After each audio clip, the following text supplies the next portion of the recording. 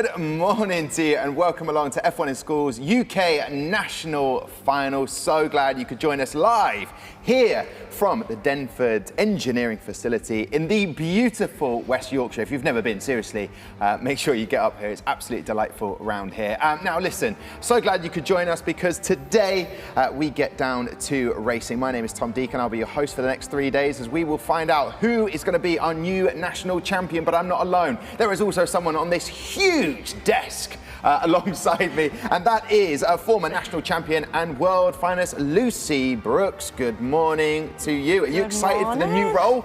Yes, a bit of a promotion for myself, isn't it? So work my way down here. Quite nice. And this is where it gets all tense. We're going to have the racing today. Would you say that's one of the best bits in your opinion? I think racing's the most exciting, isn't it? Teams don't know what they're going to expect, so it's going to be interesting to see those times on the track. Okay, well, we will find out what times they will post very shortly, or moments away from that. But also, as part of the team, he gets his own TV screen. This is ridiculous. It's, of course, Lawrence Vines, also the main man to bring us a lot of information about the engineering, a former national finalist, also world finalist. Lawrence, you've been there, you've done that. What are you bringing to the table over the next 2 days? Well, I'm hoping to bring you some technical insights. I think the cars look really fast, so hopefully we'll learn a little bit about what makes these cars fast. But I have to say, when I finished competing in F1 in schools, I thought the pressure was off. Like, you always get a bit nervous on race day, but I have to say it's just the same now. I'm so excited to see these cars racing. Yeah, just before we went live, you could just feel the energy. Lucy was getting pumped, the whole team around here. Of course, podium finisher and going to Worlds, and we've only just done the Worlds, Lawrence, and we saw some incredible cars there. And like you just said, you're expecting some incredible results today. Even yesterday in our preview opening show, you said maybe breaking that sub 1 second barrier, you reckon? Oh, no, it's always difficult to say, but it would be good to see that, wouldn't it? It would be very exciting. It would be fantastic to be able to see that. Well, listen, Lawrence, Lucy alongside me throughout. Now, what Lucy implied was that she's been a promotion from trackside correspondent. Well, that job has now been passed on to the UK National Project Manager, Mark Weems-Holden. Mr. Mark, up there, give us a wave. Look at the mission control. It looks resplendent. Look at that. Whole team up there. Can we have a little wave, Mark? There you go. Oh, beautiful stuff there from Mark. That was a solid wave from him. So over the coming hours, we'll be meeting 32 teams via Zoom from all around the country and the UK and seeing them race their cars on the track. And then tomorrow at 3 p.m, we will have the awards ceremony where we will be handing out 33 awards. Cannot wait for that. And the trophies look absolutely amazing. And of course, as I mentioned before, we will find out our new national champions for F1 in schools. So I will just take this moment to say if you are new to F1 in schools, then you might need bringing up to speed on how it works and the whole overview. So we'll do that right now. Here's a little video for you.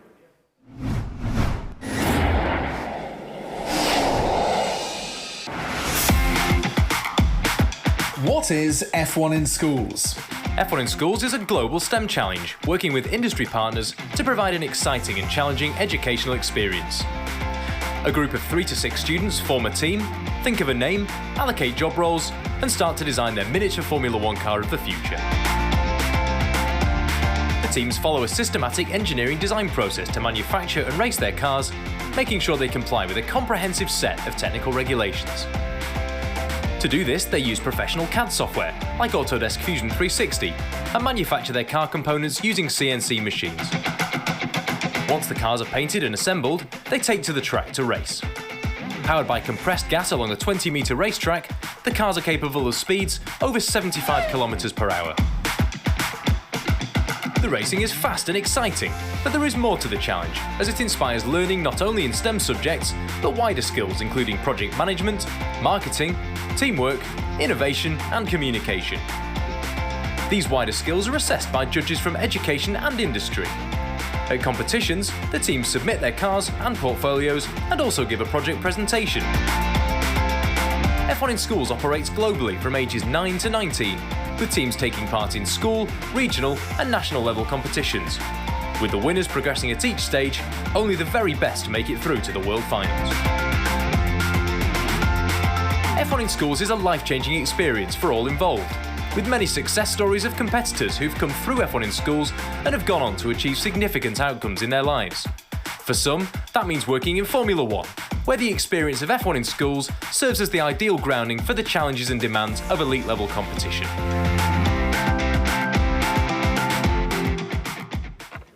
Well, thank you very much to Mark. We didn't hear him earlier on. He was upstairs, trackside, getting ready to get the racing underway, but you heard his gorgeous voice there early in the morning. So listen, it is the world's most exciting STEM-based education project. And if you have any questions or there's things or more information you want to know to get involved, then you can go to the website f1inschools.co.uk. You can also watch the opening show that we had yesterday. And I don't want to give too much away, but there is a little message from Lando Norris, so maybe go back and watch that. And while you're there, you can leave us a comment on our YouTube. And also, if you want to get involved with the show, we really want that. We want to put some of your messages. So if you are the team member who is looking after the social media, then make sure you get in touch with us today. We're on Twitter, we're on Facebook, Instagram. Anything else I'm missing out, Lucy? I think you're missing one. Yeah, which one's that? TikTok. Okay, yes, we're on all of those at F1 in Schools UK. Make sure you send us a message and we'll be able to read that out. And also, if you want to know what's happening for the schedule of today on YouTube right now, if you click on the description, it will give you a full detailed analysis of all of that. Plus, yesterday, honestly, you should have seen the team's faces when we had all those people subscribing to the YouTube channel. It really did bring some amazing smiles to the whole team. So make sure you do that right now, because that way you won't miss out on any of the action. Click on the red button below. Simple as that, easy peasy, lemon squeezy. That is a phrase I haven't used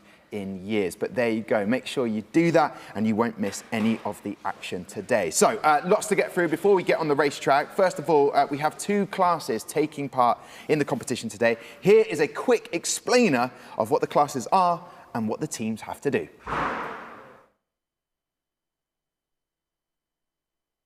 Formula 1 in schools is split into 3 classes of entry: entry class, development class and professional class. Think of these as stepping stones, much like Formula 3, Formula 2 and Formula 1.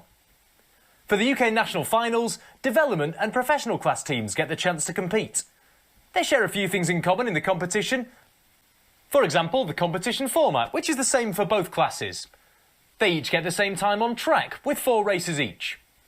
The judging categories are the same, albeit some of the assessables vary in size. Where they differ, the technical regulations set out for each class. Development and professional class designed to different rules. The awards categories are slightly different, so development and professional class teams get to fight for their own awards, and progression opportunities to the World Finals are slightly different for each class. Teams are awarded points in 7 areas, encompassing the design process and marketing activities needed to get to F1 in schools. A grand total of 970 points are available for all teams. Let's take a closer look at the Dev class then, which is for 11 to 19-year-olds for 1 year only. Here cars are a step up from entry, but still some way short of the Pro class rules.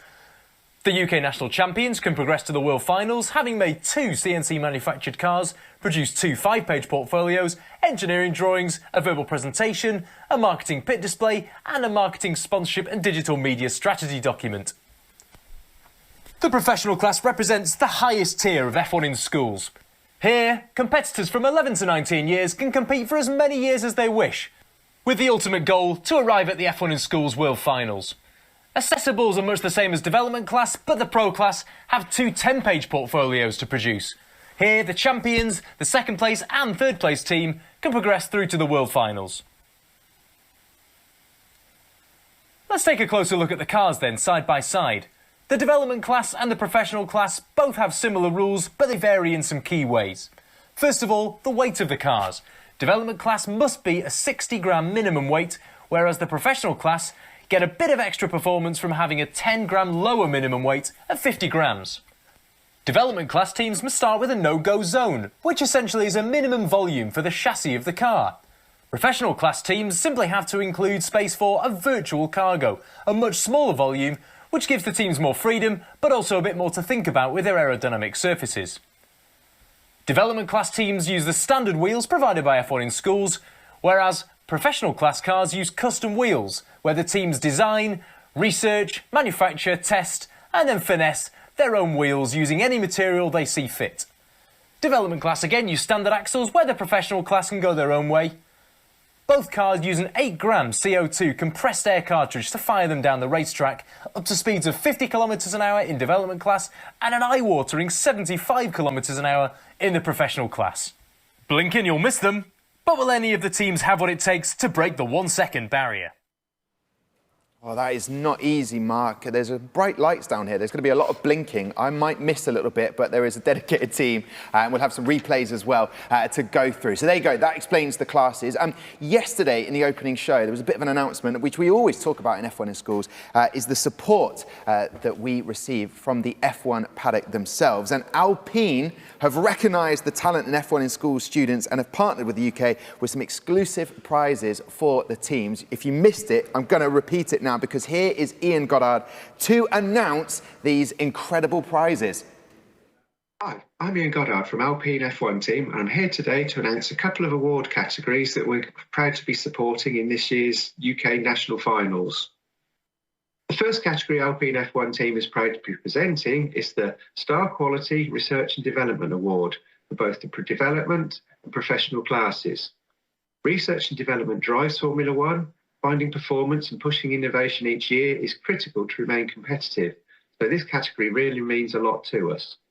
In each class, we will be presenting a bespoke trophy and offering a VIP technical tour of our F1 factory in Enstone, Oxfordshire, to show you how we design, test and build our F1 cars. We're also privileged to be supporting and presenting the National Champions Professional Class Award, and for this, we wanted to offer something very memorable and give the opportunity to directly experience working in Formula One. Each student in the winning team will be offered a 1-week work experience placement at Alpine F1 team in summer 2022. Come and experience a range of different roles and departments at our Enstone factory, mentored by some of our top engineers and staff. So good luck to everyone competing this year, and it's a pleasure to be involved and really support this amazing initiative. Thank you very much. Tell you what, how cool is that? Ian Goddard, great to hear from him and the Alpine team. That prize is amazing. A week's work experience for the national champions at a Formula One team. It doesn't get any better than that. Lucy, when you won national champion, which actually, by the way, Lucy does remind me all the time, I was a national champion. Were you a little bit jealous of that this year's prize?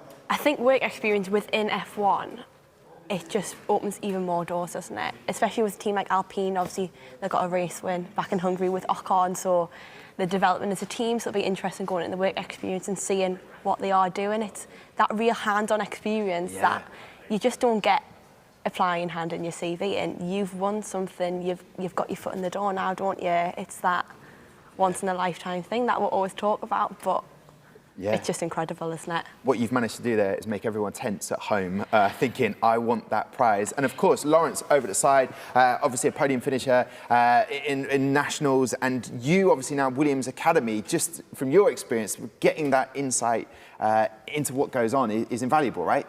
Oh, it's amazing.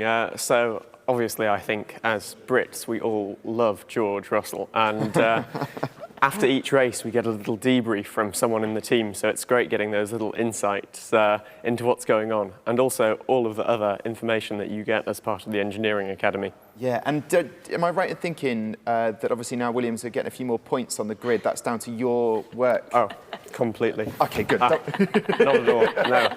Everyone there is very hard-working. Yeah. Well, thank you very much, Lawrence. A massive fan of the Williams team. And obviously you were doing the role that you're going to have today by the screen, breaking down a few things that you've noticed in regionals. How were regionals? As tense as they probably will be today? Oh yes, we had teams from all over the country, the regionals, teams competing for the first time and really doing a strong job against some teams that are returning for the second or third times, hoping to get to the World Finals. So I don't think there's been a stronger field, especially in the development class. That's what I'm looking out for. Okay, well, we'll have plenty of action today. And of course, all the teams competing today will have qualified from the regional finals, which were held back in June. That is the key word. If I say June at any point, that will happen. That alarm will go off. We, of course, work in a fully functioning factory up here at the engineering facility up in West Yorkshire. Right, here is a quick recap of what happened all the way back in June.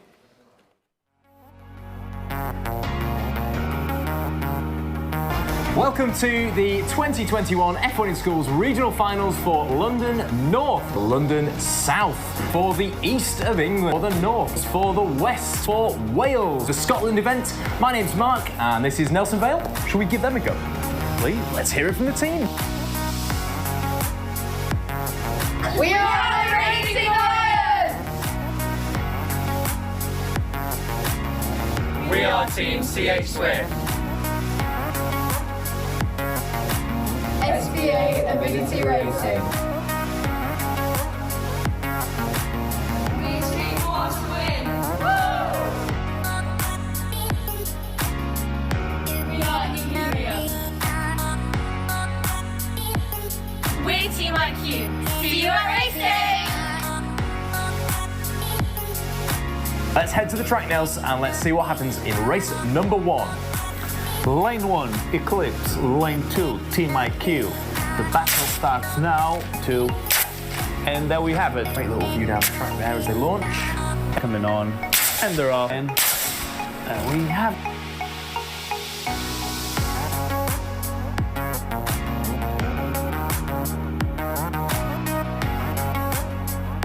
Lights are gonna go off, and then they go. Beautiful cars, these. Lights off. Oh, that was close. Wow, the Italian vibe that way. Yeah. Lights are gonna go up, and there they go. Fast as light. Wow, you could not pick a winner there. Lights are off, there they go. One Astra in lane 2. And we have blackout with wow. a 1.057. Oh, wow.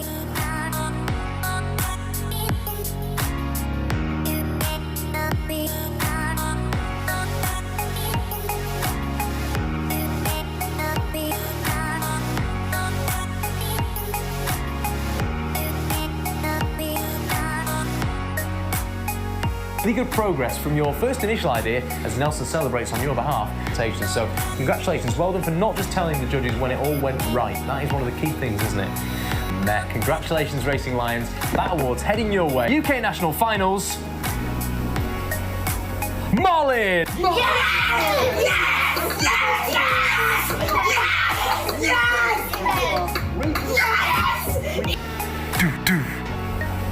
Eclipse! That is all from us. So yeah, until the next time we see you, it's a massive well done and a bye from us. Goodbye.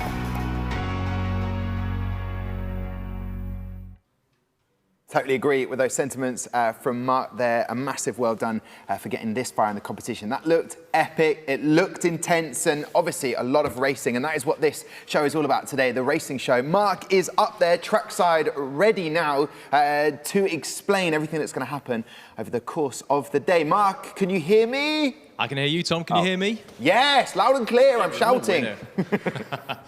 I'll take the mic away a bit. Yes, good morning, Tom. Yeah, well, first of all, good morning, folks, and welcome up here to what has now been branded Mission Control.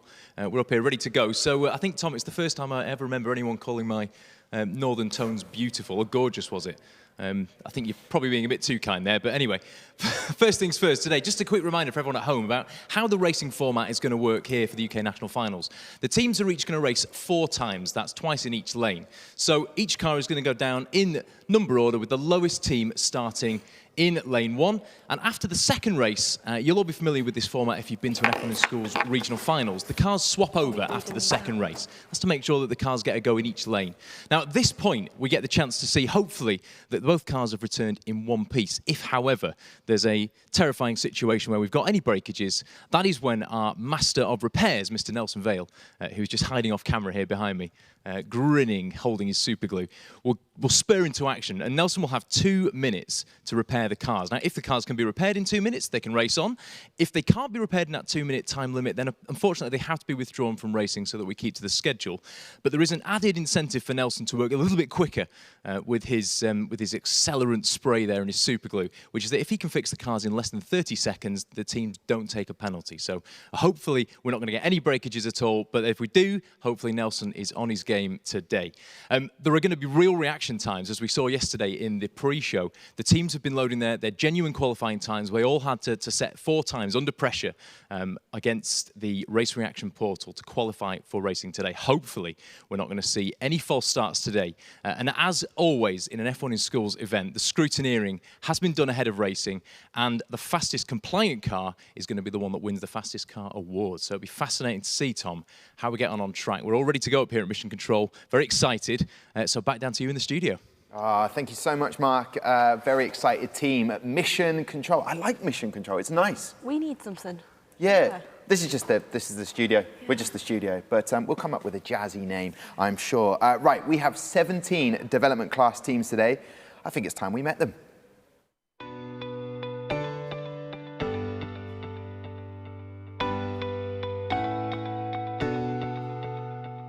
We're Team Vertex. Hi, we are Team Haste from Monifieth High School.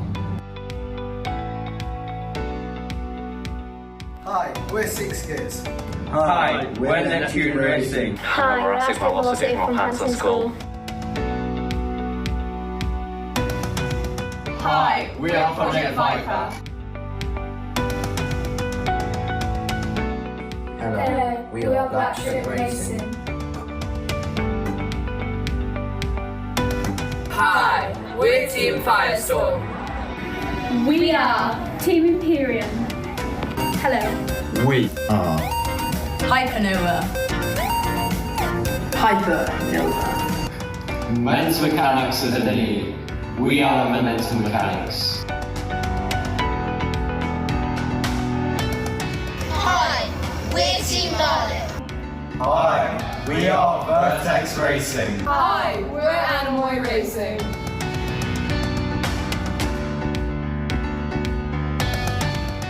We are Team Protonic. We are Team Tectonic. And we're Team Impulse Racing.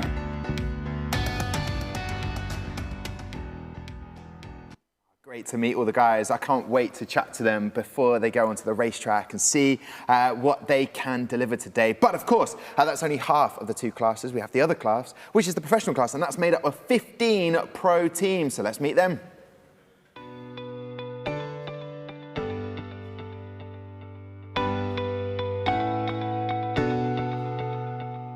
We are Enhanced Racing. Hello, we're Pax and Fusion. Hello, we are Fibonacci. Hello, we are Hex Racing. We are SBA Avidity Racing. Hi, we're Team Nebula. Hello, we're Team Eclipse. Hello, we are Momentum Racing from Exeter School. We are Team Infinite Aquarius. Hello, we are Blackout. Shemai, we are Astra. Hello, we're Eclipse.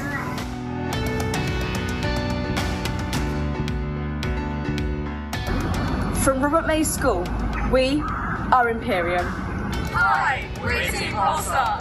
Hello, we are Golden Motorsport. So good to see all of the teams there adding their little bit of a flair and a little bit of their personality to the video. So it's going to be a fun day chatting to everybody. I'll tell you what, we've got lots of racing to get through today. Let's take a quick look at the show schedule. Don't forget, you will be able to find that if you're on YouTube right now by clicking on the description. Lucy, we've got a lot of races to get to. We're going to be kick-starting with Black Shuck Racing from home school. They're taking on Neptune Racing, Scarborough UTC. That's going to be kicking proceedings off. And then we'll have after that, who will we have? We've got Team Firestorm from St John's College in Cardiff versus Protonic from St Olave's Grammar School. Ooh, that is exciting. So those are the first 2 races there. And Lawrence, during races and in between some of them, you're going to be bringing a few highlights, things that you've looked at to dazzle, and I'm using that word, dazzle the people at home, because you've got some in-depth analysis, haven't you? Exactly, so we'll see some really quite complex aerodynamic features on these cars, for example. Lots of research been going into this by the teams, so hopefully we'll like understand how that works, but also different things about the event itself. So how the teams get to know the competition to master it too.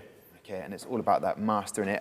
Just out of curiosity, Lucy, with your Team Unity, did you do the development class and the professional class? So way back when I first competed, back in 2014, there was a class called Bloodhound. So it was literally like you had a tube almost, you had to model it around a tube, just had wheels, really simple. And then we went into the professional class. There wasn't a development, unfortunately, when I did it. Oh, okay, well, I'll tell you what. Just shows the growth, though, doesn't it? It does indeed. Now we've got primary classes, schools getting involved as well. And here's a little fact, which I don't think I've ever admitted. I never took part. It wasn't an option for me, so I'm gutted. But I tell you what, I'm gonna have to live vicariously through you guys throughout all of the competition, because it is incredible. So looking forward to it. Now, just to point out, F1 in schools wouldn't be possible without our amazing programme sponsors and partners. We have, of course, Denford, firstly. As mentioned earlier, we're here at the Denford Engineering Facility in Brighouse, West Yorkshire. For over 70 years, Denford have strived to bring together the very best CAD, CAM and CNC manufacturing solutions for education and training. The skills in F1 schools teams learn on a Denford machine are transferable to CNC machines used throughout engineering and manufacturing industries. I know that Lawrence is going to be talking about that later on. Also, another sponsor is Autodesk. Autodesk's mission is to build software tools to enable people to experience their ideas before they are real. And they support our teams by providing free access for educational institutions to their software tools to design their cars, which is important when you need to make a car to race it. The Institution of Engineering and Technology, the IET, inspire, inform and influence the global engineering community to engineer a better world. As a diverse home across engineering and technology, they share knowledge that helps make better sense of the world in order to solve the challenges that matter. And also, another sponsor and partner, Project Management Institute Educational Foundation, enable youth to realise their potential and transform lives through project management, which you guys will have been going through the whole way in this process. And young people are tomorrow's global leaders, which I totally, completely get on board with. Alpine, and here's a reminder of what our national champions are going to win. They're going to get that work experience in an F1 team. A lot of jealous people. Like, envy, would you say green with envy? I'd say I'm quite envious of that, Yeah, me too. There's a possibility, Ocon, maybe meeting Ocon, but Fernando Alonso as well. I'm not saying that's a definite, but it could happen. Right, don't forget, tomorrow at 3 p.m. we have the award show. There are 33 awards to hand out to our teams, recognising the effort the teams have put in to get where they are today. So that's all tomorrow, 3 p.m. Don't miss it. We also have invitations to the F1 in Schools World Finals for our development class national champions, and in the professional class, country champions and the podium winners. So a lot to get through tomorrow from 3 p.m. And the professional class national champions will also be the custodians of this trophy. I'm just gesturing towards it. Look, just look at that. There it is, the custodians looking after it. That is excellent, a whole array of different trophies to win. And where's your trophy kept, Lucy? Mine is kept in the technology department cabinet. It was moved at first into the main reception, and then once I left school, it just got put in a cupboard. Not even on show? Not even on show anymore.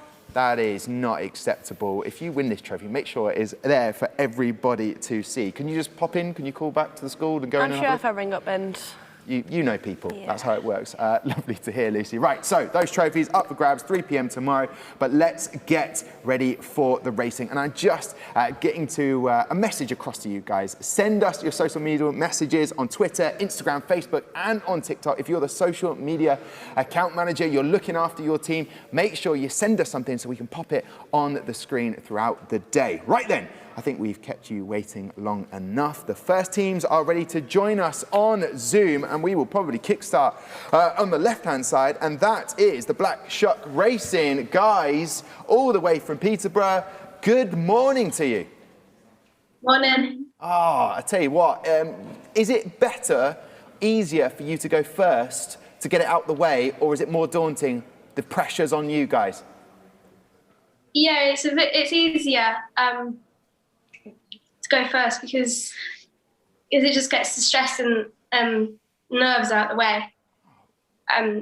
It's a lot of nerves because we're a home team and we've not got much academic support apart from one teacher, so it's a lot of nerves anyway just to be here. So how do you think your car's going to do? Have you done much testing, or is it just purely, we'll see what happens on the track? See what happens on the track. We've got double element wings, so hopefully they're going to improve the speed a lot of the car and the aerodynamics. Well, that is excellent to hear. And I'm reading about your team and how you've managed to get to this point. It's just an amazing effort that you've put in. Have there been points where you thought, I'm not going to make it, I'm not going to do this, but you've just battled on? Yeah, there's been many times.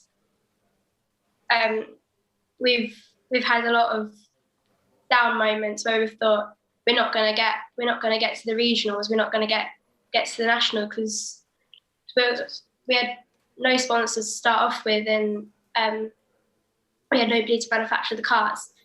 So we were looking around for colleges and everywhere to help us manufacture, and looking everywhere for sponsors. So there was many moments. But I tell you what, you persevered and you're here today, so a massive congratulations. But I have to quickly ask, before we go trackside to watch the first race, Black Shuck Racing, what's Black Shuck? Explain it to me. It's a legend in Peterborough and East Anglia. The whole team, we're sort of interested in paranormal and history, so it represents not only where we're from, but the team's interests. So it was just this black dog or hound that represented paranormal in the old days in Peterborough and the whole of East Anglia. I love that. Do you know what, Lucy? That's brilliant. An exciting name that means something. And I went past Peterborough on the way up to this beautiful West Yorkshire. Guys, I just want to pop over to Lawrence now to have a chat. What have you noticed about their car? So here we've got the head-to-head for our first race with Black Shuck Racing against Neptune Racing. As the team just mentioned, you can see that they've got these double element wings at the front and rear. So I'll talk a bit about this later, but double element wings are by far the most efficient way to generate downforce. And I think that might just give the team a bit of stability in that initial launch phase.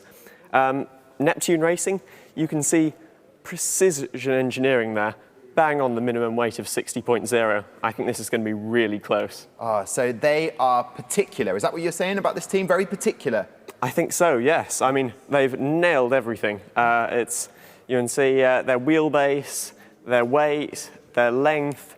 It's all to that 0.0 of a mil, as I expect it matches up in their CAD. So yeah, and I tell you what, Neptune Racing, who join us now, Lucy, all the way from Scarborough UTC in the development class, you've got a car that matches Lawrence's shirt and mine and Lucy's. I know that wasn't deliberate, but we're very excited to see what your car can do. Good morning to you. How are you feeling? We're feeling pretty good, honestly. And would you say Lawrence has picked out the fact there's precision engineering gone into your car? Is that you're quite a particular bunch of guys? Yeah, we wanted to make sure we could get the most out of every aspect of the car that we could and do the best that we could do with it. Okay, and if the car is as fast as you expect it to be, is there going to be a bit of celebration from you this morning, or is it too early? It's too early to see right now, but if it does as well as we hope it will, we'll definitely be very pleased with it. Perfect. I want to see those smiles on your faces, gentlemen. Right, I'll tell you what we'll do. We'll go straight to the racetrack now. Mark, let's find out who's going to be the happier out of these two teams.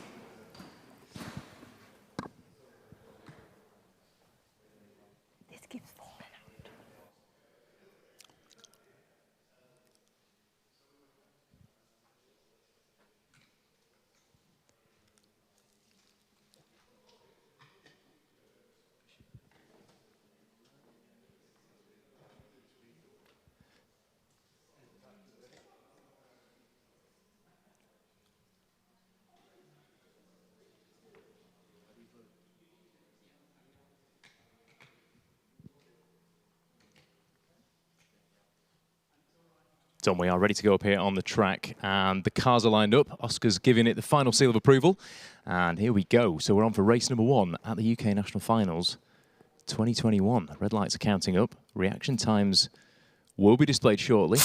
Off they go, and it looks like, yep, it's it's a win in lane 2. So Neptune Racing off to a great start.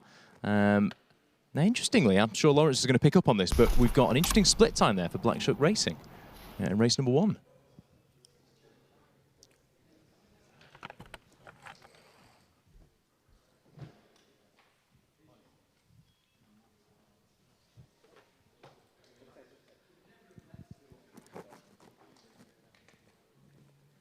So as we just say here, Tom, the cars are being prepped now for race number 2. So back at the end of the track, the guys are just making sure that the cars from race number 1 are out of the way.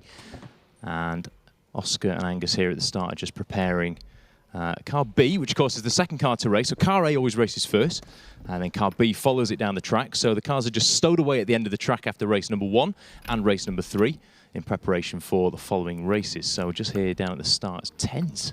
It's tense, isn't it, Rhian? We've got cars being lined up. We've got cartridges going in and out of the temperature control fridge, which of course is set to 22 degrees C. And that is the idea behind that is just to maintain a constant temperature and a constant power source essentially for the teams. No preheated cartridges in this game. Oh no. So Oscar's just using a little car alignment jig there to make sure that the cars are lined up square to the start-finish line. The start line, rather. Finish line, of course, is 20 metres down in that direction, underneath the sector gate and then underneath the finish gate. Angus just lining up car B in lane 1, so Neptune just taking some final finishing touches before it's ready to go. The start pod's both on safe mode at the moment, and as soon as the guys are happy with the alignment of the cars, which it looks like they are, then the pods will be armed. And that's not to say dangerous, that is to say ready to race. Oscar just likes to give the cars a quick stroke. Just a personal touch, and off we go. Quick cross-check. So cars are ready to race. Here we are for race number 2. So Neptune now in lane 1, and Black Shuck Racing there in lane 2. And on go the lights, and let's see what the reaction times are this time. And let's see who can make it down to the finish line. First off they go. Well, Neptune definitely getting a head start there. Wow, and it's a 0.204 reaction time they clocked, and look at that, clean sweep of times. So first to the split gate, first to the finish line, and yeah, indeed, that is a fairly comprehensive victory for Neptune. I mean, I must say, Black Shuck not doing themselves any disfavours at all there. That is a very respectable time. 1.43 seconds over in lane 2. So that's the second race. At this point, the cars are going to come back. So we've got all 4 cars at the finish line. George and Tom now are going to bring the cars back carefully as they go. We're going to have a quick visual check on the cars. Looks like we're in one piece, are we, lads? Yep, I think it's got the thumbs up. Just going to make our way underneath the sector gate, which, of course, the sector gate, I don't know if Lawrence is going to talk about this. Mr. Vines, I'm sure you've prepped some material for this segment, but the sector gate is positioned at the point in the track where there's sort of a transfer of power, a balance of power shifts from the CO2 canister propelling the cars down the track to actually then giving up all of its gas and letting the cars coast to the finish on essentially aerodynamics and mechanical drag. So that's at the point at which, you know, the quality of the manufacturer really comes in. And also the efficiency of the aerodynamics. So we see just how efficient these cars are at coasting. But it's interesting to see what the difference is in terms of, you know, how quickly they accelerate down the track in that initial launch phase. So the guys are going to prep the cars now for race number 3 and 4 by just removing them, swapping them over, and lining them up again. Thank you very much, Mark. I have to say, I know this will annoy you, but did a great job up there, isn't he? Compared to the Worlds when you were doing that. It's not an easy job, is it? No, it's not. You never know if you're going to have a breakage. You never know if a wheel's going to pop off. It's that, oh, yeah, something's happened. There could be tension throughout. But I tell you what, Neptune, there was a bit of rubbing of hands. You seemed very happy with those times. Fastest of the car A at 1.484. I know that you got best engineered car and research and development and a first place in the regionals. You also, to get to this point, used a multi-model, different structures, and you kept testing those different components for your car. How did you come to this conclusion? This one was the fastest car for you guys. Sorry, what was the question? Oh, well, in terms of changing the structure and the different structures to get to where you are now, what was that process like? Well, since regionals, we obviously had, after regionals, we realised that the front and back wings were quite, the front and back wings weren't the best. So since then, we've just route tested a load of them and a load of different positions for them, thicknesses, and that's been the major rework of the car since regionals. Okay. Well, definitely a force to be reckoned with. Obviously, Neptune, God of the Sea, based on where you are up in Scarborough. A good time there, Lucy, 1.484. They've got to be happy with that, right? Yeah, it's a good time under that 1.5 second mark, which is quite good for development. That's something you want to aim for. So a good time from Scarborough. So yeah. Very interesting. And in terms of your verbal presentation, I've got Lucy here, who won Best Verbal Presentation at the Worlds, so no pressure, guys. But how did you find the verbal presentations? Verbal-wise, I mean, I don't think it's ever been any of our strong suits, but we sort of tried to get a range of different things in there. Make sure we talked about what we thought was the most important and all things that we're proud of. Things that we've worked on. Oh, well, listen, you've done a great job. And I forgot to ask at the beginning, could you introduce everyone on the team for everyone at home?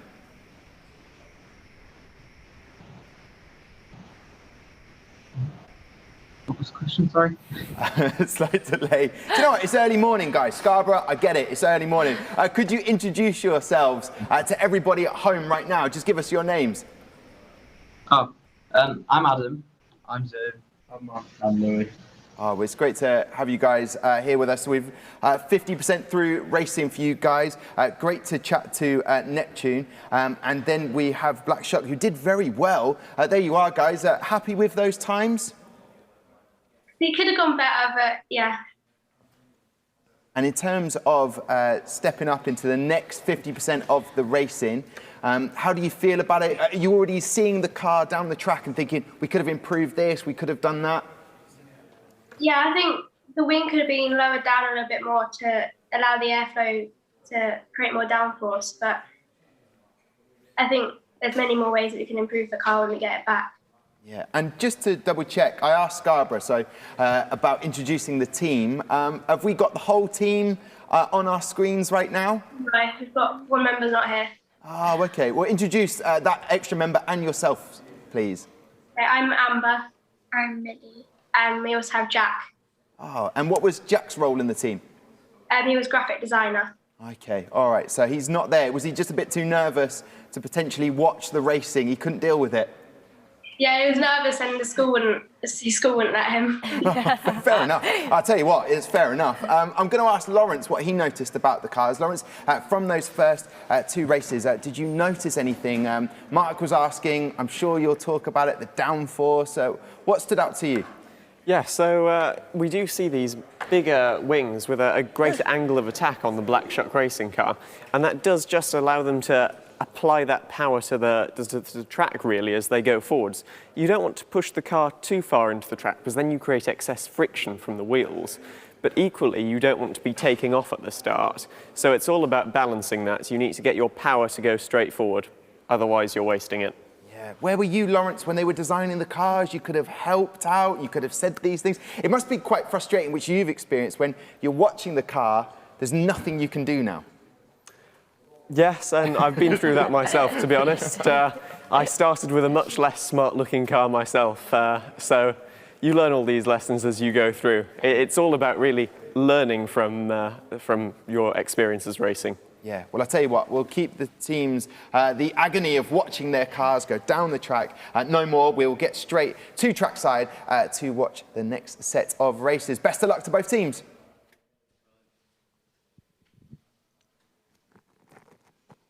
Yeah, thanks, Tom. Here we are back at the start line up at Mission Control. On go the lights. We've got Neptune in lane 1, Black Shuck, as you were saying, in lane 2. Off they go. And again, it's another sharp reaction time from Neptune with a 0.258. And it is another clean sweep. Yeah, again, you know, no poor times there on the board, but a 1.261 race time from Neptune. That's going to be some standard. I mean, I think we can safely say they are going to top the leaderboard at this stage.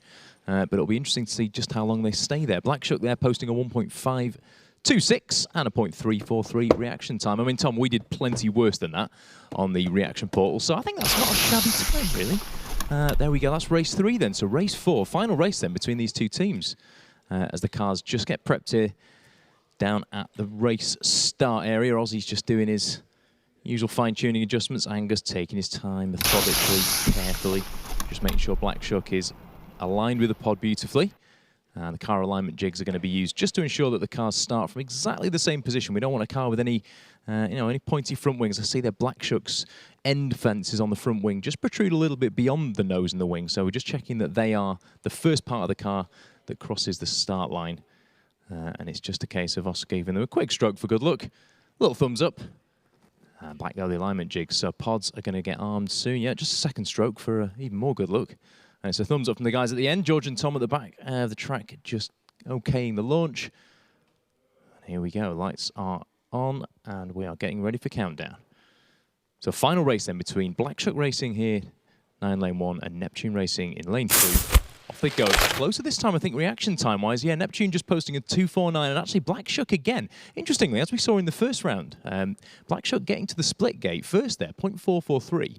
And I know, Lawrence, you've got plenty of information about what on earth is going on there, but there we have it. At race time, really close. In fact, just 0.05 of a second separating the two cars on the race time. So, of course, race time is start line to finish line. The reaction time, of course, is counted in there, but we don't count that for the points. So the race time really is where you want to be looking in terms of working out just how many points you're going to score. So really not much between the two teams there. And that is it for these first two teams, folks. So, Tom, Lucy, Lawrence, back to you guys down there.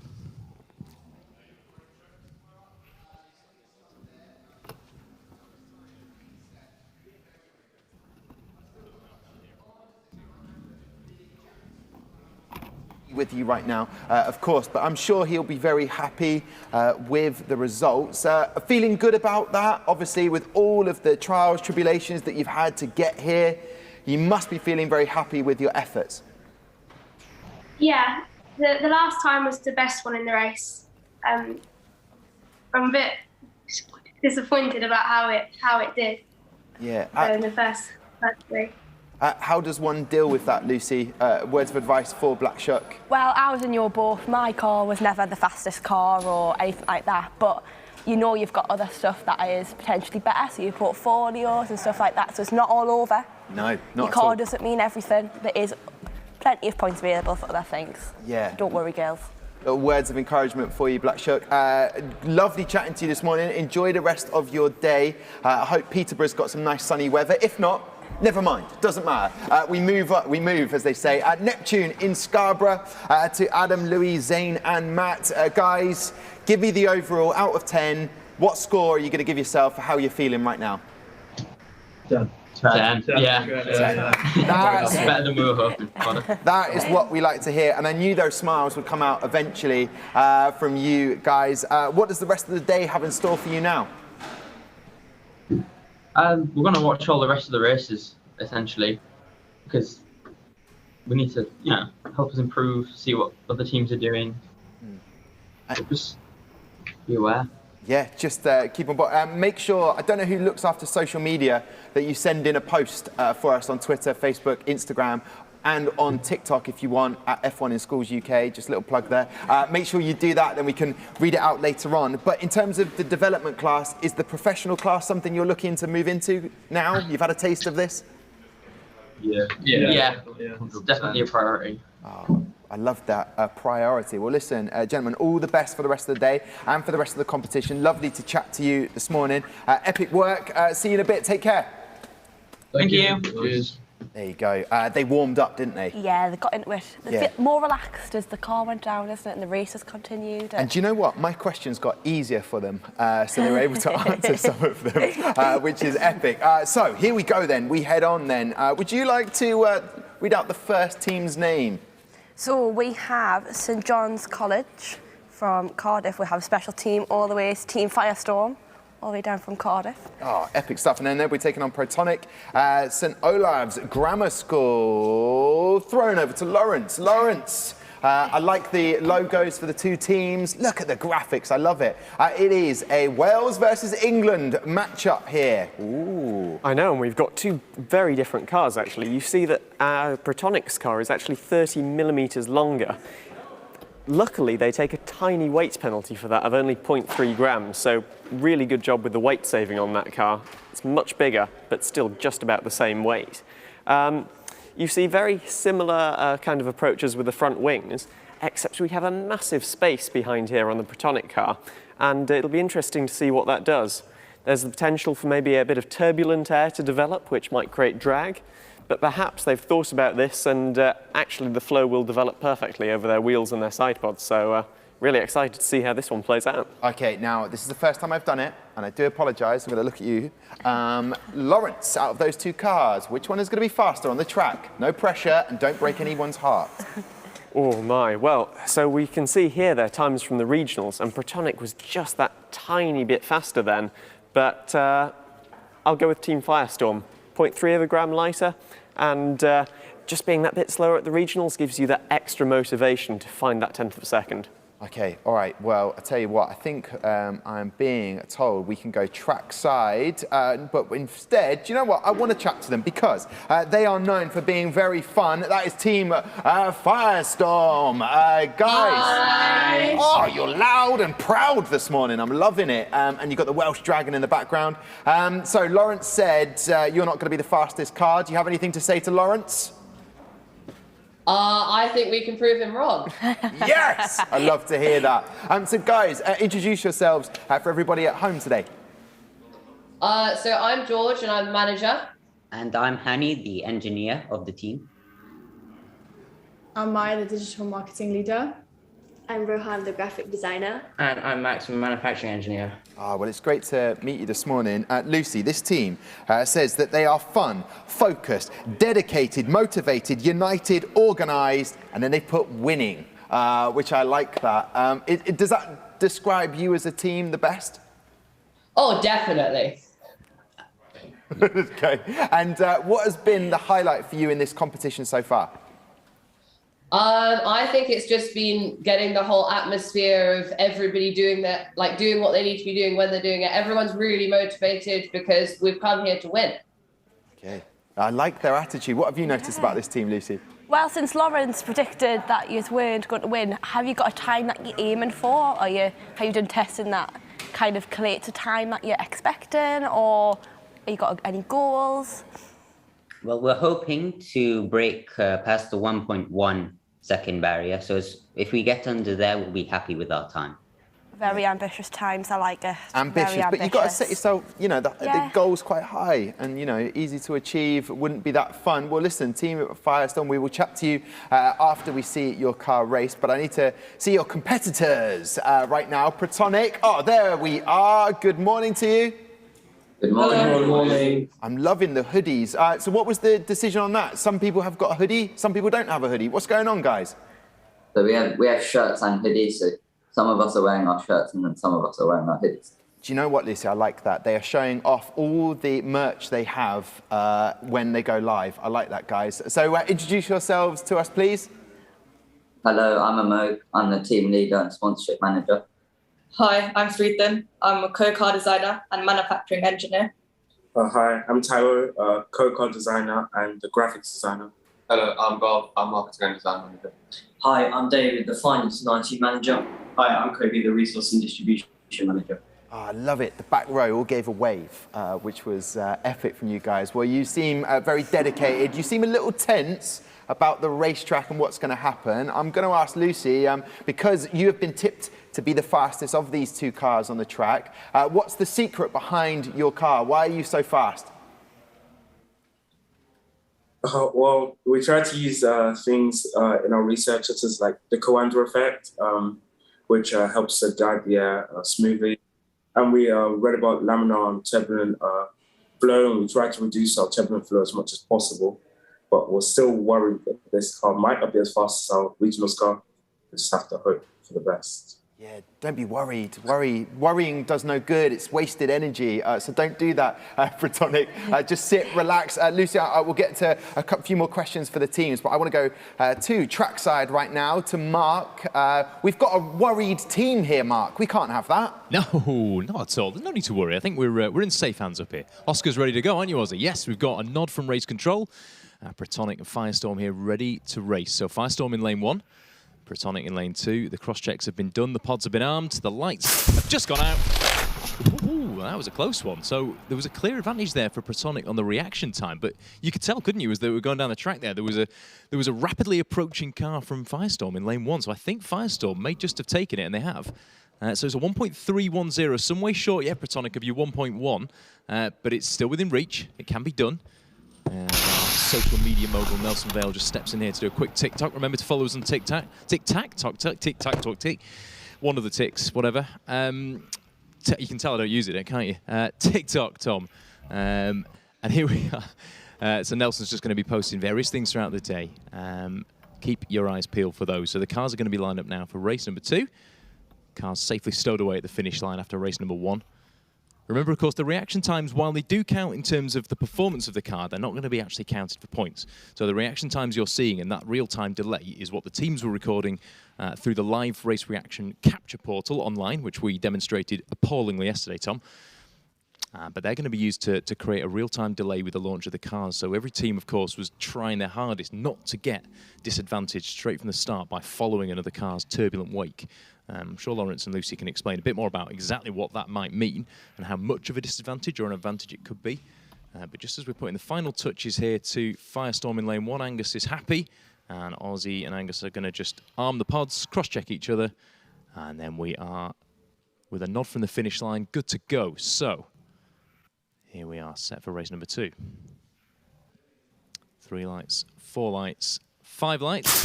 And off they go. And it was Firestorm again, belting down the track, quicker split time, quicker race time, but it was Protonic with a quicker reaction time on that occasion. I wonder whether that reaction time gave them any advantage over that previous race. It'd be interesting just to see and do a little bit of quick mental maths. Probably not your guy for that, to be honest, Tom. So down to you in the studio for that. But as the guys turn the cars over for race number 2, we'll get a quick gauge on any damage. But we'll be back shortly for race number 3. Yeah, when they use the phrase tic-tac, it means you're getting the sack. It's a little rhyming. Hopefully not. Yeah, but Mark, I'm backing you all the way. Fantastic work up there, and for the rest of the team on Mission Control. Protonic, I know that you are a very creative team, innovative. The worry, that's what I'm concerned about. Is the worry gone, or did it just accelerate a little bit? So we're happy with our result. Yeah, you should be very happy. And Lucy, one of the key skills in your team for Team Unity way back when, what was your role in the team? I was team manager. Okay, team manager. So out of you guys, team manager, what's it been like to get to the national finals? How difficult of a challenge has that been? It's been a bit challenging due to COVID because we didn't have much time to manufacture our car as our CNC router broke at school, so we had to overcome that. So we're happy with how it's gone, even if because we had to do it quite last minute. And then also getting sponsors was quite tricky because lots of businesses have been affected by COVID. Lucy, do you reckon they're the team that we can ask the first question, the key question, the golden question? The golden question. Yeah, should we ask them it? I think we should. Guys, are you ready for the most difficult question that's been asked so far on the show today? Yeah. Yes. If there was one rule you could change within a development class, what would you change?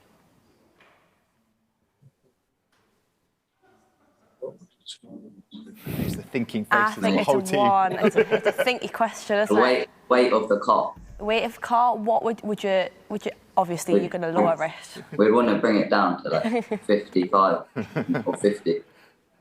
It's a good rule change. I like that. Well, listen, Protonic, that was the most difficult question that we've asked so far. We're going to ask as many teams as we possibly can, but I like that. I'm making a note of that. Lower the weight. Protonic, very happy with 50% of the racing so far.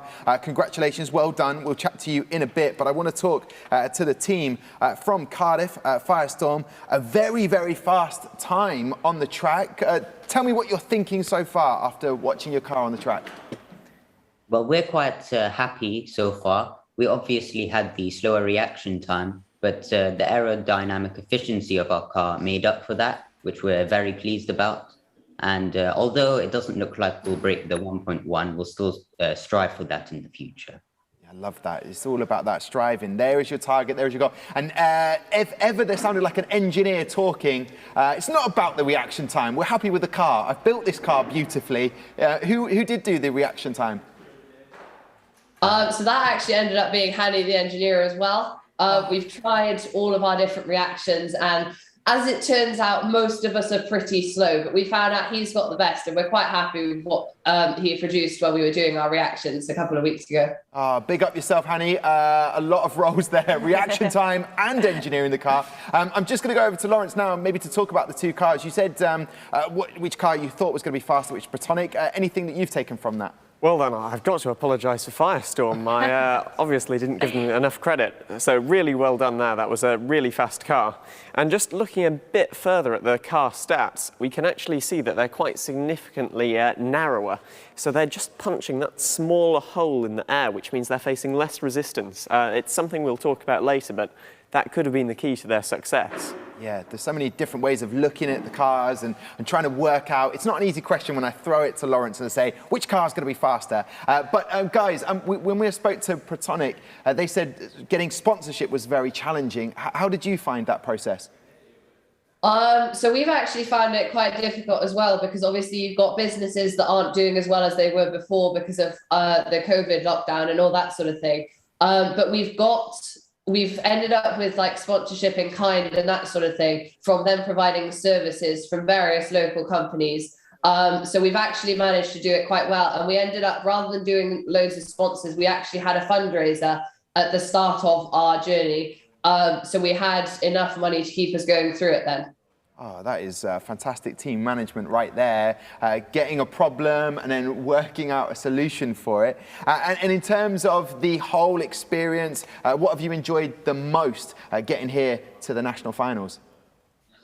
Well, yeah, I think it's just mainly been our enthusiasm has made us want to constantly improve stuff. And we've got all of the scores and feedback we could possibly get out of our previous competitions. So we've done our best to improve them, and it's basically been the confidence behind all of our elements of the project that have kept us going. I tell you what, Lucy, I'm detecting they've got a bug. They've got the taste for it now. They'll be back for professional class. Do they look like a team that they look like a team who can really progress in the competition, don't they?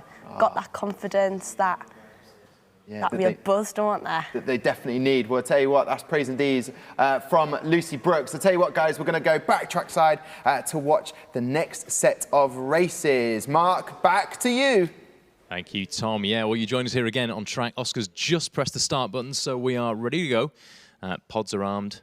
They're ready to go. So Protonic now in lane 1, Firestorm in lane 2. Off they go. It looked like a great reaction time again from Protonic, dipping underneath the 0.2 of a second mark. I think for the first time, I think that's the quickest reaction time that we've seen so far. Really, really impressive time. Tom, we got nowhere near that. Split time, indeed, again, Protonic. So that reaction time, maybe just helping them get to the first sector gate, just ahead of Firestorm, who then clawed it back. And a 1.296 was the quickest of the two car times. So points there going to Team Firestorm. Just going back a few moments, Tom, when you asked the golden question, there was universal kind of applause up here in Mission Control, apart from one man sat in the corner, Mr. Willie McEwen, whose little heart was breaking to hear rule changes being aired out over Zoom.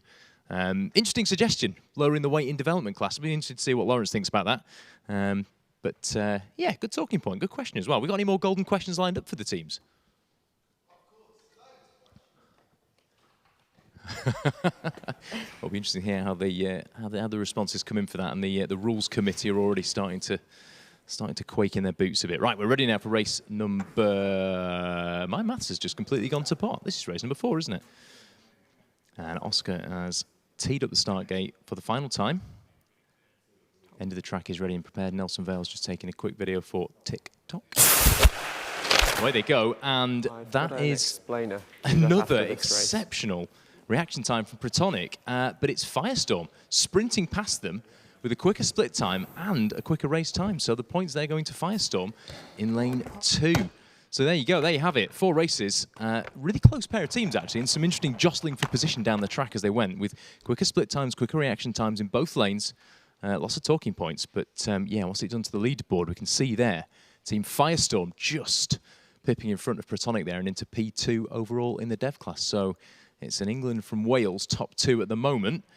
Plenty more teams to race on. I think, Tom, we are heading next to the professional class. It'd be interesting to see if the pro class teams can immediately jump to the top of the leaderboard. Back down to you guys. There we go. And that is the arm you would have just seen there of the founder and chairman of F1 Ysgol. That was Andrew Denford. He's not scheduled to say anything, but if he could say something, he would say, well done, Firestorm. Epic work from you guys. You've got to be happy with that. Oh, yeah, we're really happy. Yeah, we're very happy with our result.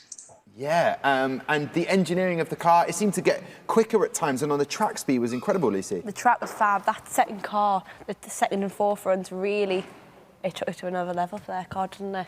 Do you think you had a quicker car? Was car A quicker than car B? Were you expecting that, or was that something unexpected? Well, we did lots of rigorous CFD testing on our car, and we already understood before that the flow of air around our car was quite good for our standards, which we were hoping to reach. So we were expecting that our car might be a little faster than the opponent's car. And in the end, I think we were correct. We had the faster car. It was just the reaction times that were our downfall. So. Yeah, well, you got to take that one on the chin. I mean, for the person who was doing the reaction times, you can only get quicker or slower. What I'm trying to say is you've engineered a fantastic car, so well done, Firestorm. Look forward to catching up with you later on. What does the rest of the day have in store for you? Well, we've got various activities and stuff going on in school, and then I think it's just back to lessons this afternoon. Well, I hope you enjoy those lessons and enjoy the rest of the racing. And whoever is the social media manager, make sure you send us a message that we can read out later on our social media channels. Take care, Firestorm. There we go, little wave there. So we'll go back to Protonic, who have got the hoodies and the t-shirt combo and a car that they have engineered. The sponsorship was difficult to get hold of. It's been challenging for you, but you made it to the national finals. What are we thinking after seeing your car race 4 times there? We're quite happy with the car. It's a bit disappointing that our track time wasn't as high, but we were working with quite tight deadlines, so we're happy with how it's gone. Yeah, tight deadlines that I think Lawrence mentioned yesterday in the opening show, Lucy. Really a great effort to see what we've just seen on the track from these guys. Especially since the router broke, like to get a car made and that, so you already had 2 weeks, and then obviously down some machinery. It's not an ideal preparation for a national final, but these guys have pulled it out of the bag to get at the competition, so yeah. Well done to the guys, yeah, well done. Massive well done to you guys. And what does the rest of the day have in store for you now? Will you be watching a few of the other races that are going on today? Yeah. Yeah. All right. Supporting other teams in our school. Oh, okay, this is good. And what is that other team in your school? We've got Protonic, Golden Motorsports and Pulsar. Blimey, wow. You're 1 of 4. Okay, so the real bragging rights is on based on the times that you set and they set. How do you feel about the other 3 teams? I think they've got a good chance of taking it home. Oh, well, listen, I'm rooting for you. So listen, Protonic, great to chat to you this morning. Enjoy the rest of the day, and we'll speak to you soon.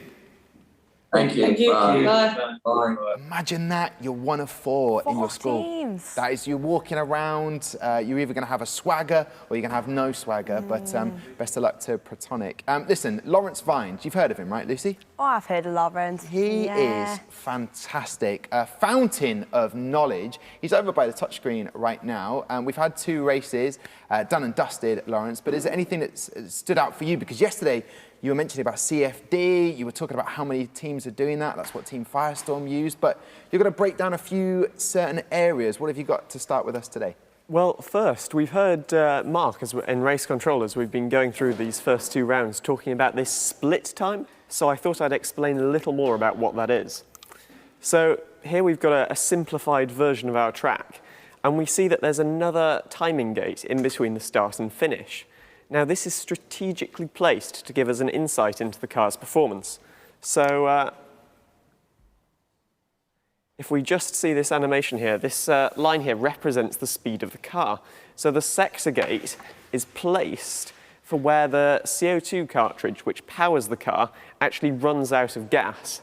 at that point, the vehicle will be at its top speed, and from then, it enters a phase where it cruises to the finish. So we call those the acceleration or launch phases and the cruise phase. Now, it's different factors on the cars that actually make them strong in those different sections. For the launch phase, it's all about the mass of the car. We know that force equals mass times acceleration. So to get that maximum acceleration, we need the smallest mass possible. But in the cruise phase, it's all about the aerodynamics of the car, so that drag doesn't just pull you back, and also about that build quality, just making sure all of those wheels are perfectly dead straight. So we'll see maybe some overtakes on track even as a result of this. I love that, Lawrence. So as you were explaining that, I was thinking about my own running technique, and I am trying with a new haircut to affect the airflow for the drag on my head. And I don't know if that would apply. Would that apply if I could just take a hair off a little bit more to help with the running? Oh, it depends. Yeah. It's all about how, maybe you could style your hair into a bit of a shape, get a bit of a spoiler at the back there. Yes, I like it. Sort of mullet-esque. I love that. No, that's amazing work there, Lawrence, to break that down, because that does help the teams, not necessarily now, but if they are in the development class, moving on to the professional class. And it's when you were competing, Lucy, is that something you looked at that obviously Lawrence has just explained there, track sectors? Yeah, having those. Well, when I did it, we never had that launch phase and the cruise phase centre in the middle, but we did put our own gates on and look at the intervals going down the track and seeing what can we do differently, because when I was back in the day, we had the layers for the launch energy recovery system, and that was when the gas that was propelled out of the canister was rechanneled, and it gave that car that little extra boost almost of, and then obviously when the regulations changed, the layers got taken out. So it is important now to look at that launch phase and trying to get that quick start and then down into the cruise. So interested to see if teams have looked into that or not. Yeah. Thank you very much, Lawrence. Is that all for the section now? Well, I actually thought I'd add a little. You asked the team this golden question: what is the one rule you'd like to change? Yes. It's always such an, everything affects something else. So I thought I would actually add a bit as it's relevant to this. When you reduce the mass of your car, the aerodynamics become even more important. So we'd see that the cruise phase might become the deciding factor if we were to reduce that minimum weight. Okay, so Protonic, it's not as easy as just reducing the weight makes the car go faster. There's so many, it's so true, the cause and effect and what will happen. Lawrence, I love that. I will ask you the golden question at some point, what rule would you change? But not now. I will give you a little bit of time because I want to move on to get to our third race of the day. And that is Anemoi Racing. I hope I'm saying that correctly. From St Paul's Girls' School. And they'll be taking on Fibonacci, James Gillespies High School and George Heriots School. I believe, Lucy, we have Anemoi with us right now. Am I pronouncing it correctly? Good morning to you. I love that energy. So how do you pronounce your name? Anemoi. Yes, good. Right, introduce yourselves to myself and Lucy, to Lawrence and the rest of the team. Okay. Hi, my name is Ari. I'm team manager. I'm Ava. I'm the design engineer. I'm Angela. I'm head of enterprise. And I'm Aman. I'm finance manager. Well, it's great to meet you this morning. Lots of energy I'm noticing straight away, Lucy. Lots of energy. Really excited about how the car's going to perform. Are we expecting much, girls? Have we got a fast car or? We reduce the weight, so we all got to get faster. Just hoping for the best. Yeah. Just hope for the best. I love it. So, Ari, the team manager, what's it been like looking after these excitable teammates next to you? It's been great. It's been lovely. I think we work very well as a team.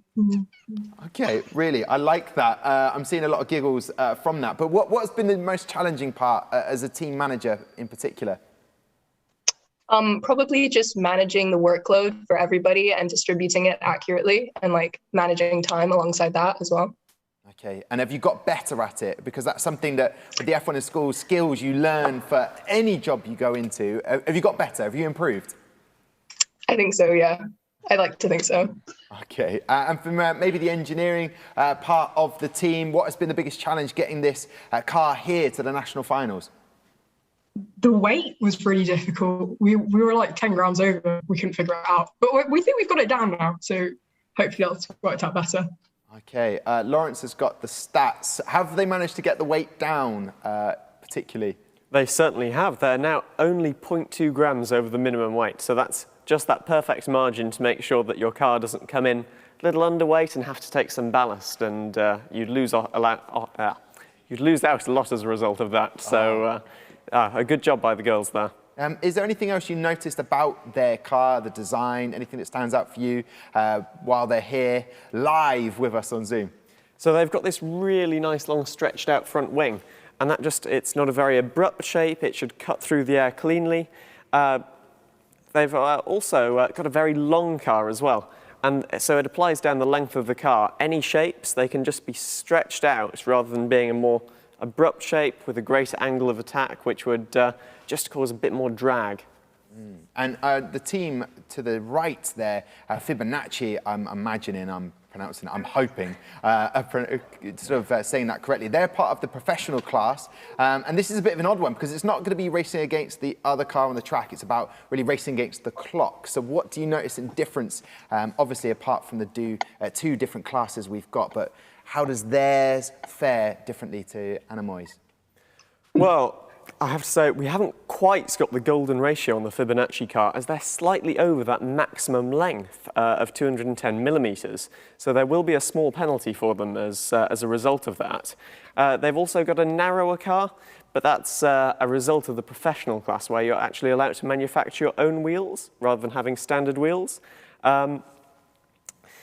Obviously, you can see the effects of some of the different rules. They've got that nice rear wing without supports in the center, just like in Formula One, in fact. But as a result of the weight, it's different because of the classes. I do think we'll see Fibonacci go faster. We'd certainly expect to see that. But the teams just need to remember they're not actually racing each other on track. They're racing the stopwatch. So Anemoi needs to be looking at that time, not Fibonacci. Just ignore the other car on the other track next to your car, Anemoi. Just ignore it as you lose a team member. Where have you gone? Don't leave now. Why are you leaving? Don't leave. Okay, they've come back. All right, Anemoi, stay there. We're going to go trackside right now to watch the race unfold. Yeah, here we are then up on track. Thanks, Tom. So the cars are ready to race. As you said, we've got a development class team in lane 1 and a pro class team in lane 2. So really interesting to see how this one plays out. Anemoi Racing sat there, poised, and off they go. And wow, I mean, you can clearly see the benefit of Fibonacci being able to exploit those pro class rules.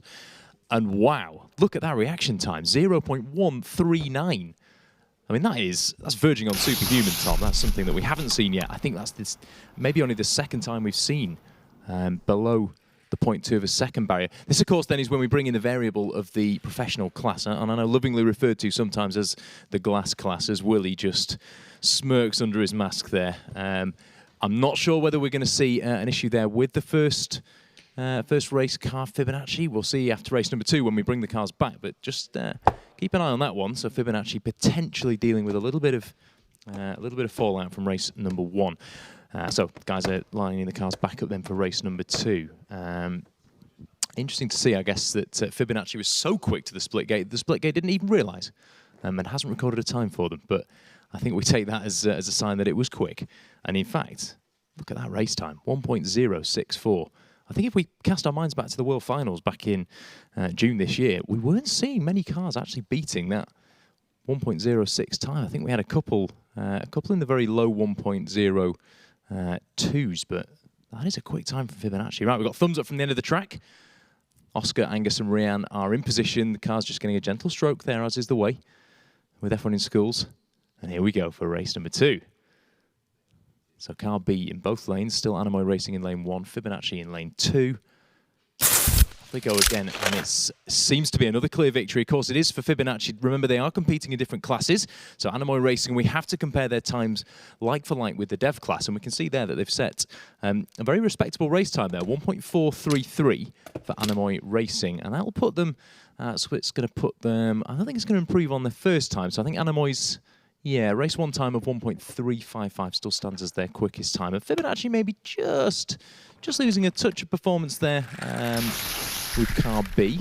Fractionally slower, but still under 1.1 seconds, which is seriously rapid. That is one impressive car. So, moment of truth. Back come the cars. You can't see this. I'm watching. Oh, but you can see this. I think you can just see the disappearing legs of George and Tom there, bringing the cars back. Have we done the customary F1 in schools breakage dance, Oscar? Have we seen it? I'm not sure if we have seen it. There's a wonderful choreographed routine a bit. Hopefully you'll get to see that on camera at some point. The guys have got a full little dance routine. Yeah, Oscar will do that for you at some point, I'm guaranteed. Right, yes. So we do have a small breakage. Maybe this is the point where the roving camera will spring into action, or maybe not. I'll call the shots if it doesn't. But Tom, we have a breakage up here. Breaking news. Literally, there is a breakage. Oh dear. Oh dear, I don't know how to respond to that. I hope everything's all right. I hope everyone is okay up there, and I hope it didn't go in someone's eye. I mean, from the Worlds, it was a lot of breakage like this. Fibonacci have just joined us, though, all the way in Scotland. Good morning to you. Good morning to the guitars in the background. How is everyone? Good morning. What is going on, Fibonacci? That was incredible time. Under a sub 1.1. That is a very, very fast car you've manufactured. Yes. You must be very happy. Yes, very impressed with it. Yes. And the big question is, how have you managed to make your car this fast? I see. It's lots of testing. And yeah, we also had very light wheels, which allowed them to spin up faster. Yes.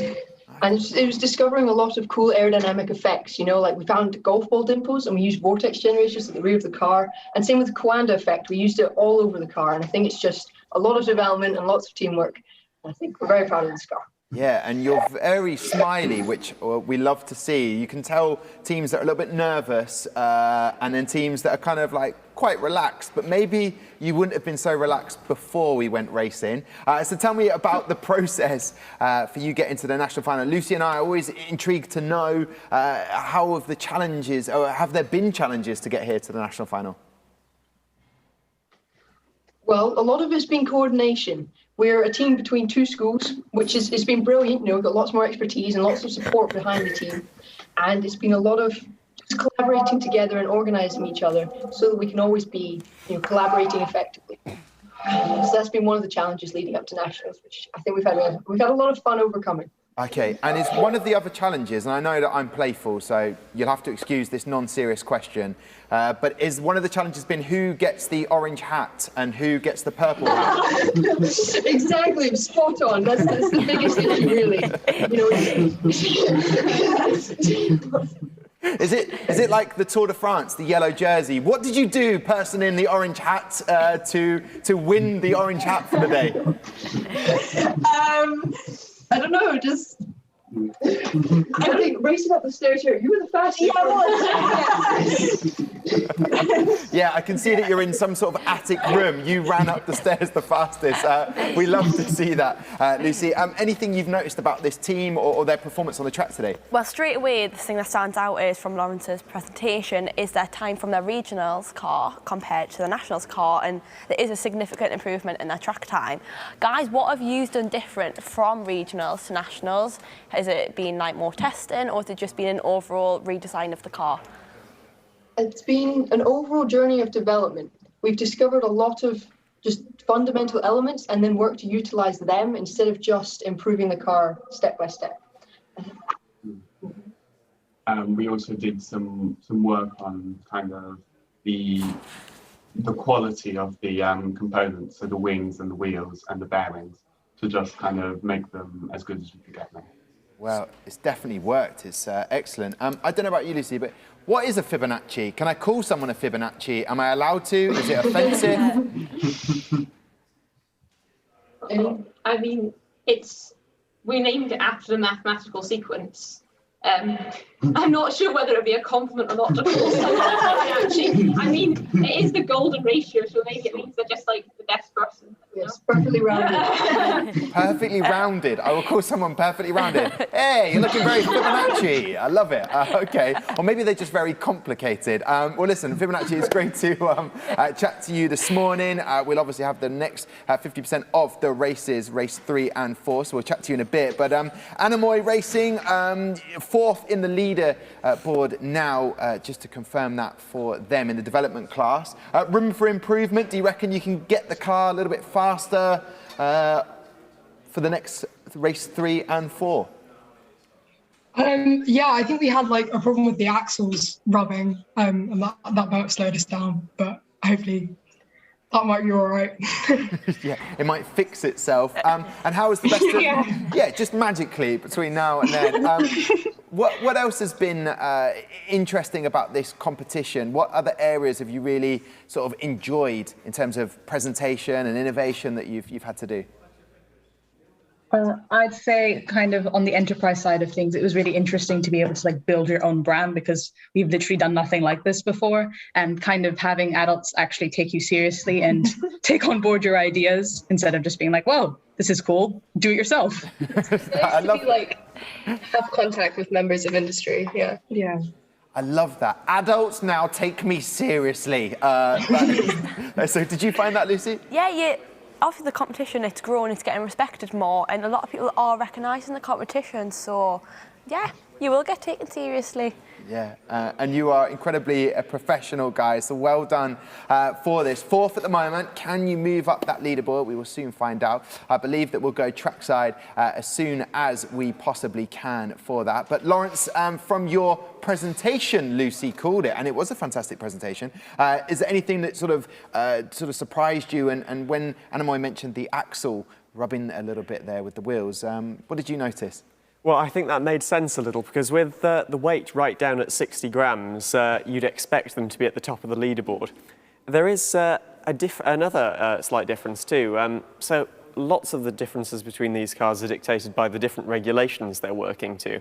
But we've seen that they've made the choice not to have these just little small pods behind the rear wheels, rather than the bigger ones on the Fibonacci car. So the reason for the pods behind the rear wheels is they just tidy up the flow as it comes off the wheels. So it'll adhere to the surface due to the Coanda effect and stay nice and laminar as it goes off the car, rather than becoming turbulent and creating a wake behind the car. And you see they've just opted for these smaller ones. Perhaps that was to save a bit of weight, but I think that could be an element that's affected their time too. Yeah, I'm going to confess something. Epic insight there, Lawrence, that for a while I thought it was the panda effect. But anyway, we'll leave that for a second. It's definitely the Coanda effect, because we can go trackside to watch the action. Mark, will we see any improvements in the times? Tom, not sure. I thought it was the koala effect, so we're both wrong there. Right, yeah, we've had a bit of drama up here. So Fibonacci did indeed get a little bit of damage in that first race. On, I think it was car A, wasn't it, Oscar? That was fixed. So Mr. McEwen and Mr. Vale, our masters of repairs in the corner there, had to fix the front wing, which is, I mean, incredible little elevated front wing that Fibonacci have got, and also the tether guide on the front of the car. But both fixed successfully, and I believe no penalties applied. So here we are, ready for race number 3. Fibonacci now in lane 1. Off they go. Oh, another incredible time. I mean, Fibonacci was almost released in a different day there to Anemoi. Look at that reaction time.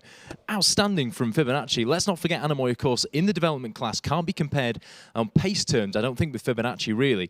1.317. That is quick, and I think, actually, Tom, that might be quicker than their previous quickest time. So, yeah, I think just looking at the leaderboard, they are going to improve, but I'm not sure that they're going to actually move past Protonic. I'm hearing that there's maybe... I hate to say it, I think there might be another breakage. I think we're heading down to the track finish, and here comes Johnny Boy on the roving, camera. Here we go. So Tom and George just reassembling the deceleration system. I think we can just maybe take a quick peek here, John.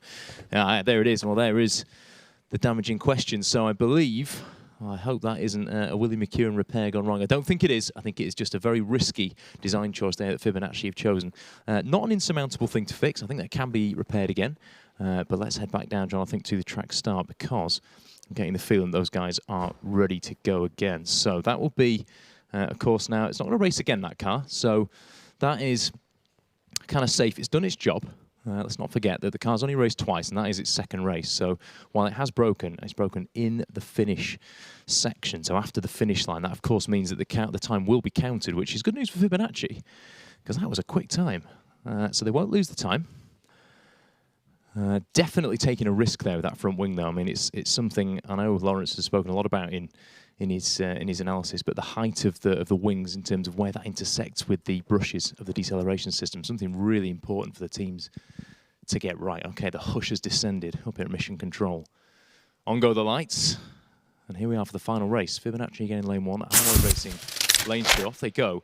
And again, I mean, the pattern we've come to expect is Fibonacci fly out down the track. The reaction time is an outrageous 0.121. Surely that is an advert for sugary drinks. 0.218 in lane 2. That is no slouch either. Anemoi Racing setting a time beyond my capabilities.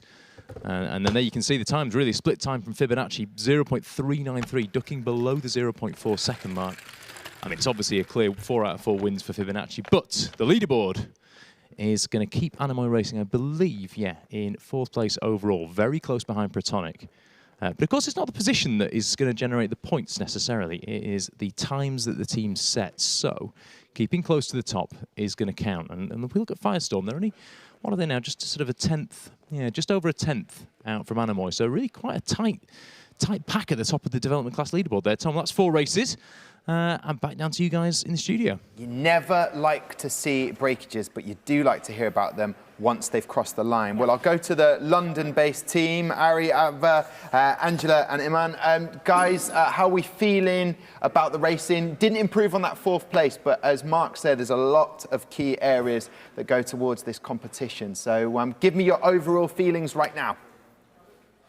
You know, I think we're feeling overall quite good. I think we're quite confident in like our project materials and our written work. Yeah. So even though the racing itself could have been a little bit better, I think we have faith in our abilities. Yeah. Yeah. And do you know what? I don't know about you, Lucy, but I feel like with taking on a professional car in the other lane, that gives you an insight as to what it's like you could improve on for if you were to step up to the professional class. Has that been going through your mind at all? Yeah, we plan on progressing to professional class next year, probably. That is what I love to hear. And what does the rest of the day have in store for you now? Are you going to watch some of the other races? Yeah, definitely. Oh, brilliant. Well, listen, look forward to having you on board. Don't forget to send us, I don't know why I'm pointing at you, there's no need for it, but I'd like you to send us a message on social media, on Twitter, on Facebook or Instagram, and on TikTok, whatever you want to do at F1 in Schools UK. So do that, social media manager. I've given you some more work to do. Thank you very much. Take care, enjoy the rest of your day, Anemoi. Thank you. Thank you. And here we go. I need to know, first of all, who did the reaction times? That was incredible times, 0.121. Oh, wow. What was the secret behind how fast you were? Well, I did a lot of practice. We took the reaction timing quite seriously. Yes. As project manager, I had a strict system where we graphed the improvement of Abby's reaction timing. We started after the summer when we found out we were continuing on the competition. Oh, there's nothing better than having a team manager with graphs on your work. Oh, I love that efficiency. Matt, Robbie, Abby, Kenneth, Susanna, Madeline. Okay, the other question, this is a little fact for you, Lucy. Okay. Do you know when Fibonacci were formed? Do you know what date? I'll give you the importance of that date in a second. Do you know what date? I don't. On my birthday, the 1st of February. Oh. There you go, 2020. I am not 1 year of age, though, obviously. But listen, well done, guys. Excellent work. You must be incredibly happy with that time. Do you think any other teams are going to be able to beat that? Oh, well, the other teams are really fast. We were watching their regionals back last summer, and we're really impressed with all the times. So you never know. Never know. Well, listen, I think you're a great bunch of Fibonacci's. I don't know if I can use, can I say that? Yes. Yeah. Well, listen, I've said it. I'll work on that. It was so lovely to chat to you this morning. Enjoy the rest of your day, and we'll speak to you soon. Thank you. Have a good day. There we go. A great team there, Fibonacci, and incredible times. I mean, they're going to be hard to beat, those times they had. Especially with that reaction time counting towards that overall track time. It really gives the team an advantage if they do have that faster reaction time. Well, we've already had a team from Scarborough. We've got another one stepping up to the plate right now, SBA Avidity Racing, and they will be taking on who, Lucy? They will be taking on Eclipse from King Edward VI School. Oh, there we go. Lawrence, I'm looking over at your screen.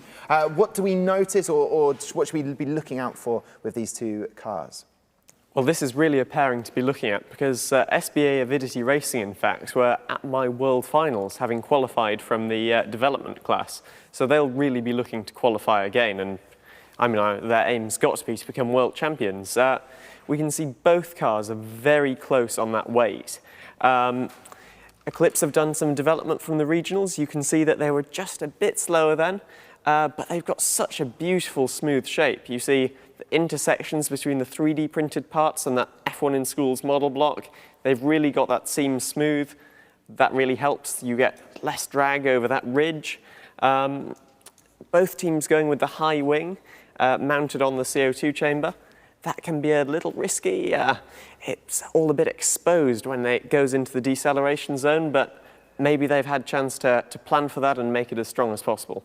Okay, both two English teams going head-to-head, but the colours on the car for SBA Avidity Racing could be a Dutch flag or a French flag. I'm going to have to ask them about that, aren't I, Lawrence? It's very European. Very European, I love it. Well, Lucy, let's chat to the teams. Who is going to be appearing first? SBA Avidity Racing, yes it is, all the way in Scarborough. Guys, the magic number of 3 has appeared before us. How are you guys doing today? Great. Oh, brilliant. We're so excited. We've waited so long. Bit nervous. Yeah, I could hear that just in your voice. You were just like, we just want to do well. We've put so much time and effort into this. Have you enjoyed the whole process to get here? Oh, absolutely loved it. I think we've had so many opportunities arise from the competition this season, especially as the 3 of us, that it's just made it so much better. We've waited for so long to go to our nationals together now, and it's just perfect. Ah, well, congratulations. And obviously, as Lawrence mentioned, he's taken on this team before, way back when. And what did you make of his analysis of your car? So Alex is our design engineer, so you can talk a bit. Yeah, so weight was key to us, making sure it was 50 grams. So from regionals, we increased the overall length of the car, which is obviously going to up the weight.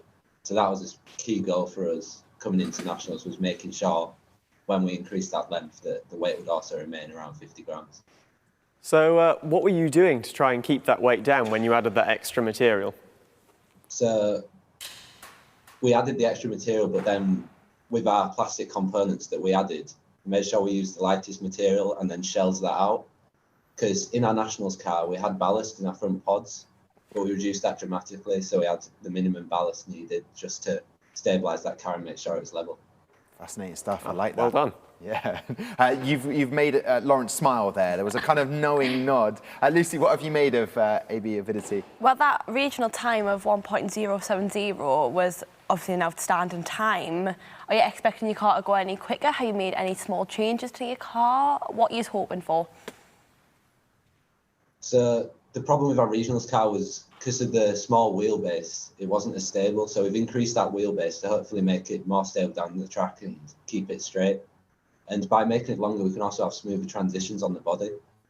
And we've changed the overall body design, so it's got this kind of like spine shape through the centre, which will hopefully pierce the air effectively. We've changed it a lot since regionals. It's dramatic, but so it's going to be an interesting one to see. Yeah. See how it performs. Yeah. Well, listen, I can see how excited you are, mixed with nerves, and I'm loving the sponsors in the background. So congratulations on getting all that sponsorship to get here to the national finals. Guys, we'll chat with you in a little bit. But Eclipse, not the #1 team called Eclipse. There's actually 2 in the nationals. But this is Eclipse #1. First of all, looking at you guys, what is going on? I love this model that you have in front of you. Explain everything and also introduce yourselves to us.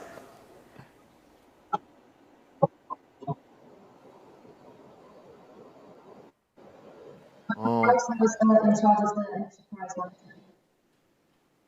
Josh. I was the team leader, so I was responsible for overseeing how everything was done. I'm Jacob. I was the simulation and manufacturing lead, so I was doing all the CFD simulations on the car. And I'm Adam, the design lead, so came up with everything.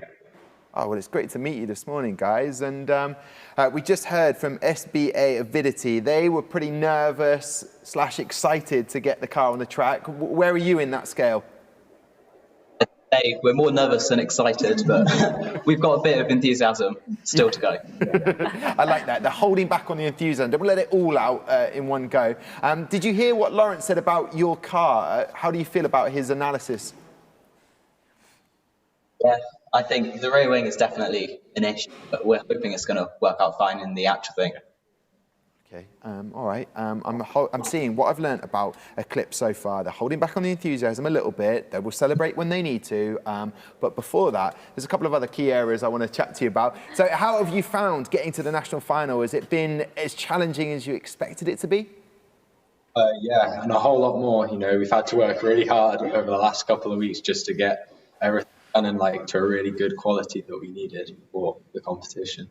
It's a whole lot of hard work and more. Thanks, Josh, pointing that out. It was difficult at times, but I'll tell you what, let's find out if your car delivers on the track. That's where we can go right now. Track sides. Oscar is ready. He's just moving the cars, making them nice and in line for this. Mark, some tense, nervous, two professional teams. Yeah, big time, Tom. Yeah, we've got eyes on two teams with high expectations here. We'll talk about them in a second. But after race one, but away they go. I mean, wow, look at that green flashing up all over the leaderboard there. So we've got a quicker reaction time there in lane 2, actually. Eclipse from King Edward's, and it's a quicker split time. No, it's not. It's an exact same split time.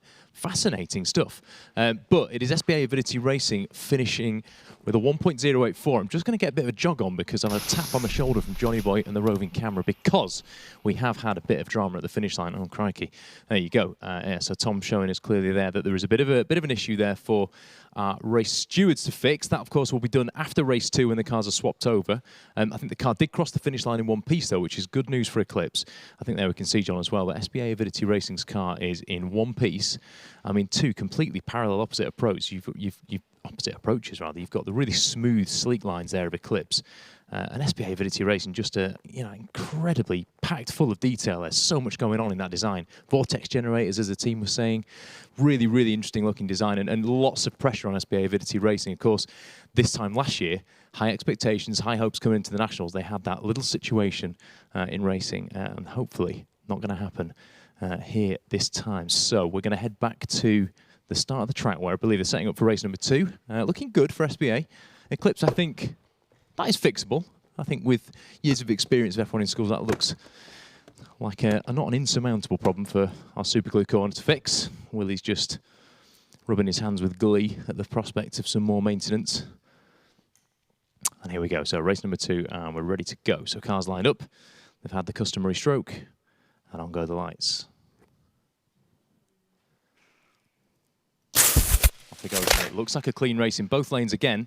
The sector gate is flashing for lane 1, which means Avidity Racing, SBA Avidity Racing, are indeed quickest to the split gate, and it is a clean sweep. Smashing reaction time there, just a thousandth of a second above the 0.2 mark, and a race time of 1.066, and that is going to get them second on the board. Tom, back down to you. Wow, Lawrence, Lucy and I all looking at those times there. But first of all, Eclipse, King Edward 6th School.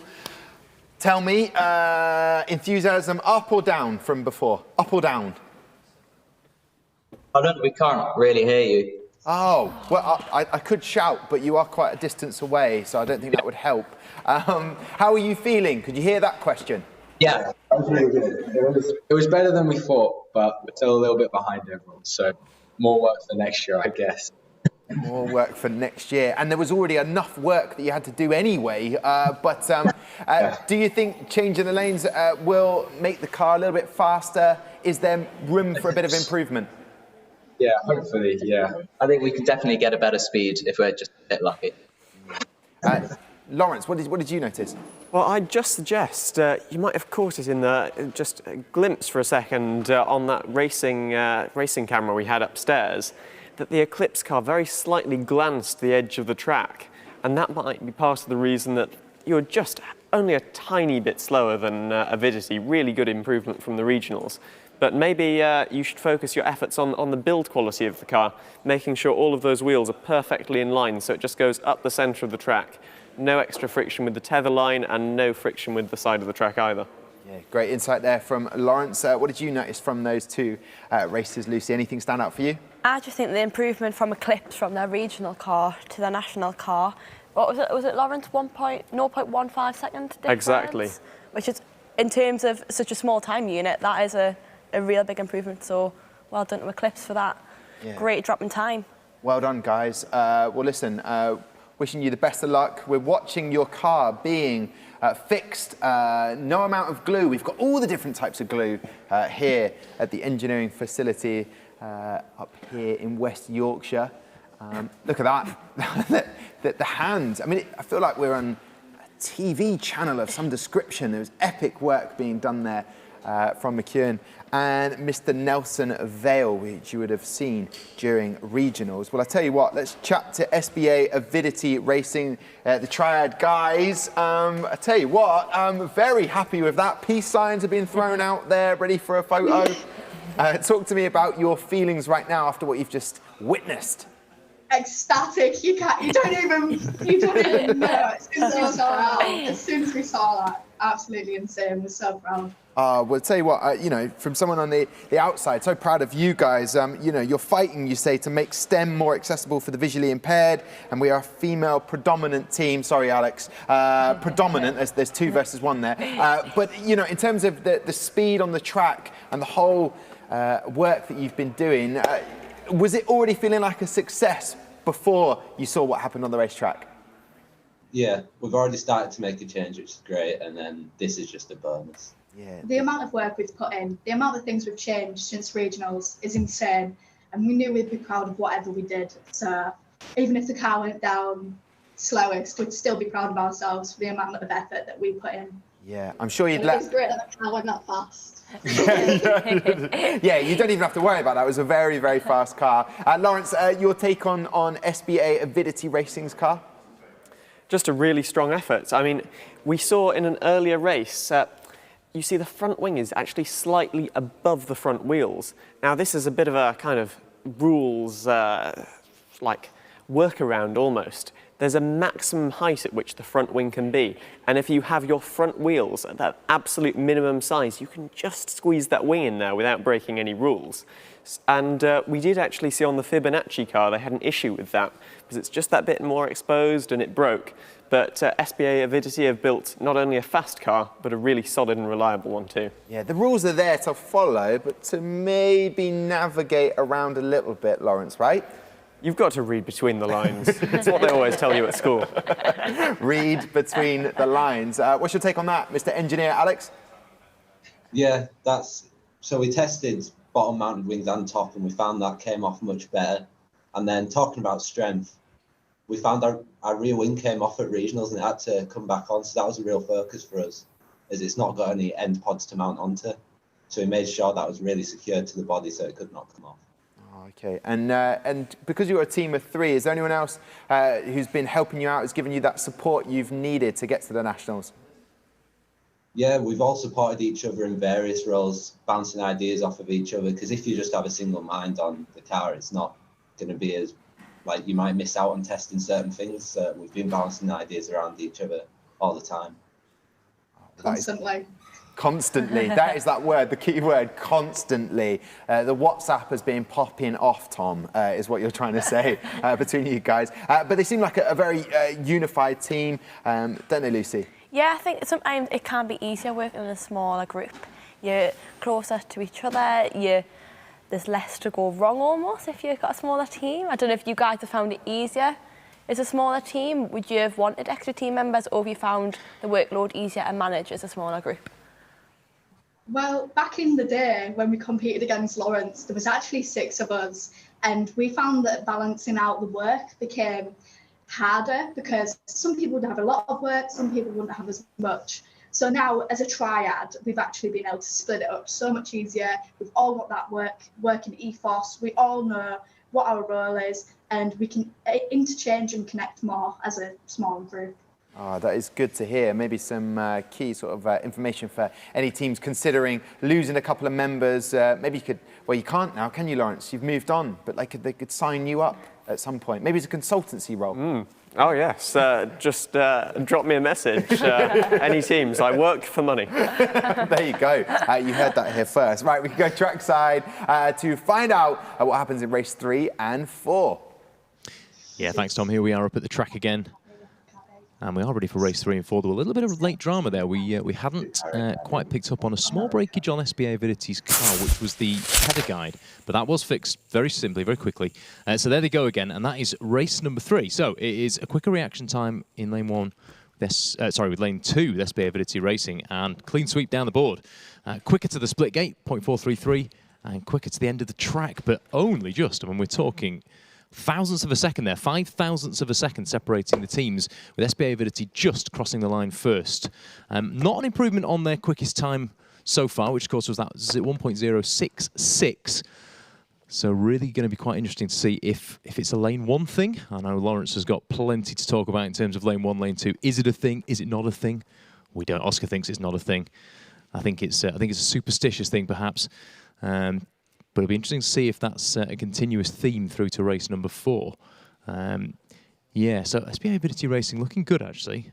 Cars making it across the line in one piece, which of course was the huge news, I guess, the drama of last year's national finals when they shed a wheel mid-race in what was otherwise a very, very quick car. Caused them a real issue during the racing last year, but so far, no issues to report, and indeed a very quick car. So here we are, already set for race number 4, with Eclipse in lane 1 and SBA Avidity Racing in lane 2. Off they go then, and the cars, again, really tightly matched. But it's another time under 1.1 seconds for SBA Avidity Racing, who take the 4th race and a clean sweep again. Greens all the way down, quicker reaction time, quicker split time, quicker race time. Well done, Avidity Racing. So there they go, yeah, quick instant replay. Guys down in the studio, I mean, we might have seen 2 of the quickest cars at the Nationals. Lawrence, do we think we can get an even quicker time? Oh, well, we've got another team from the school of the reigning world champions coming up with Imperium later, so I'm sure they'll be hoping to top the leaderboards, but we'll just have to see. Yeah, we will indeed. Thank you very much, Mark, and to the rest of the team up in mission control. So there you go, SBA Avidity, clean sweep. What does the rest of the day have in store for you now that you calmed down after how well you did on track? Watching everyone else, just listening to everything Lawrence says. I think last time we had like a massive piece of sugar paper and just wrote down everything he said. So Lawrence, if you want to keep those tips coming, we're listening very much so. Oh, he's got loads more, so just get more sugar paper. You'll be absolutely A-OK. All right then, guys, take care, SBA Avidity. Well done on this morning. We'll speak to you soon. Take care. Thank you very much. There you go, Scarborough's finest alongside the other Scarborough team, Neptune Racing, that we saw earlier on. But this, in front of us now, is Eclipse from King Edward VI School. Lucy, they've got to be proud of what they've achieved today. Oh, 100%. Quicker car. They've just really upped their game from regionals, haven't they? So it's really nice to see. Yeah, are you happy, guys? Yeah, for sure. It was definitely better than last time. Yeah, massive improvement over regionals, so we're really happy with that. Yeah, you've got to look at your individual improvements. And you know what? At the moment, 3rd place. I mean, to be fair, there's only been 3 teams that are competing, but you are 3rd place at the moment, guys. You've got to take it. What does the rest of the day have in store for you? More watching this, taking notes for next time, hopefully. Well, SBA Avidity, use sugar paper, whatever paper you want to use, or maybe even the technology to jot that down. Do so, because Lawrence has got some absolute gems coming your way. Take care, Eclipse. We'll speak to you soon. Thank you. There you go, Eclipse from King Edward VI School. Lawrence, we're moving on. That's nice to know that everything you say has been jotted down. I don't think anyone's ever said that about anything I've said before, so that must be a nice little boost. Oh, I'm sure people try and remember some of your cracks. They're very funny. Oh, well, thank you very much, but I don't think they do, Lawrence. But Lawrence, there's going to be a few other areas you're going to look at today, sort of give us a presentation, as Lucy calls it. What else is on the horizon for us today? Well, we talked earlier about the stability at the launch and about the fact that to master that launch phase of the race, you need to be sending the power from the CO2 cartridge forwards, not up and not down. So a way of looking at that is calculating the pitching moment of the car. So I'm sorry to all of you who've got a day off school to watch this, because we're back in the classroom for a few minutes doing a bit of mechanics. So to calculate the pitching moment, we've first got to look at the centre of mass of the car, because this is what it acts around. And then we look at the forces acting on the car. So I've simplified this here. So the lift or downforce created at both the front and rear wings, and the thrust created by the CO2 chamber. So to calculate all of the moments, you calculate the force multiplied by the perpendicular distance to that centre of mass. So to do that, we just extend that line and go straight down perpendicular to get that distance. So we do that for each of the forces, add them all up, and then you're either going to get a total force acting this way, clockwise, or anti-clockwise. And we've got some video footage now, courtesy of, in fact, George Stoner from Evolve, ex-world champions and up at race control today, to just illustrate the effect of that. So here's your clockwise moment, where the car turns around the centre, pitching forwards. You see they're really quite aggressive with that nosedive there, just wasting that energy, really. And if we look at the anti-clockwise moment now, you'll see the car does just a little wheelie off the start. And neither of those conditions are ideal.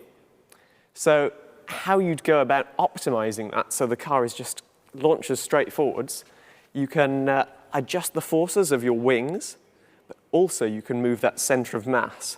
And actually, if we send one of these videos back to the beginning, we'll see that actually to test this, they built a little rig around their car where they could move mass higher and lower. So how you can do that, you've got all the different materials you use on your car, and especially with the 3D printed parts, you've got the ability to change the infill. So if you decided you wanted more weight on the front, you could make those frontmost pieces a bit more dense, whereas you could have the bits further back, just more hollow. Wow. Love that. I mean, that presentation, I was lost in it, in full focus. I love that. Thank you very much, Lawrence. Something for the teams to consider. I'll tell you what we'll do. We will chat to the teams once we've seen the first race 1 and 2. So let's go trackside now. We'll have Imperium from Wales taking on Impulse Racing. Let's look out for those pitching moments if we possibly can. Best of luck to both teams.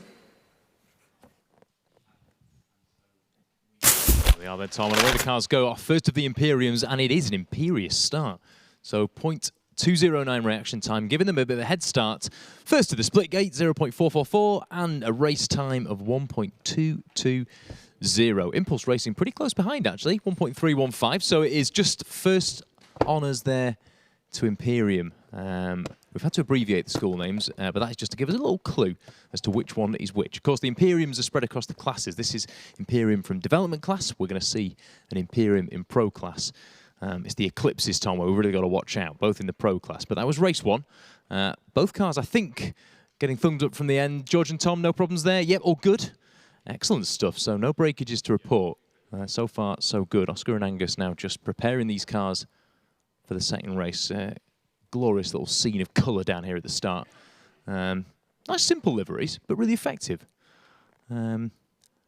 Impulse Racing using a phrase that I've just recently learned, which is a slight balayage effect. Is that right? Rianne's laughing at me now. Yeah, okay. That may or may not be wrong. You can see there, I've just drawn your attention to the leaderboard. There is a little under investigation symbol next to Black Shuck at the moment. There may be a few more of those arriving, and they're just teams who've had just maybe a performance regulation highlighted by the scrutineers during the scrutineering process. We'll talk about that shortly, but here we are for race number 2. And on they go. And it looks like a clear win to me in lane 1 there. So Impulse, sorry, I beg your pardon, Imperium taking it again. Was that the exact same reaction time? 0.209. It has happened. We have seen it. And again, another clean sweep. The two cars pretty consistent, actually. I think if you look between those two races, not an awful lot of variation in either the split times or the race times. So two pretty consistent cars. I'm sure there's a good reason for that, Lawrence. And the cars are being brought back now in preparation for races 3 and 4. Great stuff there. Imperium going straight to the top of the leaderboard in the development class. I believe they can join us now. Imperium, good morning to you. Good morning. Now, first question, and you have to forgive my ignorance. How do I pronounce your school's name? Because Lucy and I have practiced many a time, but we want the definitive answer. Ysgol, Gyfun, Gymraeg, Edern. Exactly that, correct. Guys, went straight to the leaderboard. How are you feeling after seeing that? And by the way, can I say, loving the logos and the jackets that you've got today. Love the setup with your display as well. Very, very fast car. Yeah, we were all sitting here really nervous. We were all holding hands. Yeah. But we're really glad. We're really glad that we got one of the fastest speeds. Yeah. Well, looking at your regionals car compared to your nationals, obviously 200ths of a second quicker and 100th ahead of second place. So that improvement from regionals to nationals has bumped you up at that top spot. So well done, girls. Thank you. What's the secret? How have you managed that? Well, this is our car from the regionals, and we just noticed that we wanted to make it lower and longer because we thought that was what would make the car go faster. And I think that's the only changes we made really to the car. We also tilted the back wing and tried to use the Coanda effect. Well, I love that. And we were just learning from Lawrence about pitching moment. I didn't quite see how your car did in that, but I have noticed the display in the background, which I think is fantastic. How long did it take to put the display together? Well, JM Construction made this display for us, and it didn't take too long to put together because it was relatively easy, but I just think that it's a really good aspect of our team because of how everything is put together in one place. Yeah, it's great, and I imagine that explains everything about your team as well. I'm seeing the Instagram logo on the back. Have you sent us a message yet? I don't believe we have. We were going to do it after we've already done this. But we did comment on one of your posts earlier on saying how excited we were for the competition. That's what I love to hear, because we're one big family now. And later on, Lucy and I will be reading out some of those messages. So thank you very much for that. But of course, you don't want to interrupt the racing. Lawrence, what have you noticed about Imperium's car? Well, it's just as they said. It's almost like you took the front wheels and the back wheels and stretched it out. It's got this massive wheelbase, and then in between, it looks like they've shrunk-wrapped it around the virtual cargo. That's a volume that you must include within your car, but you see just very narrow with the minimum material possible. That's a really interesting design. It'll mean they reduce that frontal area slightly, make a smaller hole, but yeah. I think that's a really, really good design, and also importantly, as it's got to race twice more, it didn't break either. Durability, gotta look at that. What do you make of Impulse Racing's car? And a balayage effect, I love that word. Well, I have to say, first of all, a shout out to that. It looks amazing. With our cars, we were never brave enough to apply any kind of livery. We just always had a plain white car, so that's amazing. Really nice job. They've got this quite a large flick at the end of their front wings, almost like a little gurney flap, in fact. And that's, they want to get that they want to get that air over their front wheels without creating too much turbulence. I imagine that's partly why. And also they've got this nice two-element pod behind their rear wheels. So this takes air in a big section, scoops it up, and goes to a smaller outlet. So that utilizes the Venturi effect. And that's where you take high pressure, low speed air and make it into low pressure, high speed air. And that should just keep the air fast moving behind the car and reduce any wake behind it. So we've got two really good cars here, and they're actually both really close on the weight. Two more exciting races to come. Excellent stuff there, Lawrence. Well, listen, Imperium, we've got race 3 and 4 to come, but I want to chat to your team that you are taking on, and that's Impulse Racing from King's College School. I was rooting for you a little bit because you're based in Wimbledon. I was only living in Wimbledon for 3 years. That ended. What is going on? Impulse Racing, how are you feeling today? Hi, we're all good, thank you. Very excited to be here. Bit nervous. Moments finally come. And what did you make of Lawrence? I mean, the balayage effect, fantastic work on that, but also talking about the airflow and what you've done with the front wing. What was your thoughts behind engineering this car?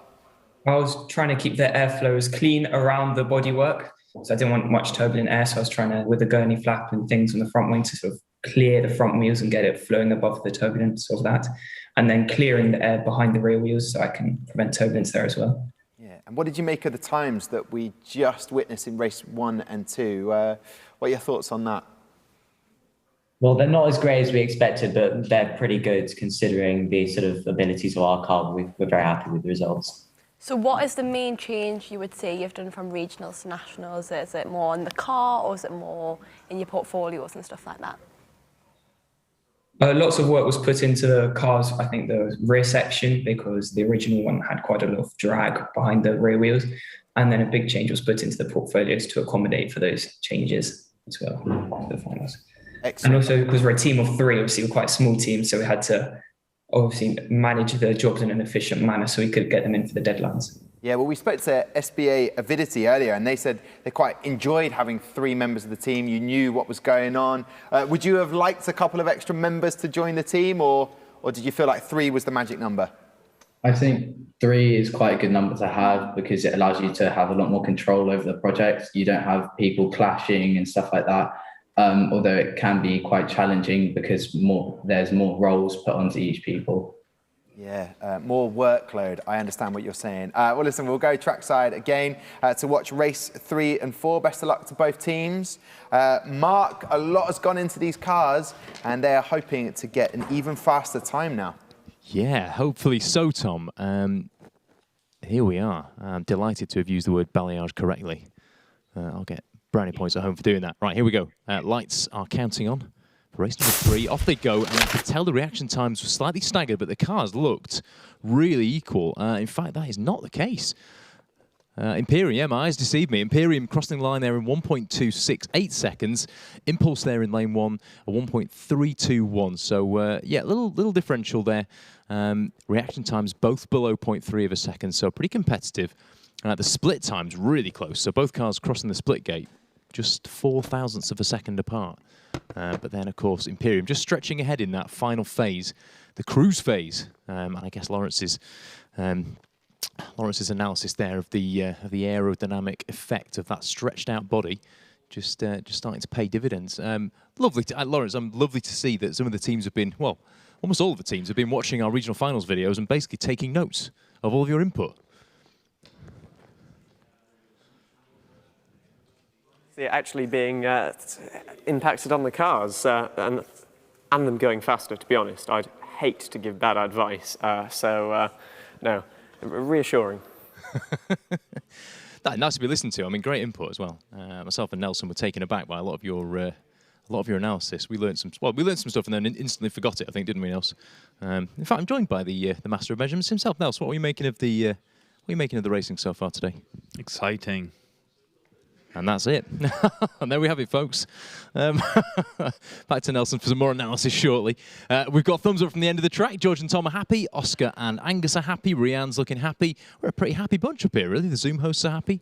Willie's not happy, but that's just Willie being Willie. Here we go. Race number 4. Lights are counting on. Impulse in lane 1. Imperium in lane 2. Off we go. That looked neck and neck all the way down the track. I think it was a little closer this time. Interestingly, that time, Impulse just getting to the split gate first, but then again, Imperium just starting to creep past in the cruise phase, actually executing, we've seen it here, folks, an overtake in F1 in schools.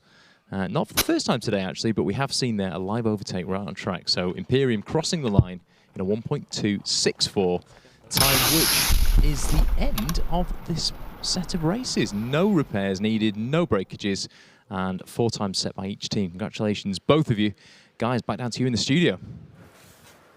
Yes, I can't wait for more analysis from Nelson throughout today's proceedings. You will see to the left of me, Impulse Racing from King's College School. I was rooting for you, not only because your car is called Blue Steel, but the fact that you guys are fairly quirky, as you describe yourself, Fraser, Hal and Dylan. Tell me a little bit more about how you're feeling after you've watched all of those 4 races. You still feeling confident about the competition? Yeah, I think the results may not be as strong as we hoped, but they're still looking good, and there's still hope in the other aspects of the judging marks to go far. Yeah, and what is the quirky side of your team? Go on, lay it down for me. What is the quirkiest thing about you guys? Well, I think just sort of like the size of our team and the way we sort of approached the competition just made us slightly more quirky. And in our opinion, we felt more quirky compared to the other teams. Felt a bit more different. Yeah. The way we managed the work as well. Yeah, I like the word quirky. It's awesome. Listen, Impulse Racing, King's College, congratulations on this morning's work. We will catch up with you very shortly. Take care. Thank you so much. There you go, Impulse Racing. Because I was living in Wimbledon, you see, and so I saw it. I had to walk past it, and I was just like, I was rooting for them. But I'll tell you what, that team right there, they are quick, Imperium. Very quick indeed. Elon stretching out the body of the car, seems to be paying dividends. What are your thoughts then after watching your car on the track?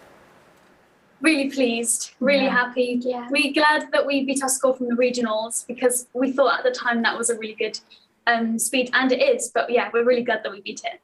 And what is just underneath your logo on your display? It says choose to be fast or last. Or the best. Okay, all right. So that gives you the options there. What would you be, fast or the best? It's tough, isn't it? Got to be a bit of both, doesn't it? Bit of both. Sat on the fence there, Lucy. You can't do that. Fast or last? Oh, that's what they say. Yeah.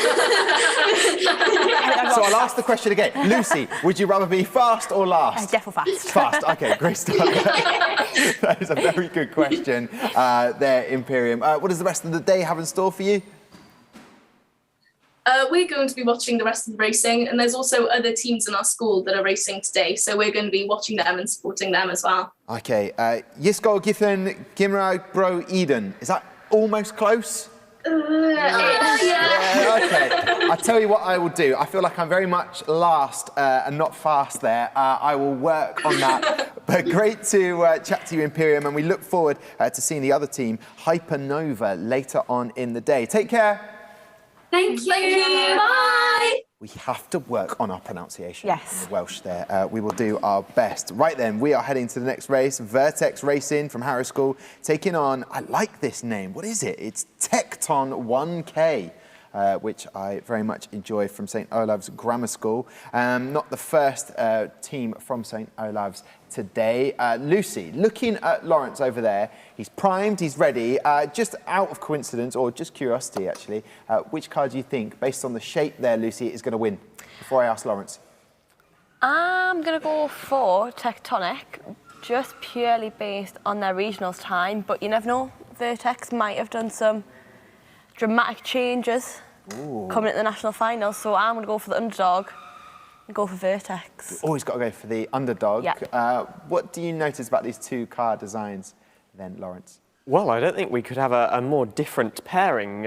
Tectonic has quite a dramatic shape. It's very boxy, but hey, you know, if you've got all that regulation compliance, those gaps that are required around your wheels, I have to say with the Tectonic, it's almost a bit techno. It's, loving the design. You can see they've got the side pods just raised from the main body to push the air outwards and around the rear wheels. I'll be really interested to see how that car does. And then in lane 1, we'll have Vertex Racing. In contrast, they've got a very long and sleek car.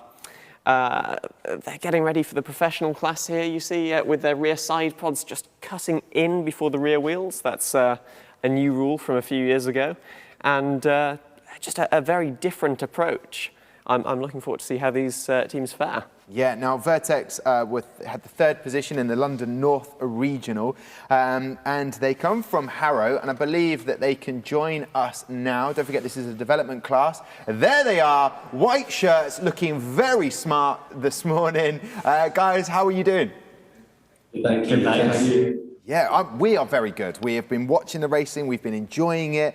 So I need to know, you say that you're an innovative, diligent F1 in Schools team. What makes you so diligent and innovative? Well, for the COVID pandemic, we've been working very hard as a team. We come from very many different backgrounds. So some of us have international homes, so we couldn't meet in the workshop. So we did meetings on Teams and figured out ways how to continue working diligently. And I guess we're innovative because we tried our best to find ways to shave off our car's mass, because that was a bit of a problem in the regions. Well, as Lucy said, we were waiting to see whether those times can be improved. I don't want to say it, Vertex, but she did predict Tectonic 1K are going to be the faster car. I'm backing you. I just want that to be on paper. I've said it now. I'm backing. See what I've done there, Lucy? I've set a division between us. So, Vertex, what has been your highlight of the competition so far in getting to the national final? I guess working together every Tuesday and Thursday. That's the highlight, I guess. Yeah. So you actually like each other. This is a great thing. Can't wait for Tuesday and Thursday. We've obviously noticed, hopefully they'll improve their times. But it's so cool when you find out that you actually really like the people you're working with. You found it when you were competing. Yeah, obviously I compete with my team for over 5 years. So you do develop that bond, and it does make stuff like your verbal presentation so much easier. Like, you know, you can almost preempt them and you can join in. It just makes it's calmer. Yeah. I think once you get to know people and you're comfortable with each other, your verbal presentations are so much calmer. Yeah, Vertex, because obviously you're working with each other a lot. Do you have any catchphrases as a team? You know, like if you were playing bingo, there's a word or a phrase you always use. Do you have one of those? Make sure you're on time. Make sure you're on time.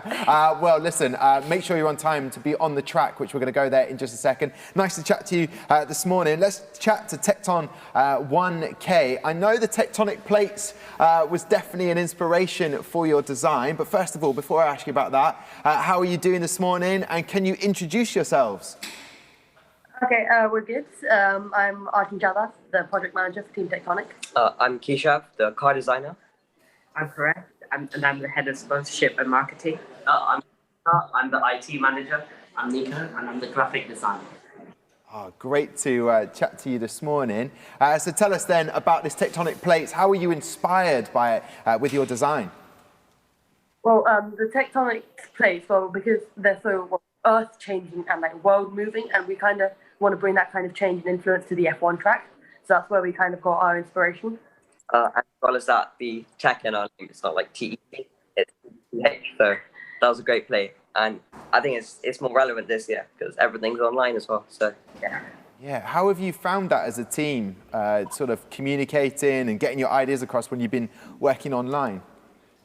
Well, we've used the Microsoft Teams, and it's been quite a useful tool because we've been able to, well, type messages to each other, send important files and documents, and we've also used sites like Monday.com to help plan our schedule for the F1 in Schools tournaments. Right, guys, I want you to talk to me about your car. Where did that design come from? Because it's not your stereotypical development class car. Who thought of the design? Well, I designed the car. I think the idea came from I took a look at the professional regulations, and when I looked at like past cars, I was really attracted by the idea of the double front wing.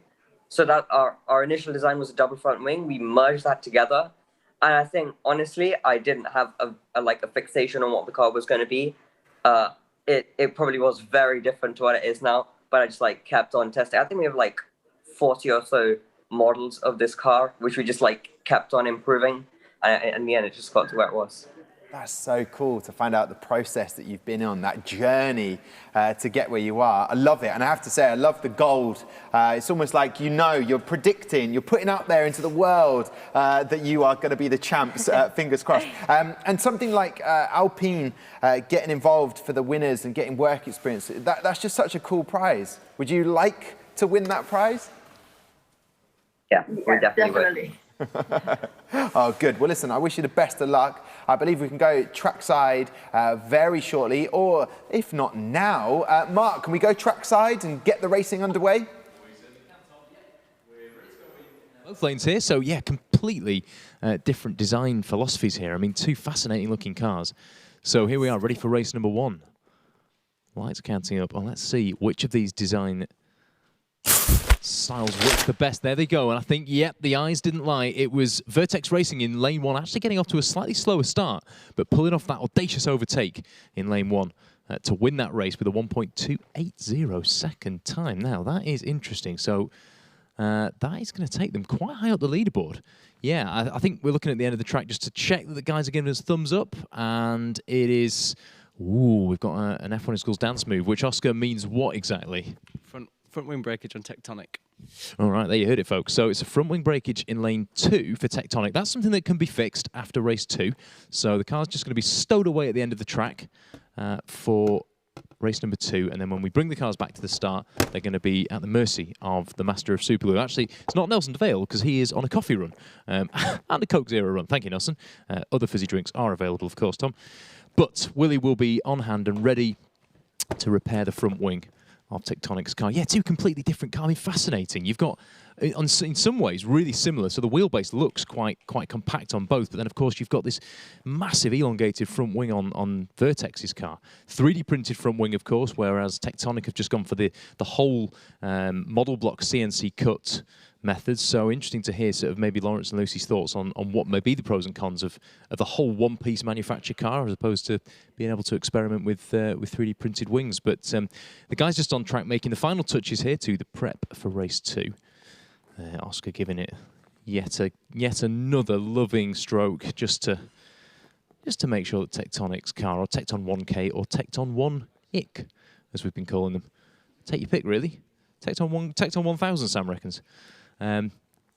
Sat happy in lane number 2 with Angus just putting final touches to Vertex's lineup in lane 1. So yeah, there's a leaderboard. Vertex in P4 at the moment. Tectonic just down in 7th, but so close. Look at the times there. We've got a 1.310 by Impulse in 5th, 1.311, and then a 1.317. Then Anemoi just back on a 317 there. Yeah, the times are so tight in the dev class. Anyway, here we are for race number 2. Lights are counting up now. Off they go, and it looks like a great start again from Tectonic, and it was, and this time, Tectonic holding on to that lead all the way down the track. So split times very close, but Tectonic just breaking that beam first, and then finishing the job off with a 1.288 time, just 5 thousandths of a second between them. So 2 races down, and of course now is the point, Tom, the guys down in the studio, that we see how that car in lane 2 is going to look on the repair table. So Tectonic, of course, remember we had a small breakage of the front wing. So instead of a 3D printed element being fixed, we've now got a bit of model block to fix. So it'll be interesting to see how our repair technicians get on with this task. Guys, back down to you. Thank you very much, Mark. I don't know where I went official there with my voice. Excellent work up there. You never like to see a breakage happen. Vertex Racing taking on Tecton 1K. Breakage there for Tecton.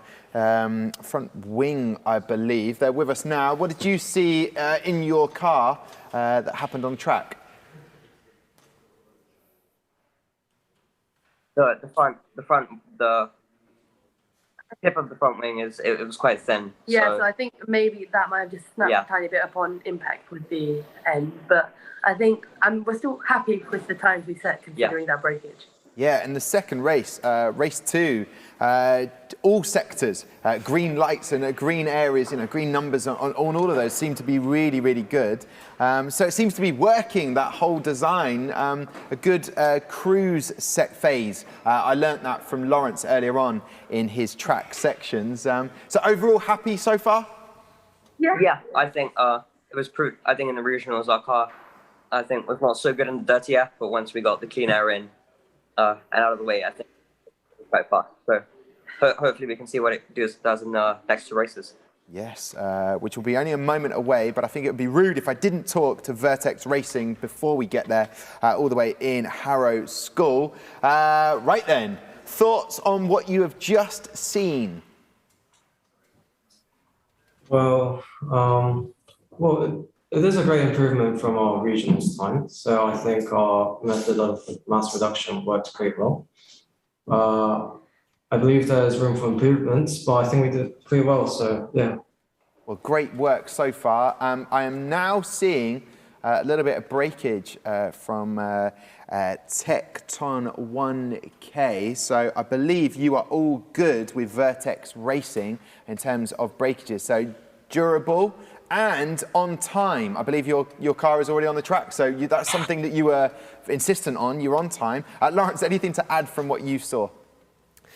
No, I mean, I thought I'd talk just a tiny bit about the materials the cars are made from. So from the development class upwards, it's a requirement that the main central body of the cars is cut from an F1 in Schools model block. So this is not a very dense material, it's quite light, and it's cut from a block in a way that you might make a sculpture or something. It's a reductive, subtractive process where a little drill bit comes and removes material. But there is an option to have parts made from additive manufacturing, and by that I mean 3D printing. So we can see on the Vertex Racing car that they've got these 3D printed front and rear wings. The advantages of that is that you can perhaps have some more intricate designs. You can have it to be hollow, because obviously you can't make a solid structure hollow by cutting away without cutting through the surface itself.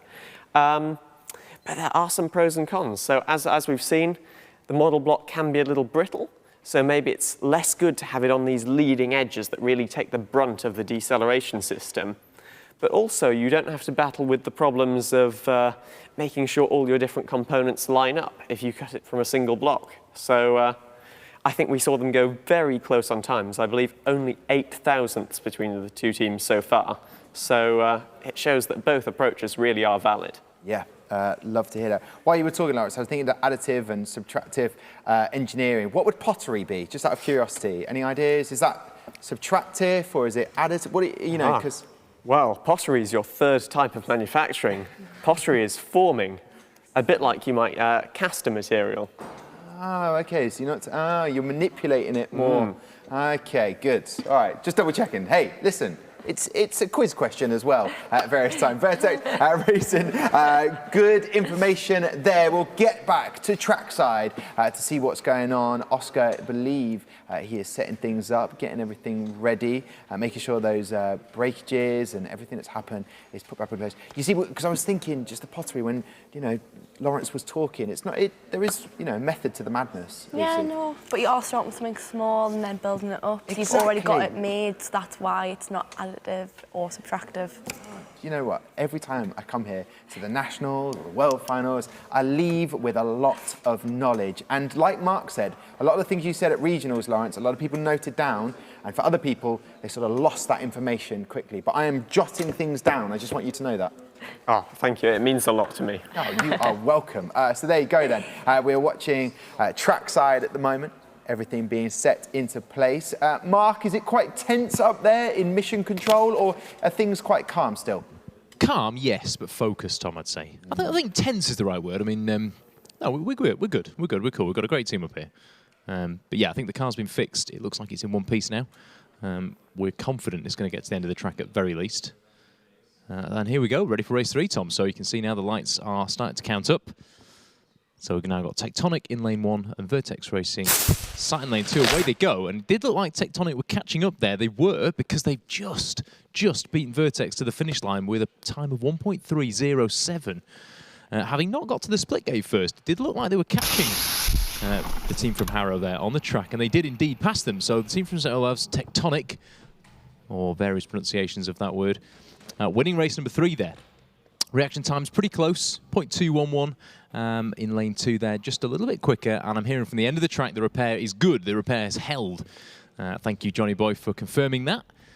Guys at the end of the track doing a sterling job up there. Yeah, I think there's always tension up here, Tom. I think we're all keen to see all the cars get down the track without any drama, without any breakages, and just see some good racing. But no, if things do start falling to pieces, then I think we've got the guys and girls here to sort it out. Willie's just sipping on a coffee there, waiting for the next bit of drama to unfold. Nelson stood unmovable, unflappable. Nels, a word for the broadcast. Nope, there we go. Never mind, we'll come back to him later. So, cars on track. Yep, looking good for race number 4. So, final preparations just being put to these 2 strikingly different cars. Angus and Oscar just stepping back, thumbs up from the end of the track.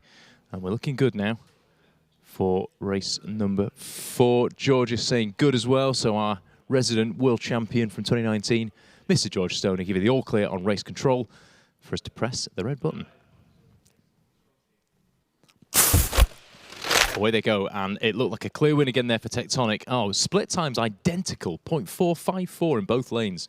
And then Tectonic running on to win in a time of 1.281.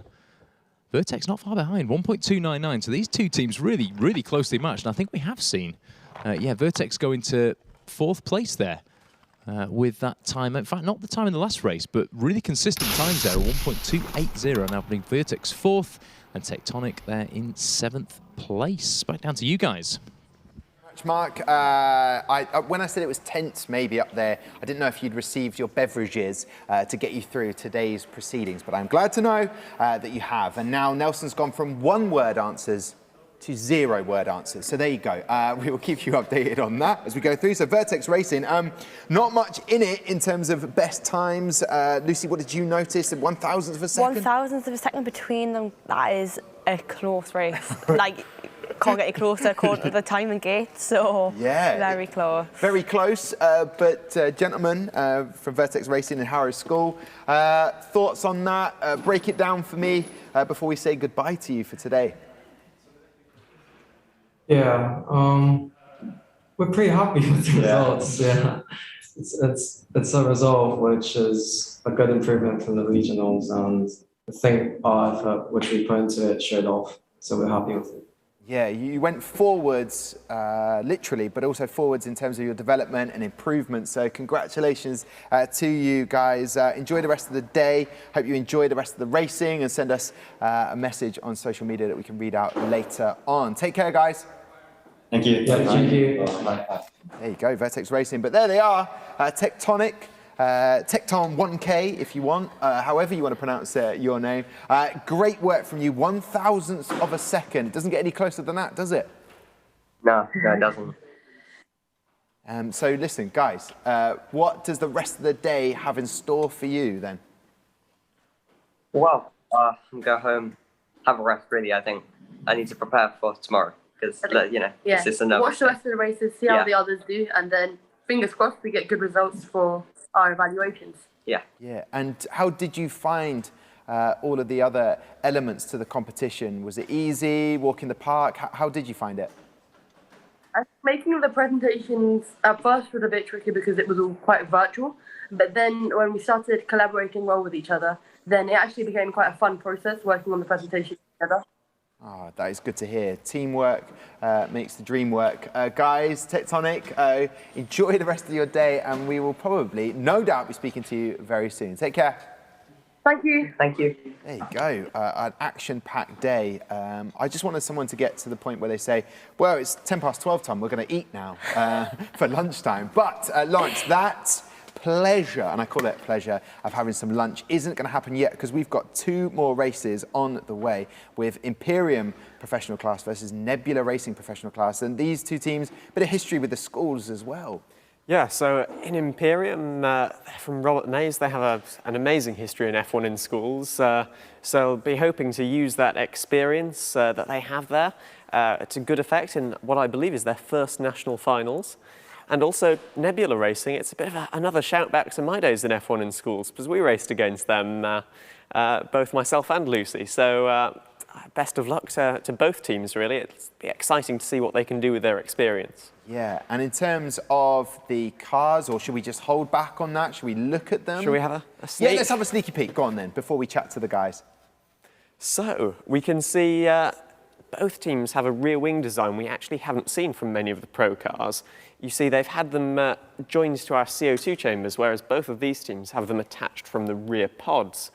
Now, in terms of mechanically, this maybe puts them a bit more risk of braking because there's that larger moment between the top surface where they will actually hit the deceleration system and where they're mounted. But I'm sure both of these teams have tested this and won't come up as a result of that. And actually, Imperium, we had a little look yesterday at things teams had done a bit differently with maybe less access to their facilities at school, with most of this season between the regionals and the nationals happening in their summer holidays. And Imperium were hanging household objects off parts of their car to test that it wouldn't break at the end of the track. So very cool to see that. I actually did some of that myself this year at university, so it gets my seal of approval. Both cars within 0.8 of a gram. I think it'll be a close battle here. My next question that comes to mind is, what items did you hang off then? What household items? What are we talking about here? Is it you hang a toaster off it? I mean, are you looking for smaller items, maybe a doorstop potentially? Well, for me, it was a frying pan because they all. So I've never found a use for it before. A frying pan? There's loads of uses. Not a frying pan, but they have these holes in the handles, so you can put a bit of string through and tie it onto something. So. Love it. It was the frying pan for us, yes. Yes. The other use for the hot is to hang it on the wall if you go for that display. If you like to show off your utensils for cooking, that is the other option. But that sounds fascinating. What would you have gone for, Lucy? Household item to hang off to test the durability and... Maybe just something different, like a kettle. A kettle? A kettle. Oh, a kettle. Really put them through the paces. I am being told in my ear that we need to stop this chat and talk to the teams. That will happen from time to time, but we're getting excited about this. Imperium from Robert Maes School. There they are. You are live. Do not swear. I don't know why. I just went back into my radio days there for a second. Guys, Imperium from Robert Maes School. There is a history in your school of success. Are you feeling the pressure coming into the Nationals? We're feeling the pressure, but we're definitely ready to step up to that. Oh, I love to hear that. Well, please introduce yourselves to the rest of the world then. I'm Joe. I'm Adam, I'm the area analyst. I'm Amber, the team manager. I'm Charlotte, the enterprise coordinator. I'm Alistair, I'm the CAD engineer. I'm Harriet, I'm the testing engineer. Oh, and Joe, what are you? What is your role? I'm the manufacturing engineer. Yeah, I loved it. I'm just Joe. I've just joined. But it's great to have you on board this morning. So tell me about your car. I also know the name Imperium also stands for Empire as well. So that's kind of mighty and strong. Is that what we're expecting from this car design? Strong and mighty? Well, hopefully we're going to be expecting, hopefully we're going to get a very fast time with our car. I think we were all very happy with our regionals time, and hopefully we'll be able to go even faster at nationals. So I think we're all very excited and ready to see what our car gets on the track. Yeah, definitely looking forward to it a lot. Yeah, powerful, ordered and direct. What's it like then, Lucy? Because I'm going to ask them, how did you find this moment being spoken to before your car's about to race? Well, the last thing you really want to have is someone talk to you before a race. Especially if you're the person pressing the button, you just want to get in the zone and let it all happen. But obviously it's different with it being virtually now. The teams don't have that pressure of the button pressing in the moment. So yeah. They've got it easy nowadays, don't they? Oh, they've got it easy now, apparently, Imperium. So who set the reaction times that we'll be witnessing? I think we got very good reaction times. From what we've seen, our reaction times were comparable to everybody else's. Okay, so it will be coming down to the engineering of the car then, if your reaction times are comparable to everyone else. Well, listen, it's great to meet you this morning. I do apologise. This afternoon, it's 12:15. Come on, Tom, it's afternoon time. Imperium will catch up with you very shortly. Need to see who you are taking on the track, and that's Nebula Racing from Sandbach High School and Sixth Form College. What? You're not all in the same place, Nebula Racing. Please introduce yourselves to us today. Hi, I'm Elliot, I'm the technical analyst. Hi, I'm Phoebe and I'm the enterprise team manager. Hi, I'm Kate and I'm the design engineer. Hi, I'm Kirsten, I'm the manufacturing engineer. Lucy, you jumped the gun there. That is a full start. It's all good. Lucy, welcome to the show today, the national finals. Who is the team manager? Well, technically, I think it's me and Phoebe. Okay, well then maybe you can tell me rather than Phoebe, because there's a slight delay in the setup of chatting to you guys. What's it been like to get to the national finals? What does it mean to you? Oh, it's been really difficult actually trying to get everything on time because of everything that's happened. But I think we've managed it, and I'm confident. I think we'll do okay. Okay, I like that. We'll do okay. I'm gonna set the level at okay. Well, I think you're gonna do better than that. So Phoebe, other team manager, what is the thought behind this incredibly bright green? I love it. Well, being so bright allows us to stand out from other people. So instead of us having the dark uniform, we have the bright green that, it stands out everywhere we go. More memorable. Yeah. And obviously, girls, you had one of the fastest cars at the regional finals. Have you done any changes to improve the time, or were you pretty content with your race time? We were quite happy with the race time from the regionals, so not much has changed other than the wing. What changes have you done to the wing? We've just expanded it slightly to make it fit to the wheels because they were a bit too close together before. Okay, now, for me, I don't know what that's going to do, but I'm going to ask Lawrence. What will that do, Lawrence? Predict it. Oh.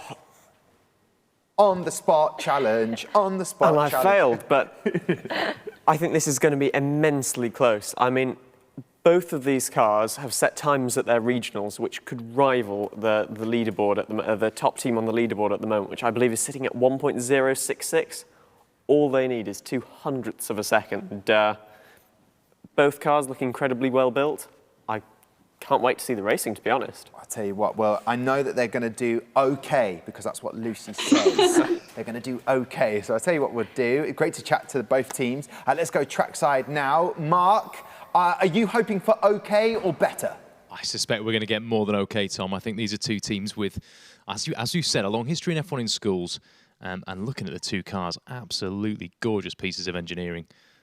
So let the proof be in the racing.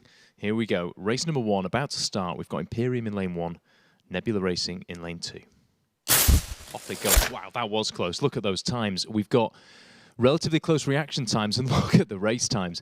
Separated by 0.03 of a second. It is just by a whisker Imperium in lane 1 taking that first race, and absolutely neck and neck at the split gate. So not even 0.01 of a second between them at that first timing gate, and just 0.03 at the finish. This is, as predicted, as Lawrence said, it is going to be immensely close for the rest of these pairs. Looking down the track, I'm just going to check if we've got any signs of any visual damage there on the cars. I mean, Oscar, it's looking good, isn't it, in terms of an F1 choreographed dance point of view? There's a shake of the head, which means actually good. So no, we're breakage free. So first race, not a single breakage on either car, which is extremely good news for both teams. So both times stand. Both cars are good to race again in race 2 with no, in race 3 with no fixes required. Finish line is set. Oscar is looking set. Mr. Stoner, our world champion in residence, is set. And Oscar's just putting final touches to the alignment of the cars before hitting the big red button. Here we go then for race number 2. So again, Imperium lane 1, Nebula Racing lane 2. They go again. Oh, significant delay there in the reaction time. So Nebula not getting off the line quite as quickly. Maybe that's hurt them going down the track. Perhaps a little bit of turbulence from the Imperium car, just slowing up Nebula's B car. Split gate just a little bit behind then. So Imperium crossing that split gate in 0.411 seconds. Nebula just 200ths behind, and then crossing the line just a little shade again. So 200ths, just a bit more than 200ths of a second behind.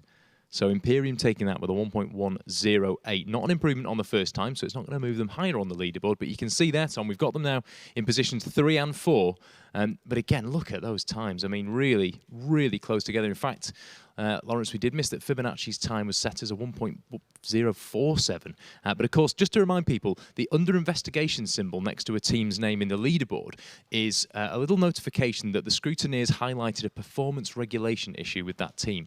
So whereas the times and the points will still be counted, these teams won't be eligible for the fastest car award. They haven't got a clean sweep of the performance regulations. Of course, when the scrutineers are doing their work, the performance regulations are those that are deemed to have the greatest impact on performance of the car should they be broken. So I'm sure Lawrence and Lucy can fill you in a bit more on the ins and outs of that and why it's such a big thing in F1 in schools to not break those rules. But yeah, as we see, Imperium and Nebula really putting some impressive times on the board there. Definitely impressive times there. When we spoke earlier, Lawrence, about reading between the lines, we will have to wait and find out why they're under investigation. But yeah, did you ever experience anything like that? Unfortunate to say, yes. In this case, it's not about reading the lines, but it's about reading the words highlighted in orange, I believe. Okay.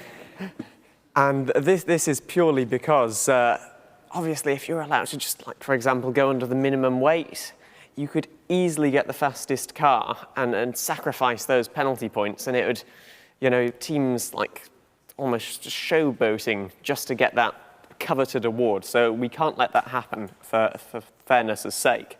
And yes, I did experience a bit of that myself. It was Willie upstairs that caught me. Nothing gets past that man.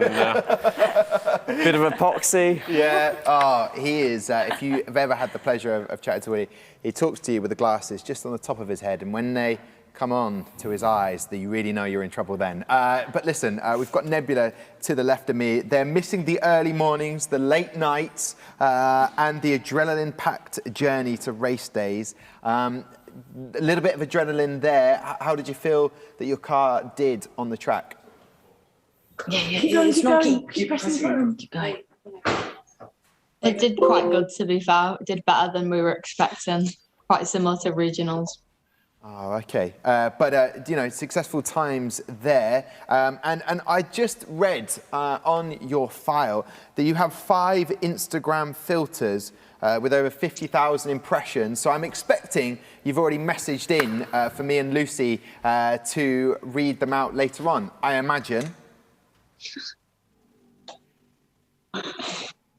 I'll take your silence as a yes. There we go.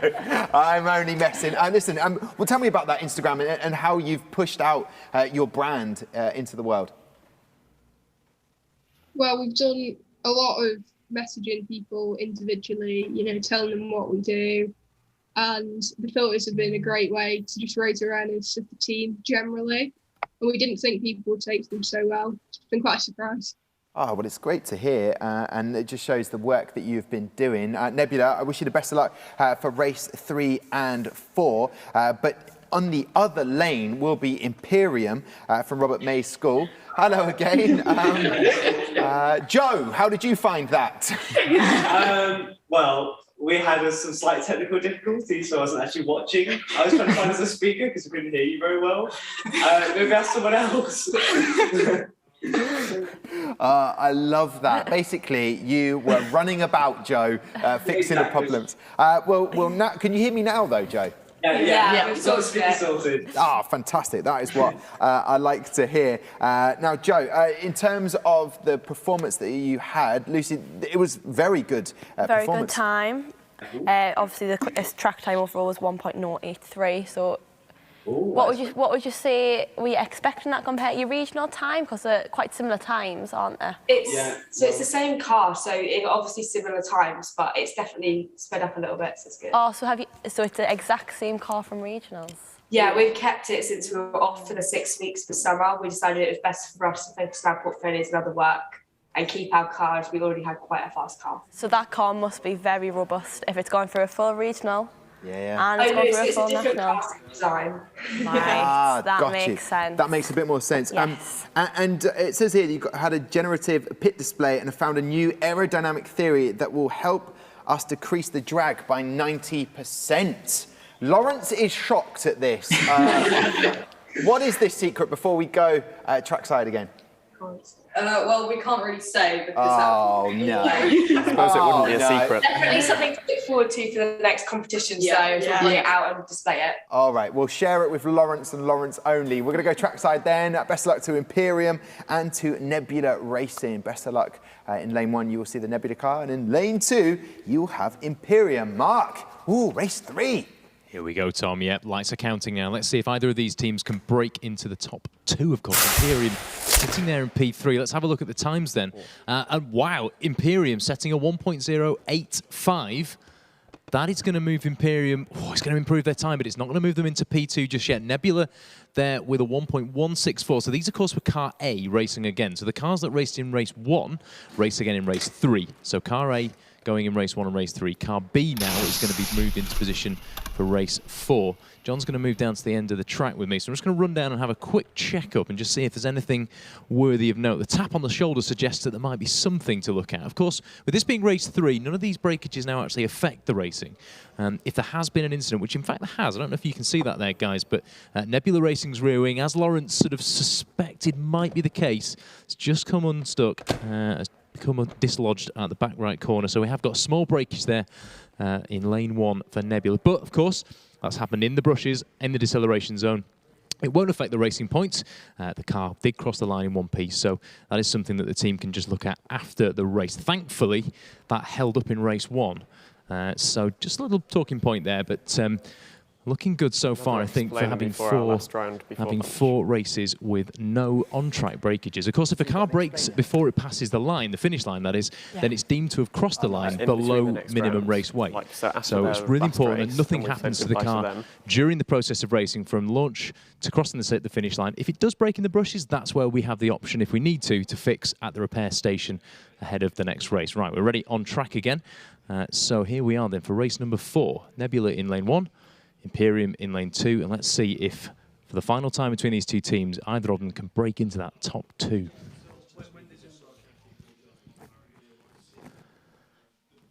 Okay, here we go again. Photographers huddled around the start line. Let's have a look at the times. Wow, Nebula, they're taking it with a 1.113. Imperium just a bit behind there, 1.128. Perhaps there's something going on there in terms of the durability, maybe the life cycle of those bearings. I don't know whether Lawrence and Lucy can comment on what happens, during the 4 races to the cars, as whether they speed up, slow down, what factors are at play there. But we've got, a race win there for Nebula. Not going to move them higher than their initial time they set, that fantastic time of 1.096. Keeping Nebula in P4 and Imperium there with that 1.8085 in 3rd spot. So 4 races, no breakages on track. All looking good up here. All calm, Tom.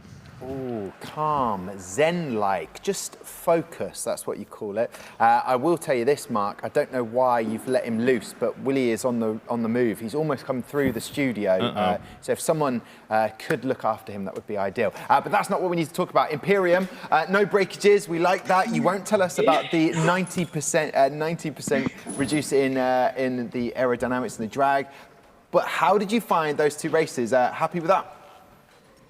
One of them we were happy with. The first ones, they were very good. We were a bit slower in our second 2, but oh well. We think one of our wheels might be slightly faulty, is when we sent it off, it was a bit stuck. So that might be the reason that it's a bit slower. Yeah, that could be the reason. I'm sure Lawrence will have seen a little bit there, maybe get trackside later on to have a little look. But overall, with the rest of the competition, how confident are you feeling? Because you said you had the pressure on you, being the Robert Maes school, but you're feeling quiet, calm and collected about the whole competition? I think we're just kind of holding the nerves until tomorrow, and hopefully, I think we're all very nervous for what's going to happen tomorrow. But I think we're definitely proud of our team. We've put the work in, so yeah. let's hope we get some results from the work we've put in. Yeah, definitely. And the golden question I'm going to ask you now, Lucy, would you like the... I feel they're a team that are up for They're this. the team that can... Yeah, can handle this. So, same one as before. What rule would you most want to change? It's probably the blocking of the front wheels, so we could direct air around the wheel more than we can right now. Again, let's hope Andrew's listening. You never know what might happen next year. Rules might be changed. Love it. Great to chat to you, Imperium. Best of luck for the rest of the competition. And Nebula Racing, I believe, are still with us as well. Bye. There they go, Imperium. Holding on to the trade secrets that they have. They were not letting them go out into the ether. Nebula Racing, are you still with us? The Sandbach High School, Sixth Form College. Tell me your thoughts on all the racing that you've just witnessed there. I'm quite happy with how the I think, especially with the issues we had at school making the car, I think we're quite happy with how the car's performed on track compared to regionals.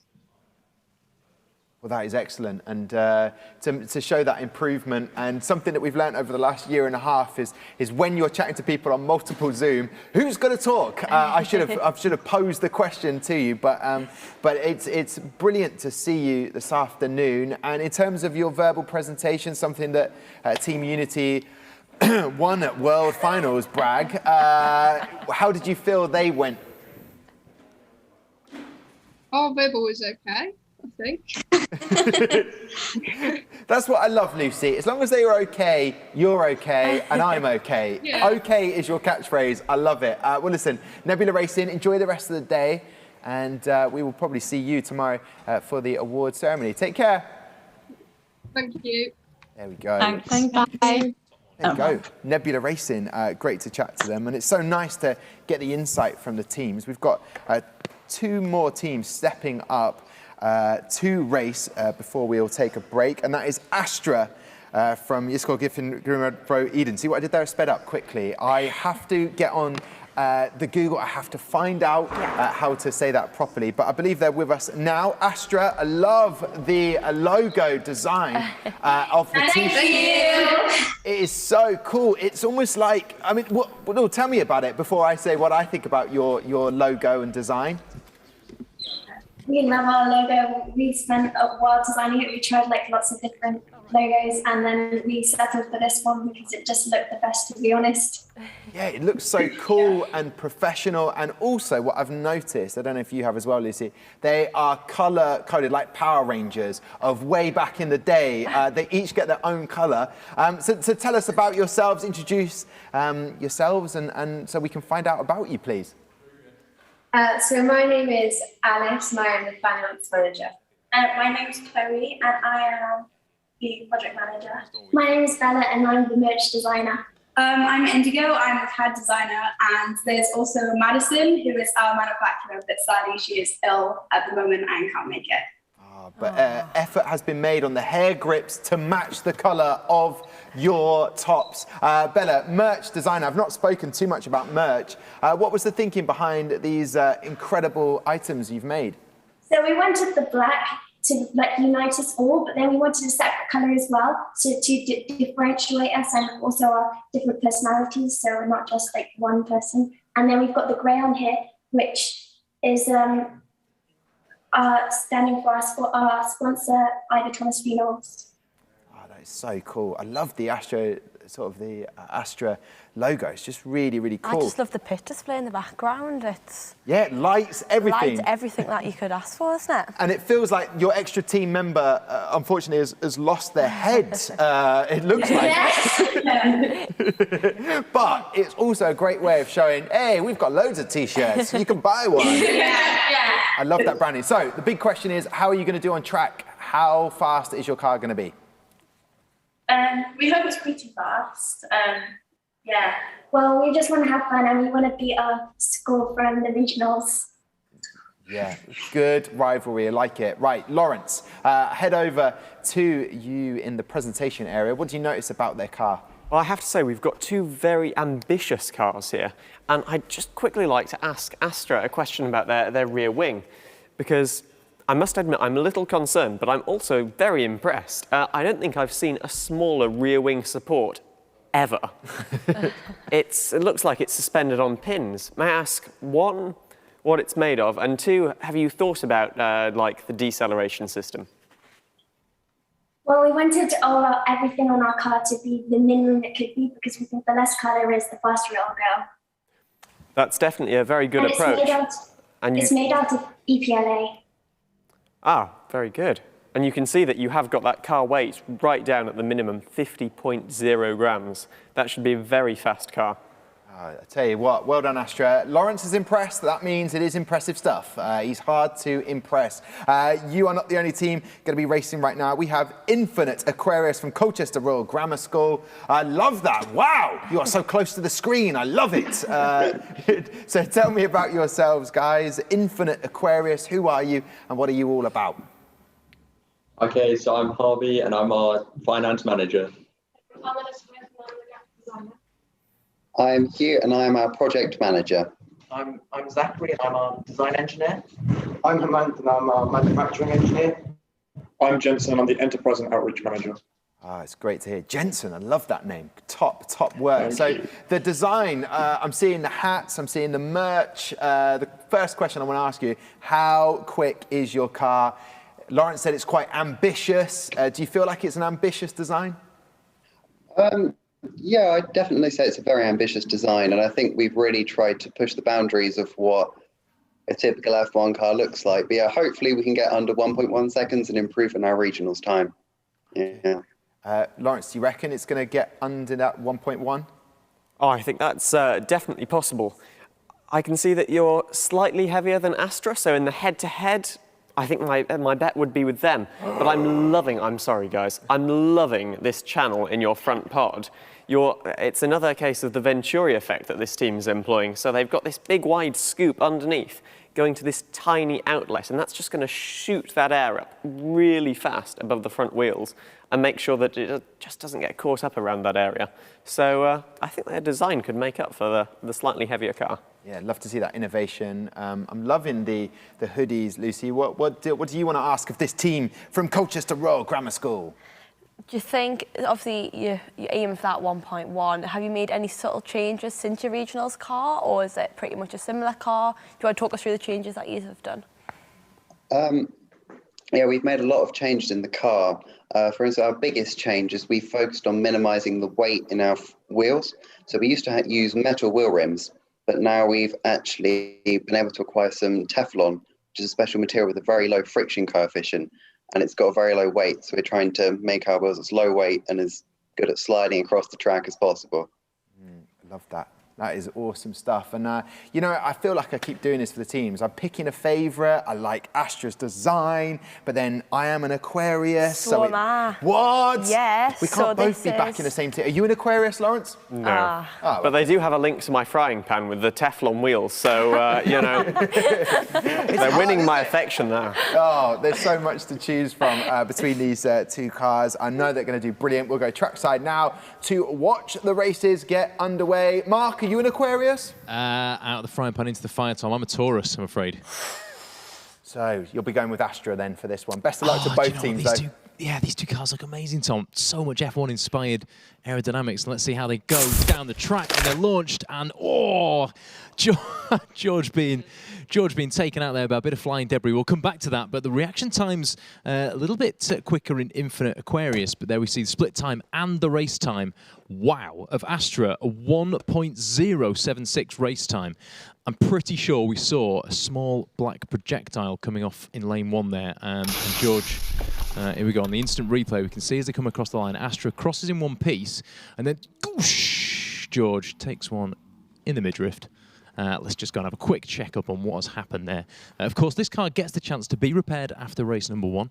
You see Tom there just taking a quick picture to send back to race control. In fact, Infinite Aquarius have got possibly a more significant issue, actually. In fact, I was mistaken. Astra, you are in one piece. Astra's looking good. So it was, in fact, the rear wing, the purple rear wing structure, which has come clean off Infinite Aquarius's car. George, are you okay? Just checking. He's fine. He's fantastic news. Right, well, looking at that, it does look like it will be fixable. So fingers crossed Infinite Aquarius's car A will be good to race in race number 3. But these cars will just hang out at the end shortly, and we'll be back to the start line to check up on car B in both lanes coming down for race number 2. So a little bit of drama there, but that looks fixable to me. I think Willie, again, is just eagerly rubbing his hands together in glee that there's another car to fix. Won't be long, Willie. It won't be long. Right. So here we are. Car B is just being lined up.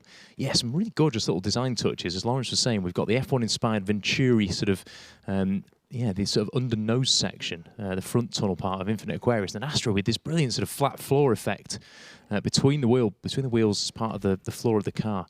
Really striking designs, and yeah, Astra setting a very, very impressive time there. Jumping to P3, actually jumping ahead of Imperium for Robert Maes' school there. Cracking time from Astra. Let's see if they can improve on that in race number 2.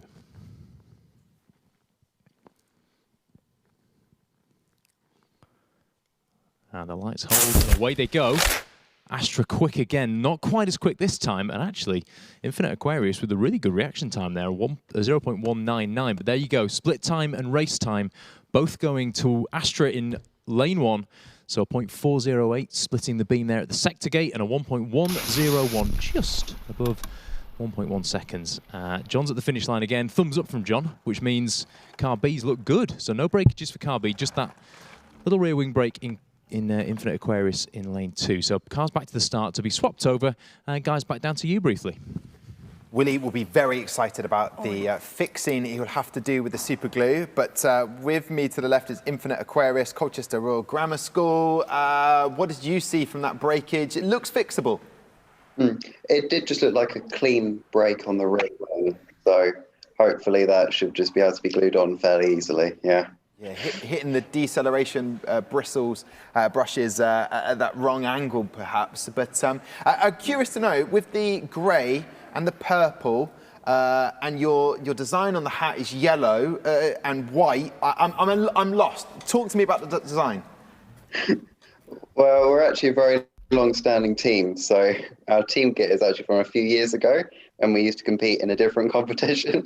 And the new colour scheme, I think, was chosen based on the purples inspired by our school colour. Yeah.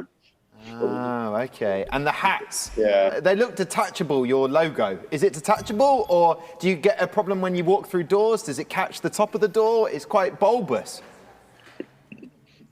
Unfortunately, it's not detachable, but, you know, that would be a cool idea for future designs. I love it. It's looking very wavy, to use that phrase. So listen, guys, best of luck for the next 2 races. Hopefully the fixes can happen and that super glue doesn't slow you down. But Astra, staying in. Oh, I love that. All holding hands. The tension, the nerves are there.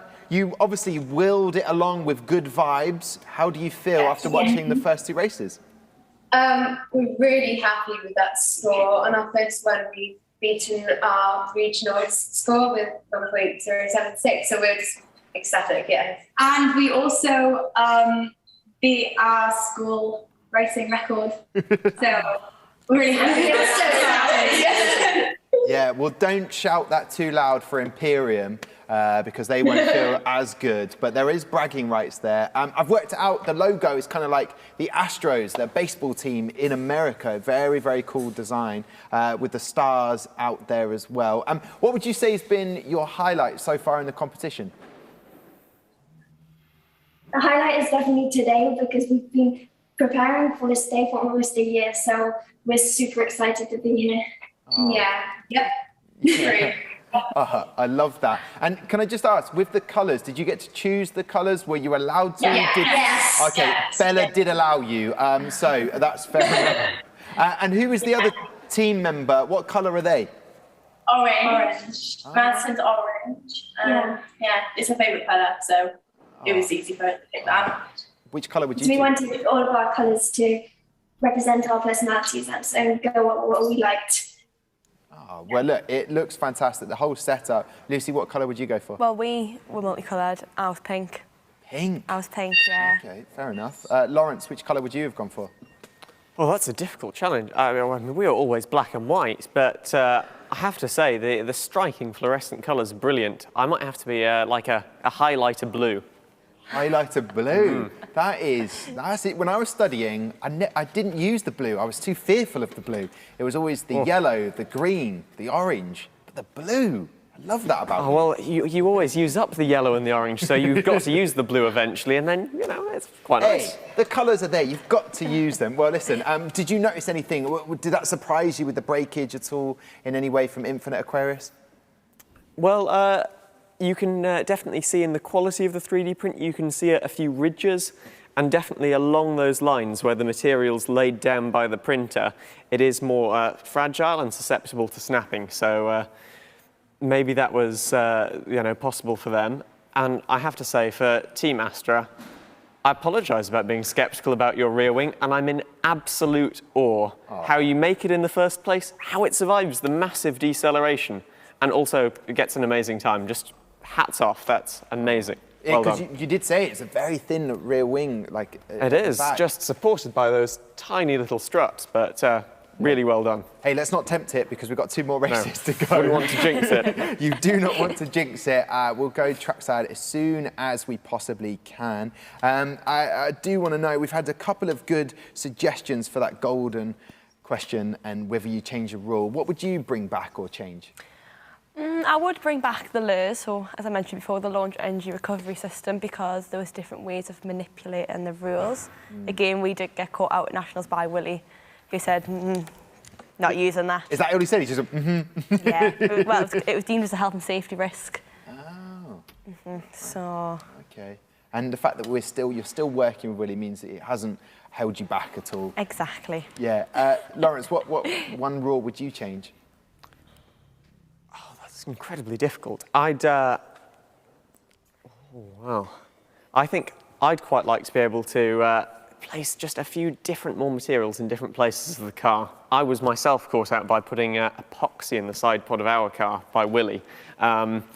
So maybe just maybe put like an F1 style really stiff metal floor under the car or something like that. I'd really like to see it just a bit more taking from F1. Okay, I like that. Yes, F1 in schools, taking a bit more from F1 in the real world. Well, listen, best of luck to Astra and to Infinite Aquarius as we go trackside again. Mark, is there a rule that you would like to implement, take away? I think we've implemented it, Tom, which is really good food for the staff at our events. That is my favourite rule. Willie's just sat here cackling at memories of regulations broken, gone by. But anyway, we're here on track and the lights are counting down, Tom. So race number 3 is underway. Off they go. And actually, Infinite Aquarius getting a belting reaction time there. 0.206, launching them away. But have a look at those times. Astra in lane 2, quicker to the split gate by just 0.02 of a second, but then quicker to the finish by a little bit longer, so 1.123. Not as quick as their first times, not as quick as the times they set in lane 1. But there we have it. So Astra in lane 2, just taking the honours there, despite that really quick reaction time from Infinite. Interesting, Lawrence, thinking about how reaction times and the wake of the cars could be kind of affected by, as you were saying before, like the design of the rear pods and whether rear pods are something that actually are, you know, kind of a sort of a friendly feature, as it were, to a car following another car. Was that fair to say? Difficult to say with the reaction times and the cars setting off with an offset, because so there are 2 real schools of thought on this. When you do your CFD of your car, you always do it in clean air. So there's the chance that when following in the wake of another car, your aerodynamics won't behave as you expected and as you planned them to, which could be negative.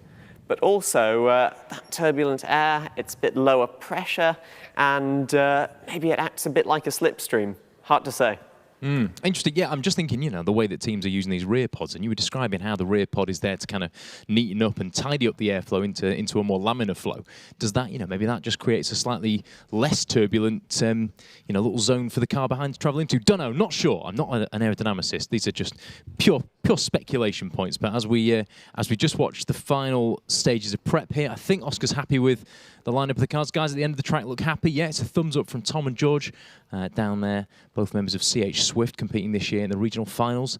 And there we go, lights are coming on, the start gate is reset, pods are armed and ready, and the cars are ready to race for race number 4. Away they go. Another fantastic launch there from Infinite Aquarius. And look at that, clean sweep down the board. So, yeah, maybe Astra have just used up all that pace. But to good effect, Astra still sitting P3 on the leaderboard. Infinite Aquarius there, taking the race time with a 1.105, just 100ths of a second quicker than Astra there in lane 2. No breakages on track. Again, really, really good to see there. Nothing falling off the cars mid-race, so all these times are going to count. Of course, as we said before, if a car loses a feature of any sort, whether it's a wheel, a hubcap, even a decal, one of the stickers mid-track and mid-race, the time can't be counted because it's deemed to have crossed the finish line not in one piece and therefore under race weight. However, 4 good races, Astra in P3, Infinite Aquarius in P6. Happy days up here, Tom. Back down to you. Days up there, but is it happy days over there? And when I say over there, I'm nodding towards Astra in Wales. Happy over there? Yes, really happy. Yeah, happy. Fantastic. Well, listen, guys, you can take a well-earned break now and rest up. Oh, was that a question? Can we just say hello to Madison at home? Yeah. Oh, consider it done. Madison at home. I don't know who's home. But yes, hello, great stuff, and just showing how much of a great team you are. Guys, lovely to chat to you. Hopefully we'll be presenting maybe an award to you tomorrow in the award show. Enjoy the rest of the day. Thank you. There they go, Astra, not forgetting any of the team, but all the way in Colchester, Infinite Aquarius. Guys, what does the rest of the day have in store for you, and how are you feeling after watching the racing there? Yeah, it was really great to watch, and we look forward to seeing the other teams compete later, yeah. Yeah, okay, brilliant. I love the fact for the whole interview you've leant back so far. I feared you were going to fall over at any point, but you haven't. So that is fantastic core strength. There's a compliment for you. Thank you. You're welcome. Listen, Infinite Aquarius will probably be catching up with you later on, so take care. Thank you. Bye. There you go, Infinite Aquarius. Well, there you go, Lucy. That brings the racing for the early part of this afternoon to a close. Lawrence, some fantastic races there. We'll take a lunch break now, but some brilliant racing there from those car designs that we've seen from the teams. Yes, and it's been great to see such different designs be able to compete with each other. It hasn't just been one concept that's kind of ruled the field. Everyone's worked, obviously developing their cars, and it's just been nice to see it pay off. Yeah, and to know that the words of wisdom that you bring are being used. Lucy, down in the hot seat here, presented alongside me. It's been so much fun. Have you enjoyed it so far? Oh, it's been fab, and just a reminder for the teams, if you do have any questions for Lawrence, drop us a message on Instagram, the usual tags, Twitter, TikTok. So yeah, give us a message. Yeah. I'm sure Lawrence will defo want to have some questions. Lawrence doesn't need a lunch break. He doesn't need one. He'll just answer all the questions. But I tell you what, obviously they are still the current national champions. That is Britannia Red, and the world champs as well. They will hold that national championship title for a little bit longer until tomorrow at 3 p.m. In the meantime, though, while we take a little bit of a break and come back for Marlin versus the Mental Mechanics, that is our next race, we will have a little interview that when I caught up with Britannia Red, which you can see right now.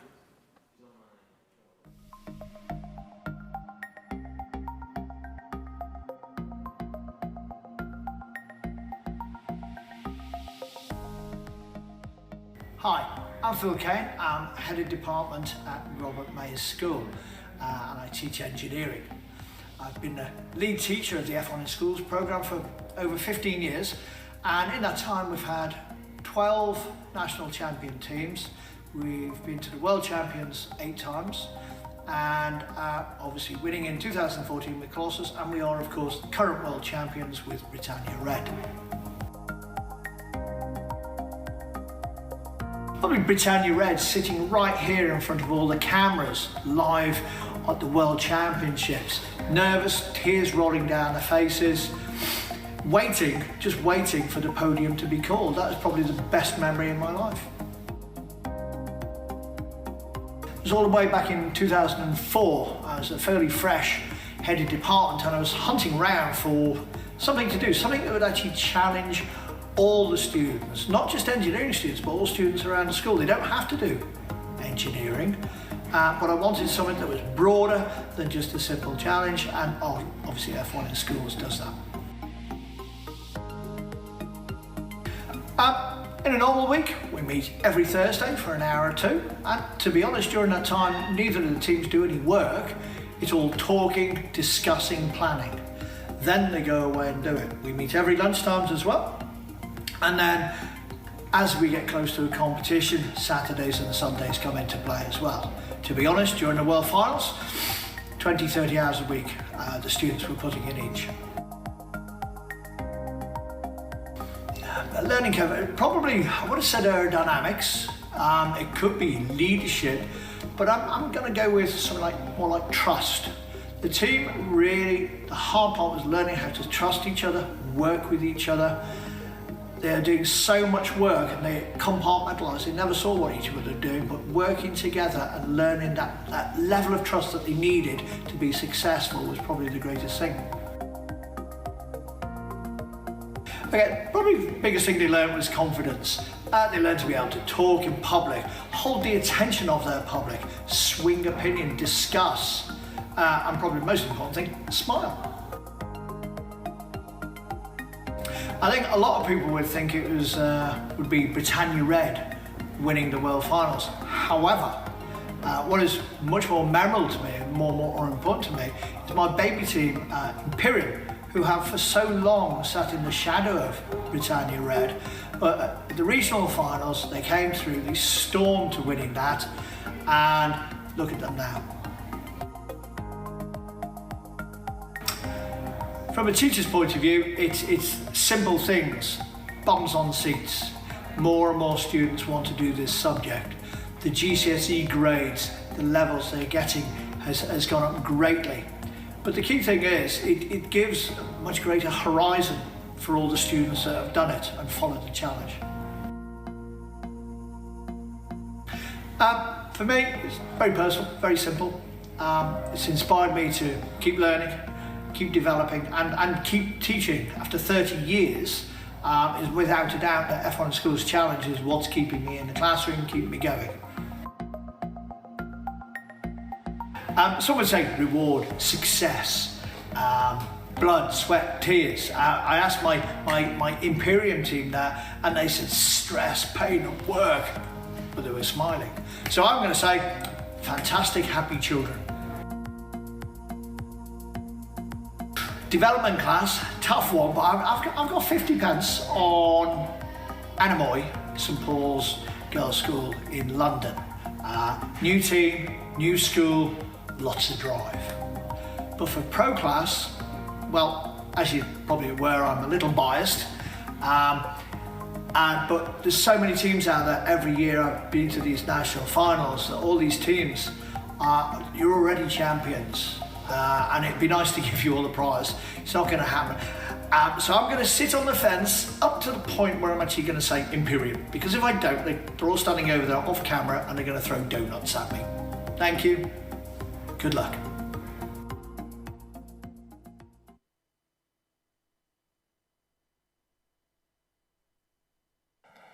Okay, well, it's my absolute pleasure to welcome these guys who are to my left right now. They are your world champs. And of course, Britannia Red guys. How are you doing? Amazing.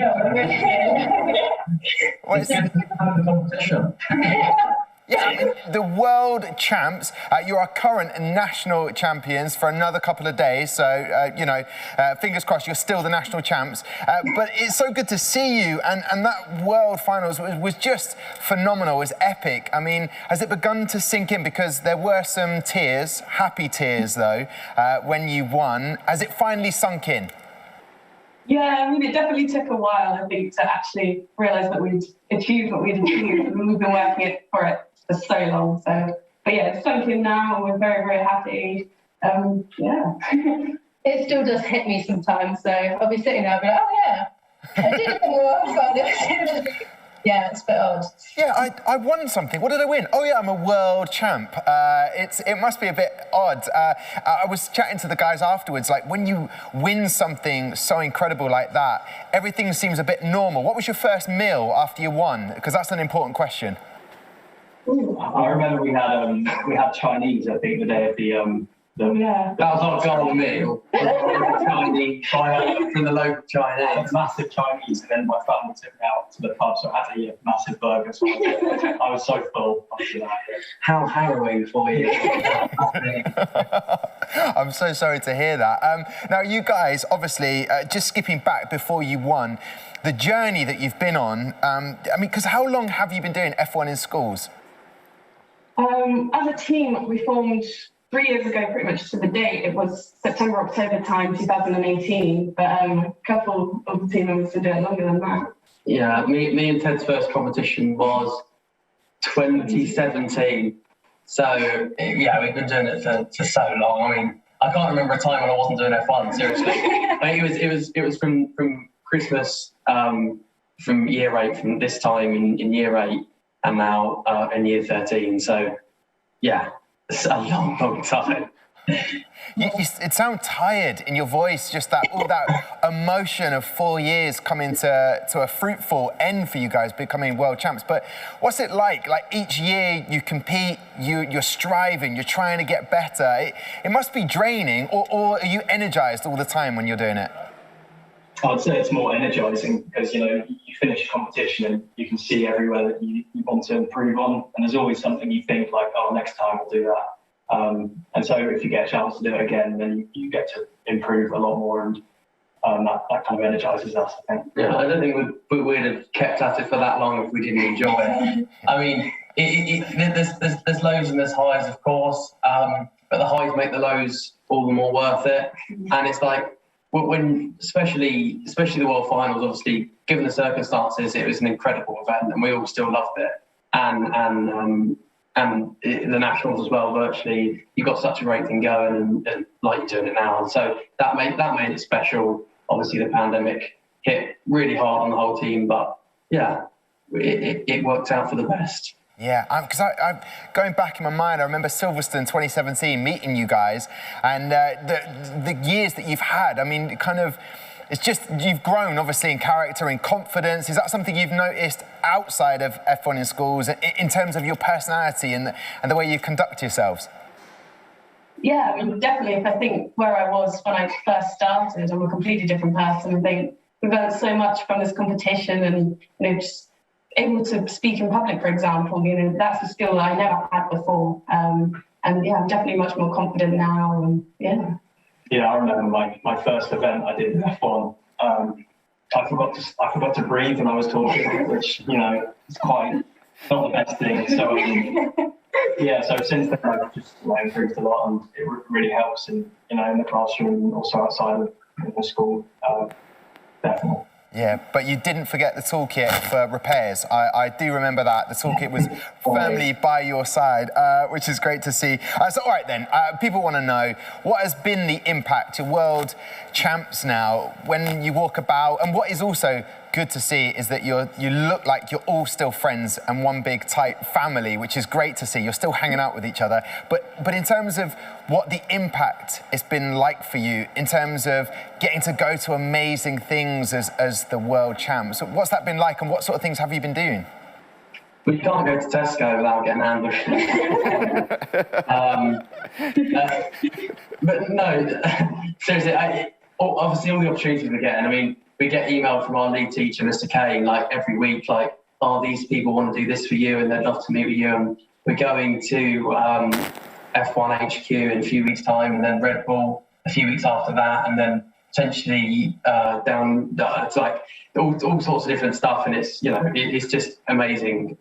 Yeah, all these people got work experience as well. That's this month, I think. So with Williams, which is an amazing opportunity. Yeah. So we're really excited for that. And of course, Silverstone as well. We were there for the whole 4 days, and that was absolutely fantastic. You know, being able to see what we do on a much larger scale in real life, it was incredible. Yeah. I've seen from your Instagram a lot of photo opportunities. Any highlights from Silverstone? For me, it's probably seeing the first sprint race live and being there to see it. And it was just really nice and really exciting, especially having like 2 races. A very hot day. Yeah, the hottest day of the year. Wow. So as the reigning national champs for a couple more days, teams will be competing, and they'll be sort of watching you guys thinking, well, what's the secret? Have you had time to process that? What, since 2017, has given you that edge? What does it boil down to? Can you put it even to something that has made you the champs? I think it's hard to put it on one thing. Part of it's us doing it for so long, which, as I said, you can see where you've not done so well and improve over the years. We all get on, definitely that helps. I think one thing would just be,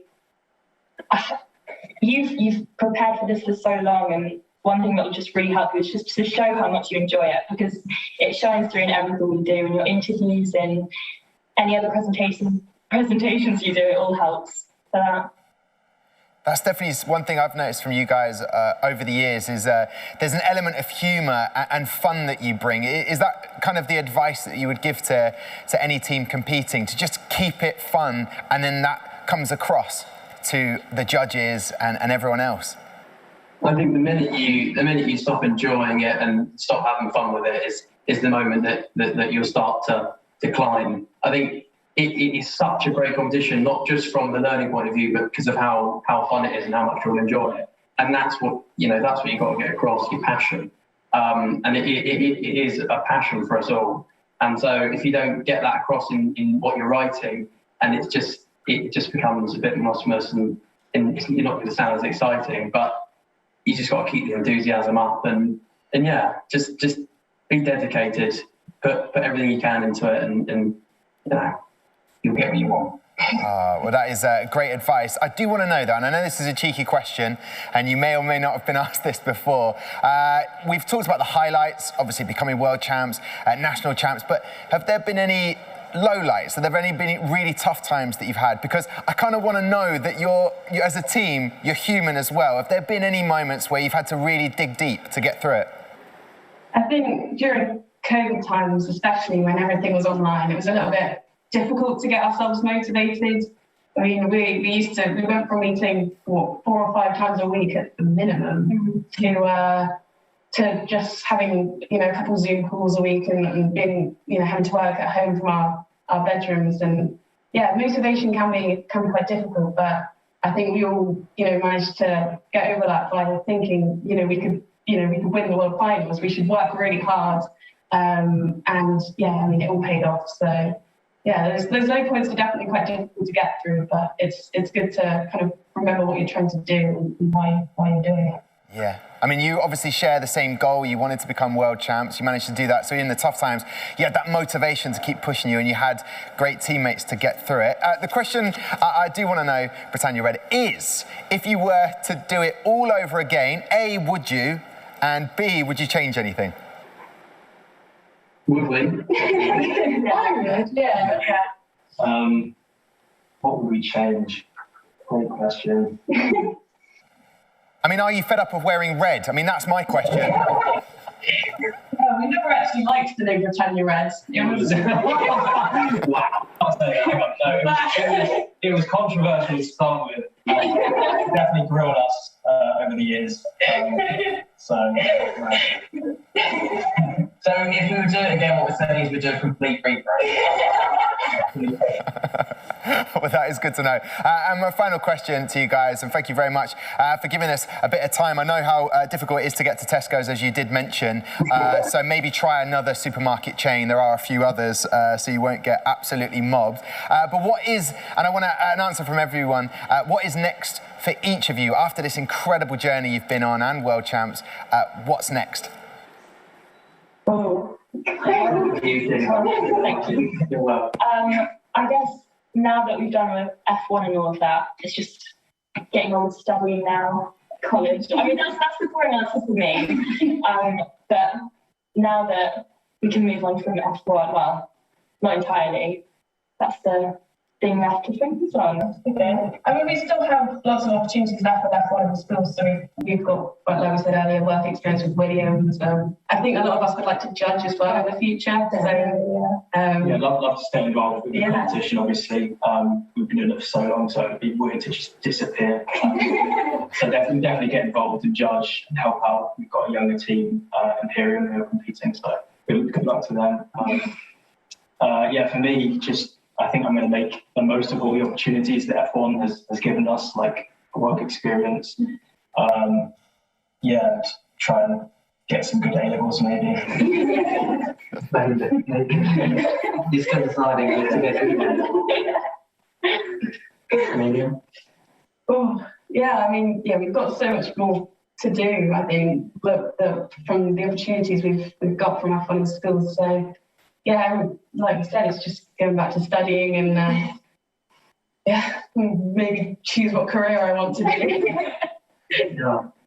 I know both me and Ted have just applied to university, and I know for me it felt good putting down that we were world champions on the personal statement. I think on the reference I've got a scholarship to UCL, so I don't know how the other universities feel about that one, it was a really, really proud moment to be able to write that in a personal statement, because it is something that I've dreamt of for a hell of a long time. So that was really special. So next steps, university, hopefully. Well, I know for a fact, whatever you guys put your mind to, you'll be incredibly successful, as you have been in F1 in schools. And keep up the good work with whatever you're doing, further education or not, or whatever you're doing. Listen, Britannia Red, it is always a pleasure. You bring a smile to my face, as many other teams out there, and you're incredibly inspiring as well. So, Britannia Red, an absolute pleasure joining me for a chat today. Cheers, Tom. Good luck to all the teams competing, and enjoy the trophy, whoever gets it. Cheers, guys. Take care. Thank you. Bye-bye.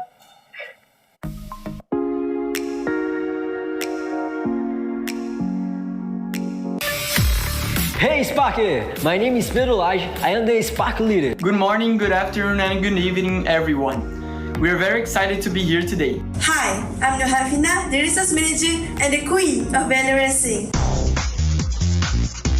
Hi, I'm Kian, and welcome to Quintilux. Hi, we're Team IQ from North London Collegiate School in London, the UK. I'm Emily, your team manager. I'm Sophia, I'm the Finance, Sponsorship and Marketing Manager. I'm Lara, the Manufacturing Engineer. I'm Dior, the Design Engineer and Social Media Manager. I'm the Team Manager Wang Yinjie.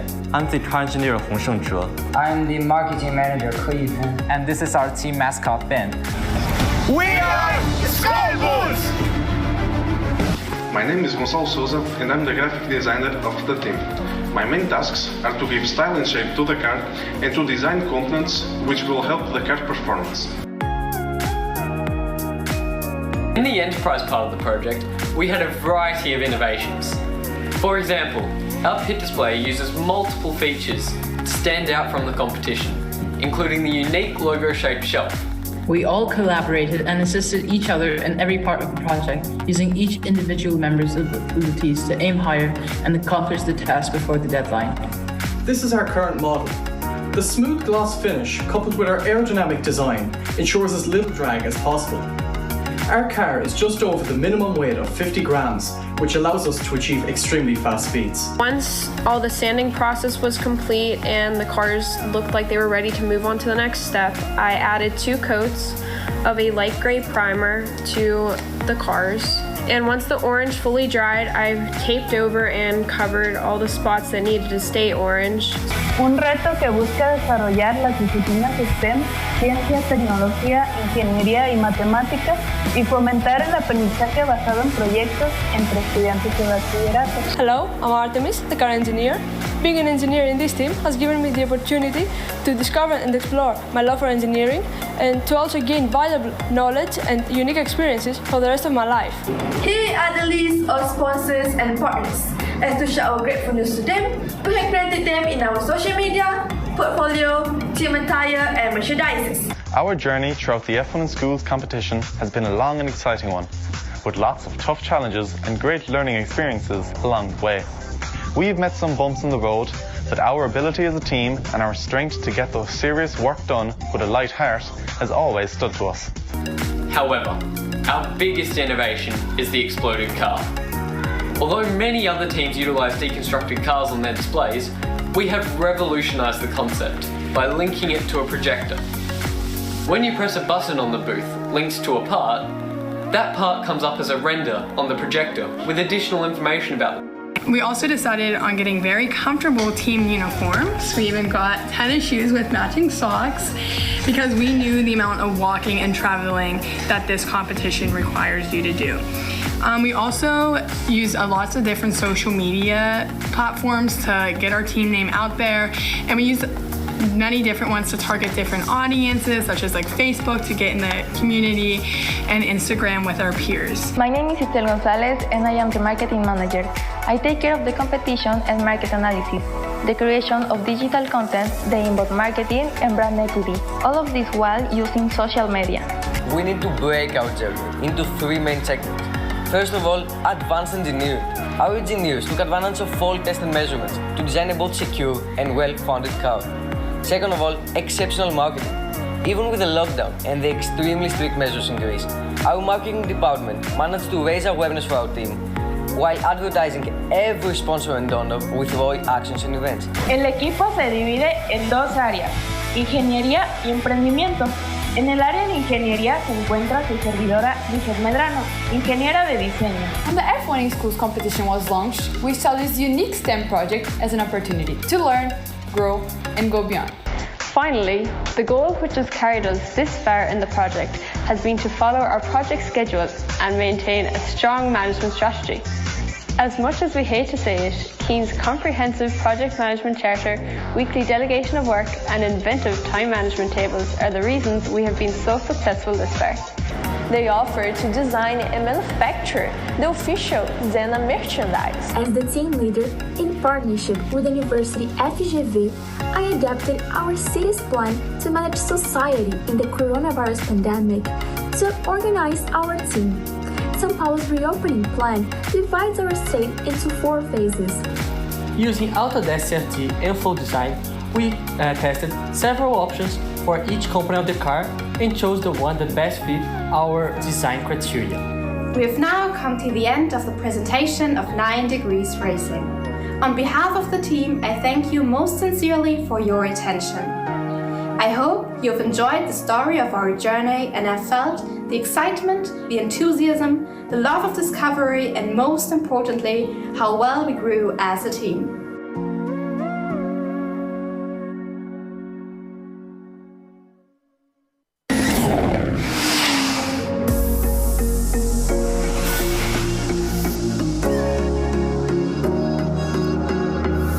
Running through the last of my thoughts, standing on the edge of my tongue. Everything I know will be gone in a minute, and that's alright.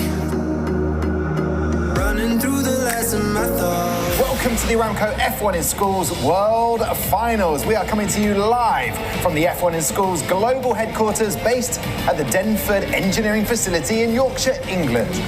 Everything I know will be gone in a minute, and that's alright. Alright, 'cause I'm free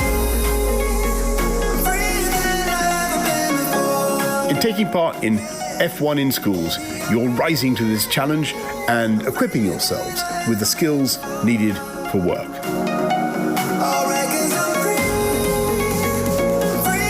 Congratulations to all the F1 in School teams who have made it to the World Finals.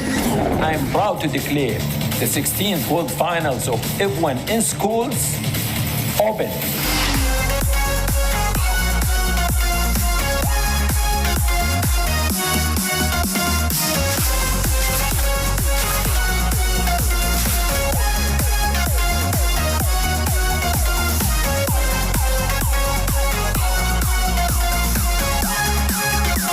So we're coming towards the end of day 1 of the competition. Does it feel like a World Finals? Definitely.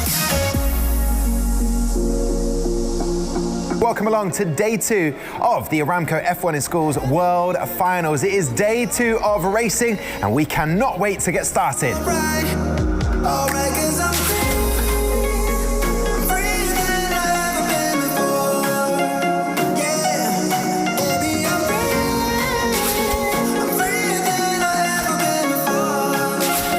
just the way this has all worked, it's been incredible. And then the build-up in the atmosphere before we head up to the racetrack has been off the scale. It's been brilliant.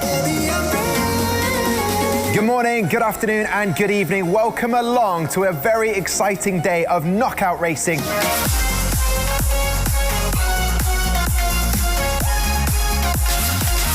The atmosphere has been absolutely amazing. Teams themselves, I mean, their enthusiasm through Zoom has been just second to none. We are in the final of the knockout competition. Congratulations to Quincy Lux.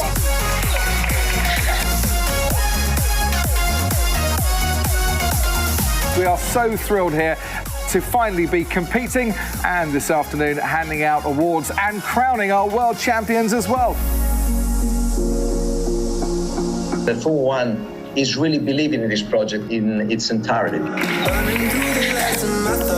truth is that everyone who made it to this F1 in Schools World Final is already a champion. I think this is awesome F1 in Schools. Running through the last of my thoughts, standing on the edge of my time. Ladies and gentlemen, boys and girls, the winner is from the United Kingdom, Britannia Red.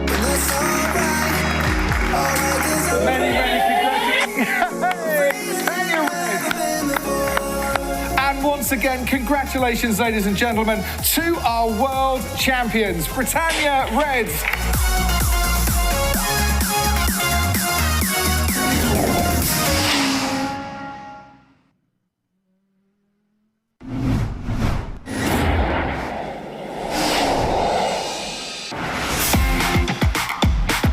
What is F1 in Schools?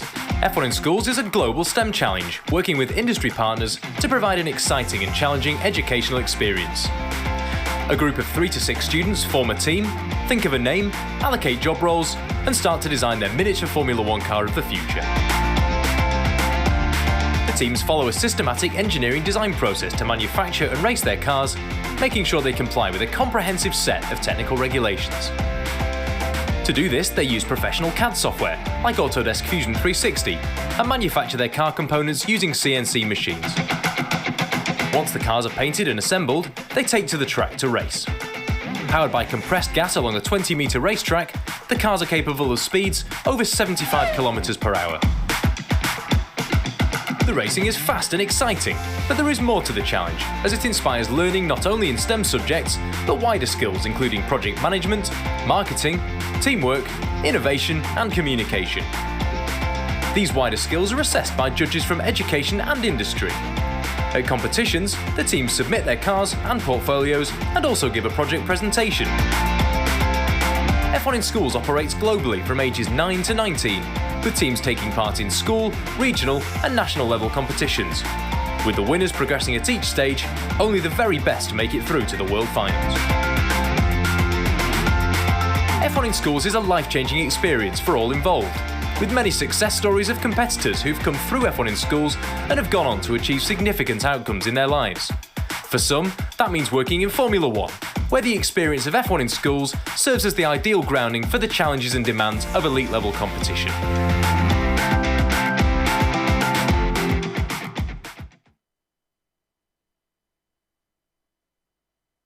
Formula One in Schools is split into 3 classes of entry: entry class, development class and professional class. Think of these as stepping stones, much like Formula 3, Formula 2 and Formula 1. For the UK National Finals, development and professional class teams get the chance to compete. They share a few things in common in the competition. For example, the competition format, which is the same for both classes. They each get the same time on track, with 4 races each. The judging categories are the same, albeit some of the assessables vary in size. Where they differ, the technical regulations set out for each class. Development and professional class designed to different rules. The awards categories are slightly different, so development and professional class teams get to fight for their own awards. And progression opportunities to the World Finals are slightly different for each class.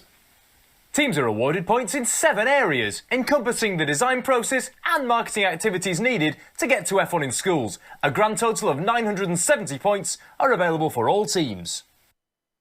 Let's take a closer look at the Dev class then, which is for 11 to 19-year-olds for 1 year only. Here cars are a step up from entry, but still some way short of the Pro Class rules. The UK national champions can progress to the World Finals, having made 2 CNC manufactured cars, produced 2 5-page portfolios, engineering drawings, a verbal presentation, a marketing pit display, and a marketing sponsorship and digital media strategy document. The professional class represents the highest tier of F1 in schools. Here, competitors from 11 to 19 years can compete for as many years as they wish, with the ultimate goal to arrive at the F1 in schools World Finals. Accessibles are much the same as development class, but the Pro Class have 2 10-page portfolios to produce. Here, the champions, the second place and third place team can progress through to the World Finals. Let's take a closer look at the cars then, side by side. The development class and the professional class both have similar rules, but they vary in some key ways. First of all, the weight of the cars. Development class must be a 60-gram minimum weight, whereas the professional class get a bit of extra performance from having a 10-gram lower minimum weight of 50 grams. Development class teams must start with a no-go zone, which essentially is a minimum volume for the chassis of the car. Professional class teams simply have to include space for a virtual cargo, a much smaller volume, which gives the teams more freedom, but also a bit more to think about with their aerodynamic surfaces.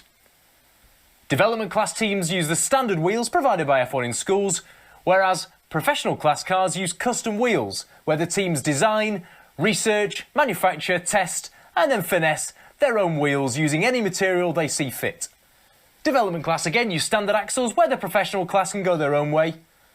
Both cars use an 8-gram CO2 compressed air cartridge to fire them down the racetrack, up to speeds of 50 km an hour in development class and an eye-watering 75 km an hour in the professional class. Blink and you'll miss them. But will any of the teams have what it takes to break the 1-second barrier?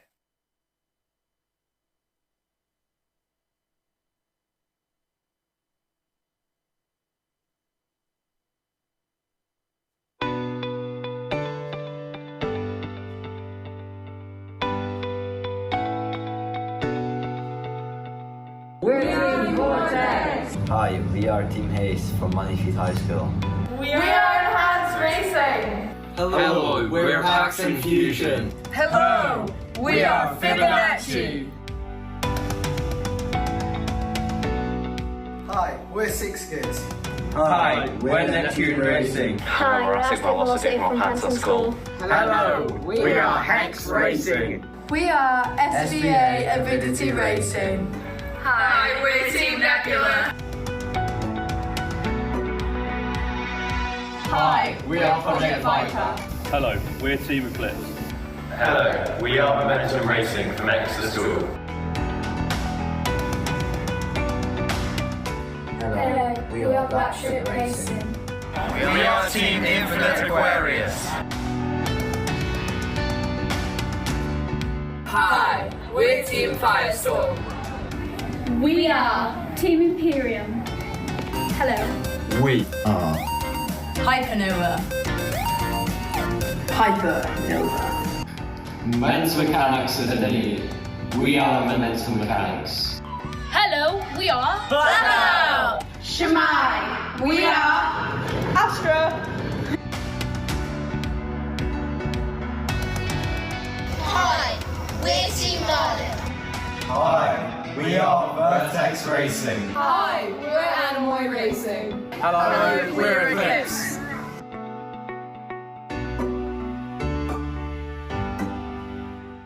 We are Team Protonic. We are Team Tectonic. And we're Team Impulse Racing. From Maes School, we are Imperium. Hi, we're Team Polestar. Hello, we are Golden Motorsports.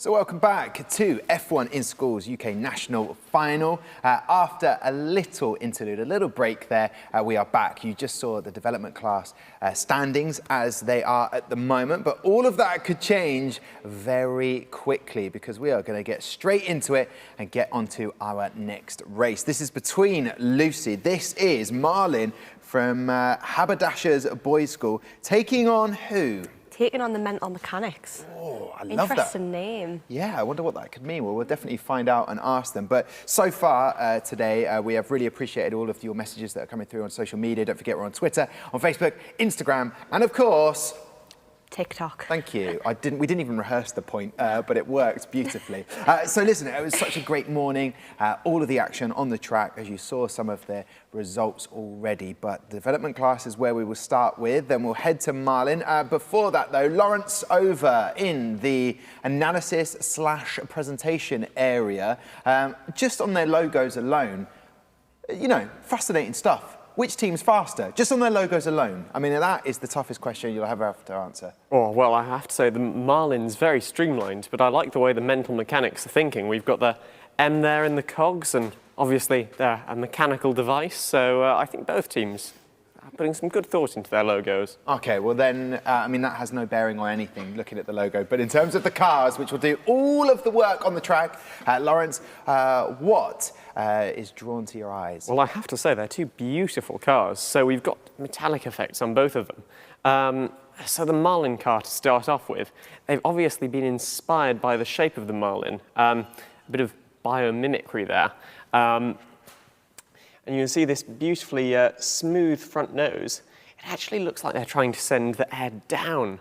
So I don't know if that's that they want to direct it to the underside of the wheels, or just that they want to create some lift there. But that car's 62.4 grams, a very competitive weight for the development class. Moving on to the mental mechanics, I do love the chrome finish. They're utilising the full length allowed to them by the regulations, which has allowed them to have this dual element front wing. They're using the efficiency created by this design to create maybe a little bit of downforce for that stability in the launch phase, but also possibly a little utilisation of the Venturi effect there. So I'm intrigued to see how they'll go. They're only about 2 grams apart, so it should be close. Yeah, what do you take from that, Lucy, when you look at that? I love the fact that the design of Marlin and clear idea there of, as Lawrence said, the biomimicry. But is it going to be an England win or a Wales win, in your opinion, Lucy? I would say probably an English win, just purely on the fact the car's lighter. But you never know, the mental mechanics car, you never know what's going to happen on that track. Yeah, so the times that they have to beat, Imperium were fantastic. 2 Wales teams at the top of the table. Team Firestorm, we spoke to them very early on in the day. Really upbeat and energetic, and the only thing that they said was holding them back was their reaction time from their engineer. But Imperium were brilliant, and the colour coordination, the team unity that they had definitely stood out there. But still a lot of races to go, but a very fast time there for them to beat. It can be done though, can't it? It can. Will it be a Welsh 1, 2, 3? Ooh, I like that. That would be interesting. That would be very interesting indeed. Well, I'll tell you what, we will chat to the teams. We'll maybe start with Marlin from the Haberdashers School. There they are, loving the backdrop, guys. Who is the team manager? Who is going to lead the chat? Isaac, good afternoon to you. How are you doing? Great, sir. How are you? Oh, sir. No one's ever calling me sir, Isaac. You're immediately into my top 3 people I've ever met, immediately. Isaac, thank you. I am well. It's difficult going on to race late in the day because you've just been sat around waiting for this, but how are you feeling? Good. I think team morale is up, as always. It's been very exciting watching the other team's cars and thinking about and learning how to improve. And learn how to iterate for the next class and making sure we can do better in the future than we will today. And also, it's very exciting to hopefully we can do well today. And we've got the national finals. It's really exciting. Yes, it is, Isaac. And whatever you are eating or maybe even drinking, I want some of that. There's so much energy with you right now. I love it. Let's chat to someone else in the team. Seb, you're down in the bottom right of my screen. What is it like having such an energetic, enthusiastic team manager in Isaac? It must be good.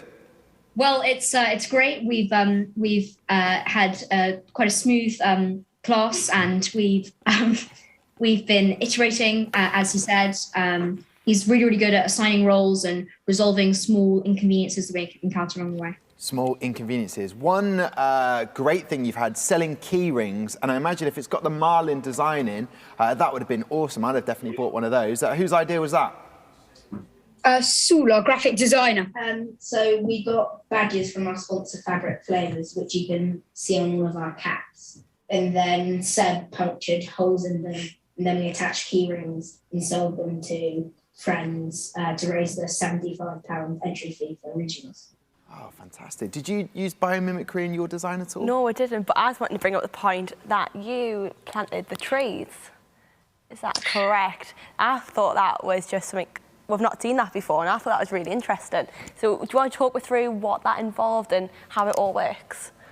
So we set up a fundraiser, trees.tml.in. And the idea is we put it on all of our social media platforms and hope that we can try to offset the carbon footprint that we're generating. And it's been largely successful. I think at the last time I checked, we planted 39 trees, which is quite a lot, and it's amazing to be able to be involved in such 39 trees, that's fantastic. Like the story 39 Steps, which is completely different. But the point is, you have made a great progress. I'm seeing teachers sort of in the background cutting in slightly, which is brilliant. They're taking photos. I'm sure you've had lots of support. The big question is, how fast is your car going to be on track? Is it going to be one of the fastest? Seb and Kai are the aerodynamics engineers. They should answer that. Several Kai. So between the regionals and the nationals, we actually managed to decrease our drag coefficient by 0.11. So that is quite a large improvement. However, ours was not one of the fastest cars. In the regionals, we only managed to get the fastest car award through the other teams that were higher than us at breaking the rules and thus not being eligible. So we're pretty fast, but we're not going to get our hopes up. Okay. Because if we do actually achieve something, we'll be over the moon. Yes, you will. Well, listen, I wish you the best of luck, Marlin. Great to chat to you guys. Your competition, as well as everyone else on the track today racing, is Mental Mechanics. We love the name. What makes you Mental Mechanics? We want to know. Good afternoon to you guys. Introduce yourselves first, please. So, I'm Matthew Malone. I'm the team leader of Mental Mechanics. And I'm Thomas Brennan. I'm the design engineer. Solid name, Thomas. But the question is, Mental Mechanics. Lawrence mentioned about a few design details you have, Venturi effect and all things like this. Is your car going to be fast enough to break it into the top three? Well, it's what it's designed for, so it should be what happens. So should be. Have you found in the process to get to the national final that always works out? It should work, and it must do. It never works that way, does it? No, there's always a bump in the road. But would it be brilliant, and you agree, to have three, there's two at the moment at the top, Welsh teams. Would you like to make it up to the top three there, to have three Welsh teams back to back? That'd be great to see that, to see a number of Welsh teams doing successfully, because purely population-wise, Wales is just small, so it would be achieving much more. Yeah, small but mighty. Small but mighty. We're curious to know, Lucy, what is Mental Mechanics? What is it all about? Mental mechanics, it's a mathematical theory involving multiple parts that create a much more technical object, let's say, and we're using that to create a team that is efficient, effective, and as successful as possible. All right, well, I'm hoping that success comes to both of the teams, but I suppose there can only be one winner out of this bit. But Lucy, great to chat to the teams. I believe we can go trackside. Do you have any questions for Mark before we get started?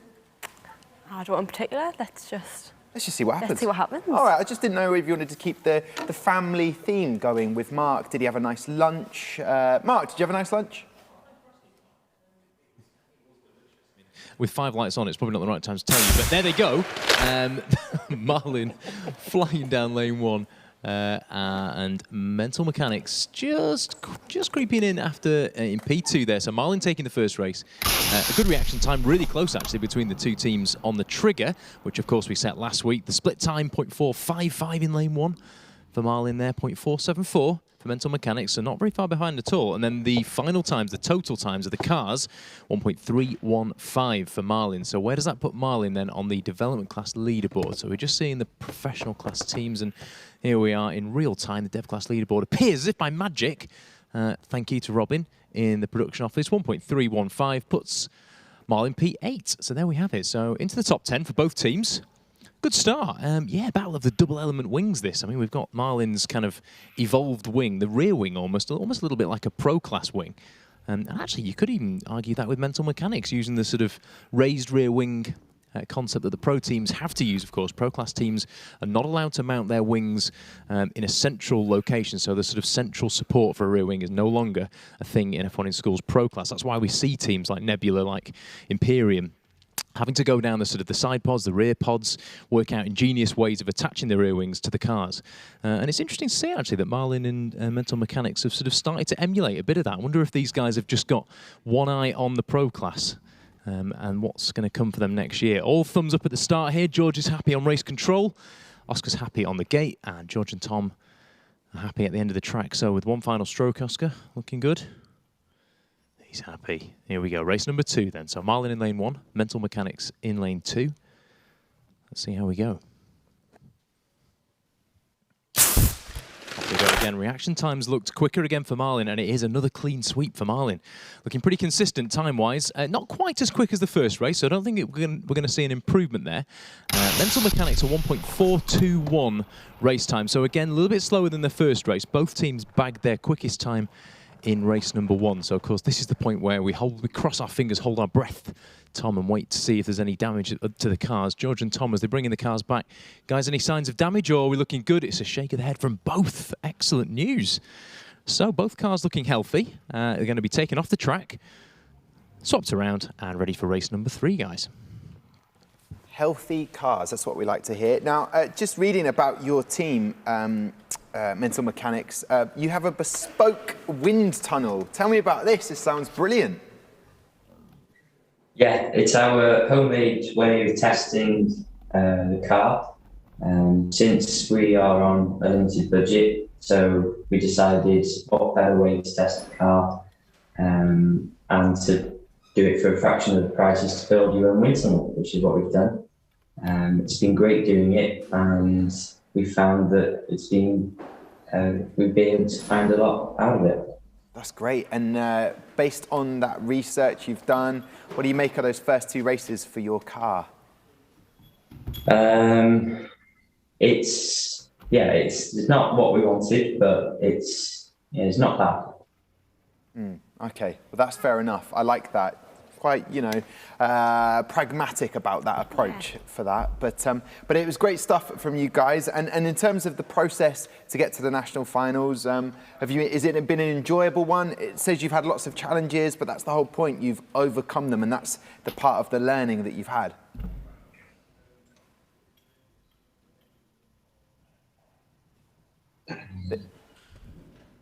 I gave the extra time. It's been pretty good. Going from regionals to nationals, a few more resources have opened up for us in the terms of CFD software, which has allowed us to further test the car, and we can use that to support our results from our homemade wind tunnel. There have been other challenges, such as our new video for the new video we've had to record, which we've for the verbal presentation, which has allowed us to express ourselves creatively alongside our skills as engineers. Well, I tell you what, creativity is what it's all about. It's great to chat to you guys. Wish you the best of luck for the next 2 races. Also racing against you on the other lane is Marlin, who are with us from the Haberdashers boys school. Right then, what did you make of the first 2 races for your vehicles? Great. Always exciting to have a car race. Slightly slower than we'd expect, but in particularly based off all of the testing we did. Dan, Rian, they did prime most of the CFD and analysis. Dan or Rian? Well, whilst we did have a much better drag health, we saw the higher weights of both our car and we take a toll on our car. So it was actually slightly slower, especially car B our regionals car. Yeah, so car B was 2 grams heavier than car A, and that we showed in the race times because it was a lot.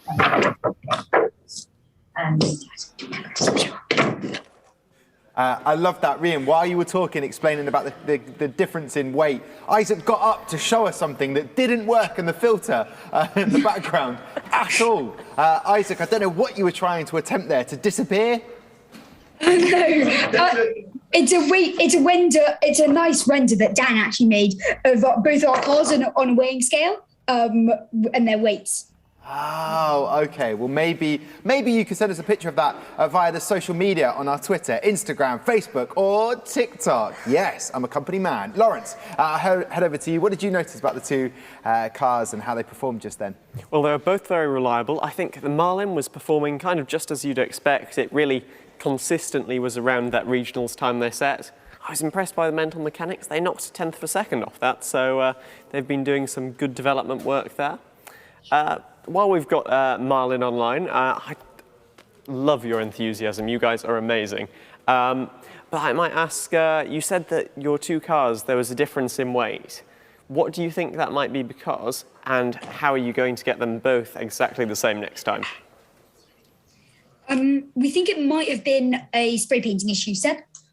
So there were a couple of differences between the 2 cars. I think we did 1 more coat on the car B to test it out, but also because of the infill density change on the 3D printed front wings and back wings between the 2. We were testing out a lower infill density on car A for the front wings. However, we didn't quite have enough time to make the same for car B due to errors in supports.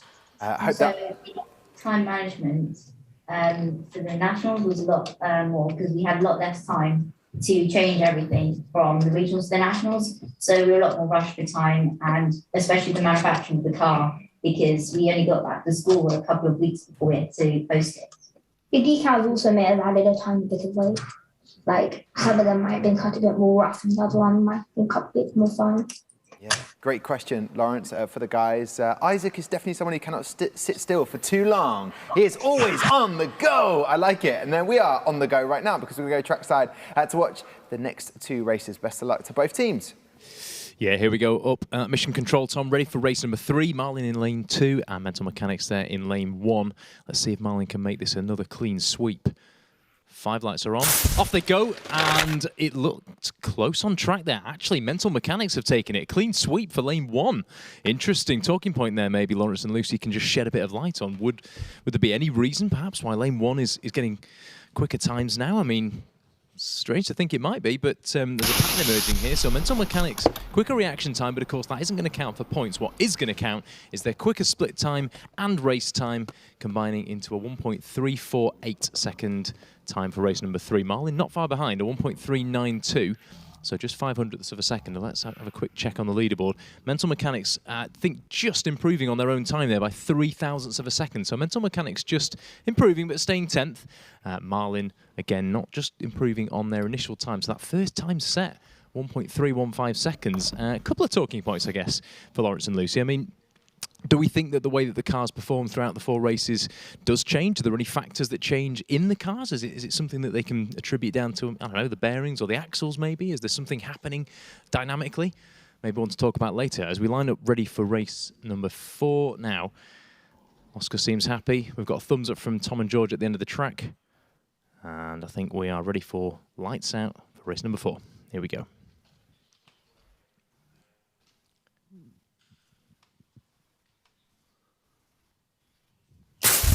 Off they go again. Marlin looking like he got a great acceleration, but Mental Mechanics did all the work throughout. Yeah, amazing. So split time 0.476, significantly ahead there in lane 1 for Mental Mechanics. I think Marlin's times, to me, guys downstairs, I mean, I don't know if you've been watching the times maybe more, I've been watching the cars, but it seemed Marlin gradually from that initial time just started to fade backwards a bit. But of course, that first time has put them in P8 on the leaderboard. But again, no breakages at all. So great news from up here at Mission Control. And 4 more races gone, and hopefully 2 more happy teams. Guys, back down to you. Thank you very much for Mission Control there. Great stuff. Lawrence, what did you notice there from those 2 races? Mark was saying you might have spotted something. Well, as Mark pointed out, all of the teams seem to get slightly slower as their cars raced a bit more. And so we know that in the development class, the teams aren't actually allowed to run bearings. They have a single axle that runs straight through the car with wheels on either end, and it's the axle that rotates. And I think there's a chance that throughout the process of the racing, both the racing is very fast, the cars will go well over 50 miles an hour, but also the deceleration is quite harsh. So the cars are really having a workout here. And I think those holes that are drilled for the axles could just expand a little bit with a bit of material being worn away, build up a bit of an oscillation in the wheels that just bleeds time down the track. So I think that's why we saw them go faster to start with.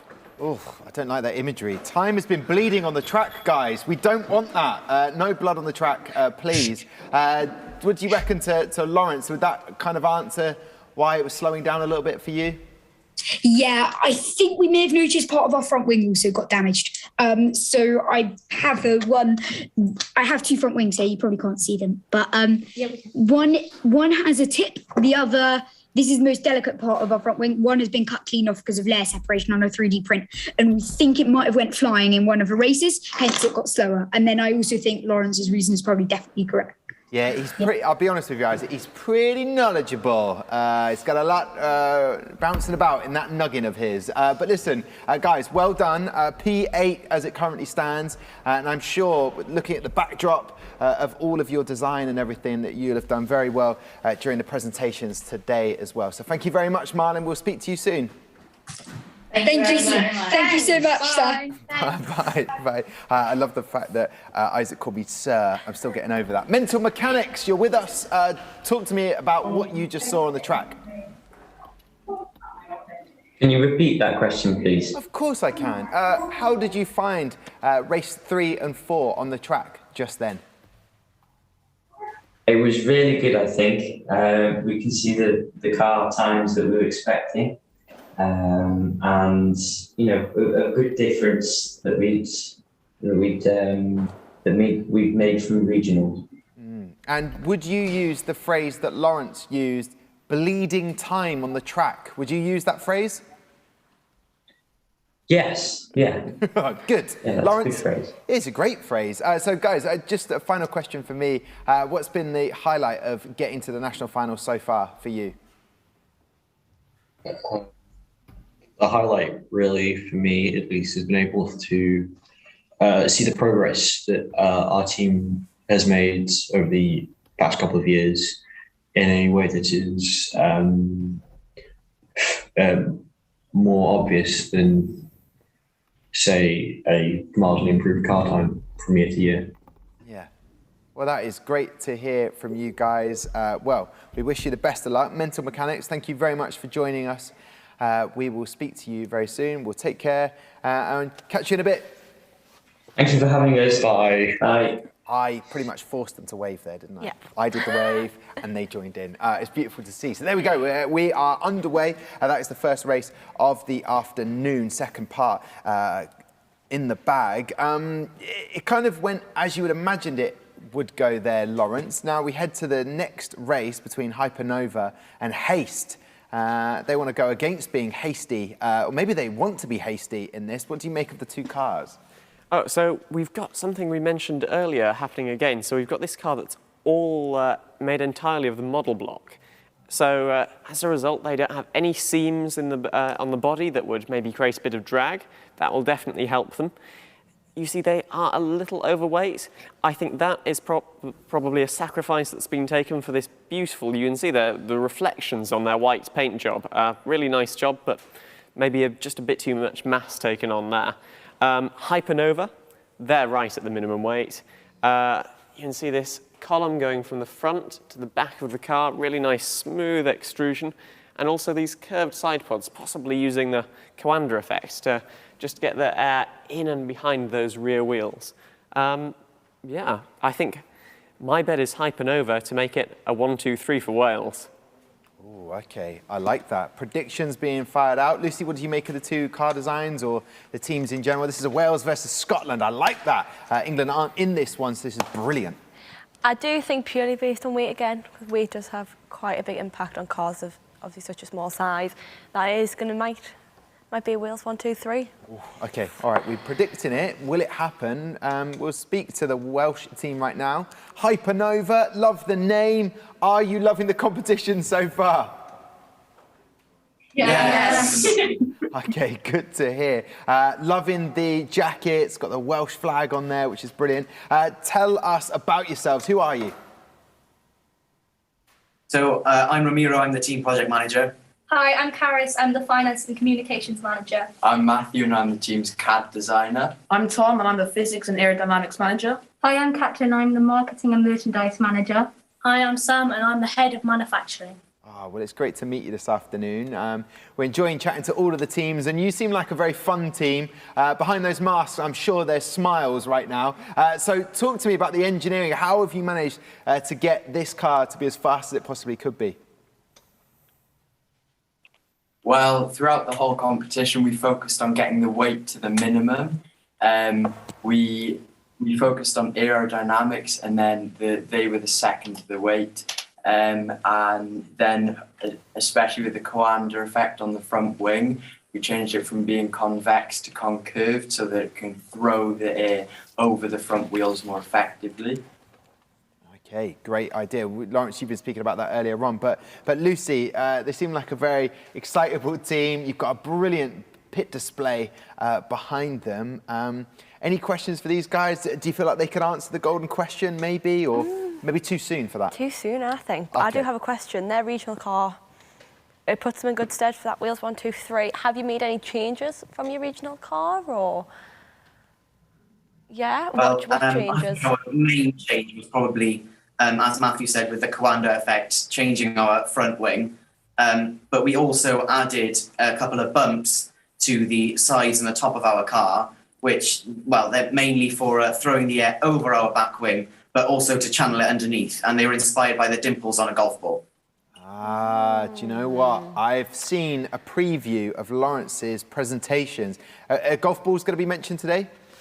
Maybe even after this round. Oh, hello. Oh, that is what we call a tease and a half. And thank you very much, Matthew, for showing us off the car design as well at the back there, just showing it in display. All right, well, listen, we wish you the best of luck for this because you will be taking on Haste all the way from Monifieth High School. Ah, look at this selection. Someone's in their car moving along.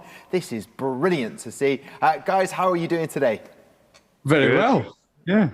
Well, who is the team manager? Who is the spokesman for this group? Jay.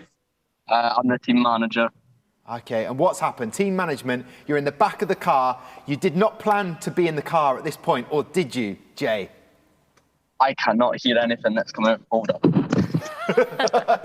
Jay, we've lost you for a second. Hi. I'll tell you what. Jay, Jay's gone. There you go. Jay went. That was brilliant. God, you had to put into phone mode so I can hear. Oh, Jay, you're still with us. This is amazing. This is what, over the last year and a half, that we have learned to deal with. You've dealt with it beautifully. Jay, tell me about your team. What do I need to know? We're from Monifieth High School and we're just really hoping to win. That is it. Put a lot of effort in, and yeah. Oh, well, listen, great to chat to you, Jay. Find out that you're up for winning. Cameron, you look the most relaxed. Hand on your face, you just chilled out. What was your role in the team? Well, I was the sponsorship and marketing manager for the team. So I reached out to companies and dealt with all the sponsorship money and where to divide the money up to who needed it. And was that an easy process? It's like, I've never taken part in something like that. So how difficult did you find it? Some bits were easy, some bits were rather difficult. The most difficult bit was really talking to companies, as going with school hours and then working hours. It didn't quite line up some of the time. and catching businesses when they've got a free moment. Frankie, you were the design engineer. You've got a car in the background behind you, plus a giant Lego head. Well done on that. Yeah. So question to you is, what have you done with the design of the car to make it as fast as possible? I've tried to focus that there's no real pointy bits that really stick out and try to make it as smooth as possible to help with the airflow. Okay, that should hopefully work well for them, Lucy. Do you have a question for Cole, the graphic designer, by any chance? Or maybe even Cameron with the sponsorship and marketing, because that was kind of your element area. Yeah, it was. Have you found it harder with COVID to try and attract sponsors, or have you found other methods of maybe, like, rather than going in person and talk to them, how have you found gaining sponsors? Well, it was quite difficult, especially during the pandemic, because some companies were more reserved with their resources and that going into the pandemic. So yeah, it was more difficult, I say. Yeah. Oh, well, you've managed to achieve it. You managed to be here. The big question that we all wanted to know, maybe you could leave us a comment on YouTube, is where is Jay going in the car? That is something we may never find out, but it doesn't matter right now because we're going to go trackside for the racing to get underway. Best of luck to both Hypernova and Haste. Mark, over to you. To where he's going before the car. That is the question. Haste in lane 2, Hypernova in lane 1. Cars are all set and looking resplendent with glossy liveries, both of them looking fantastic. Here we go for race number 1. Away go the cars, and it is, wow, it is a clean sweep. So we saw this in the previous round with Marlin in lane 1 initially, taking that clean sweep. Is something fishy going on? I don't know.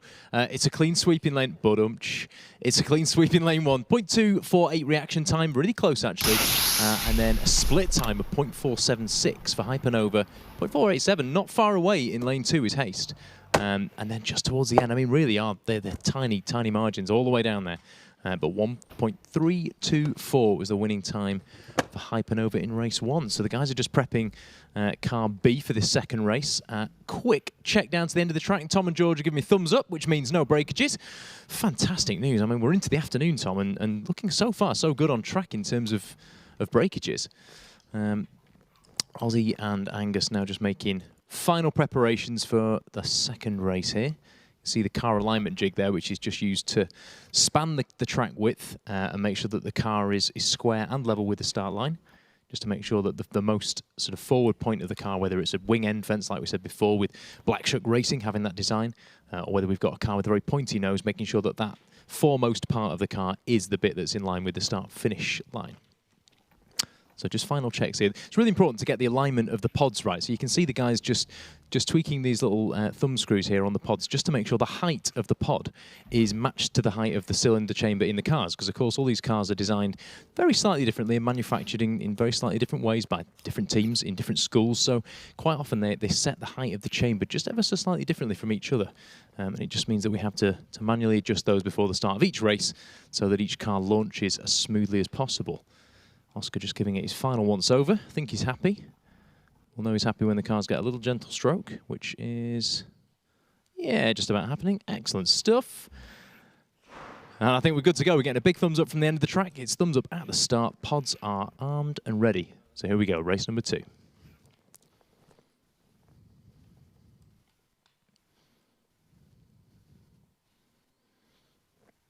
Away they go again, and it looked like, yeah, it looks like it's a clean sweep again in lane 1. Hypernova taking all four times they're flashing green for Hypernova.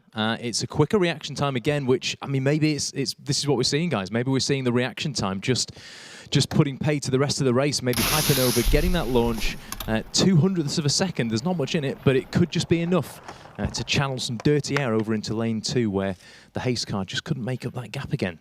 Interestingly, Hypernova have just gone below 1.3 seconds, so that has taken them to 6th position there on the leaderboard. A really impressive time, actually. Would be interesting now as the cars come back and swap over for race 2, just to keep our eyes on this and see if we are starting to see a pattern emerging with lane 1 in this scenario. So, guys, back down to you in the studio briefly.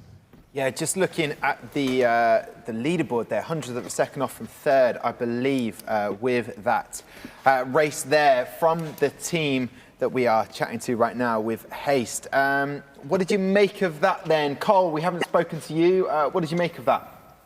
I thought it wasn't too bad. We obviously got beat, but I think it was okay. Yeah, okay, that's like that positivity. Frankie, any idea where Jay is going? That is one question we'd like answered, please. Oh, that's a tough one.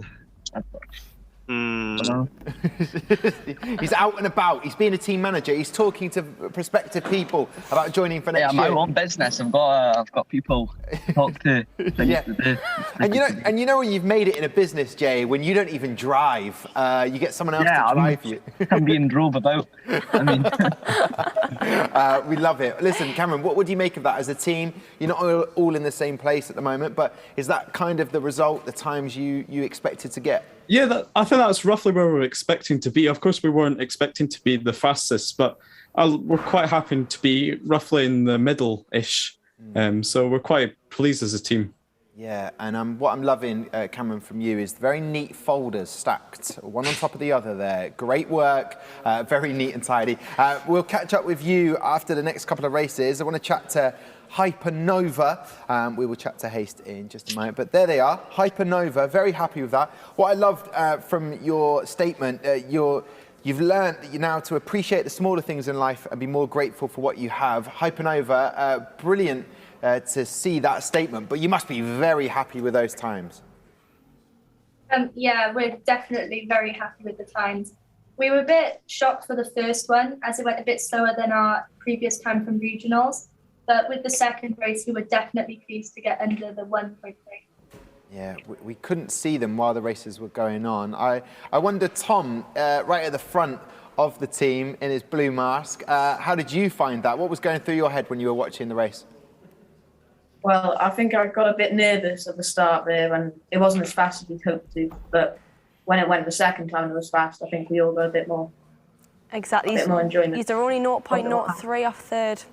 So you saw how fast it went in that second one, so we never know what's going to happen. Yeah, anything could happen. Who did the reactions? Who set those times? I set the reaction times. Yeah. And how did you find it? Was it pressure? Did the team watch you do it while you set the times? Oh yeah, they were all behind me. It was a bit embarrassing, but I think I did okay. Well, Yeah, you did very well. Well, I'm sure you did very okay, but the fact that the whole team are behind you, come on, do well, would have been terrifying. Lawrence, what did you make of the two races that we just witnessed? I thought it was a very good job by Hypernova. You saw that the car was only a tad slower than their regional finals time, you know, there's definitely the potential to take that third place still. And also impressed by Haste. It was an improvement on their regional finals time, which is what you like to see from development. Their smooth car obviously doing the job.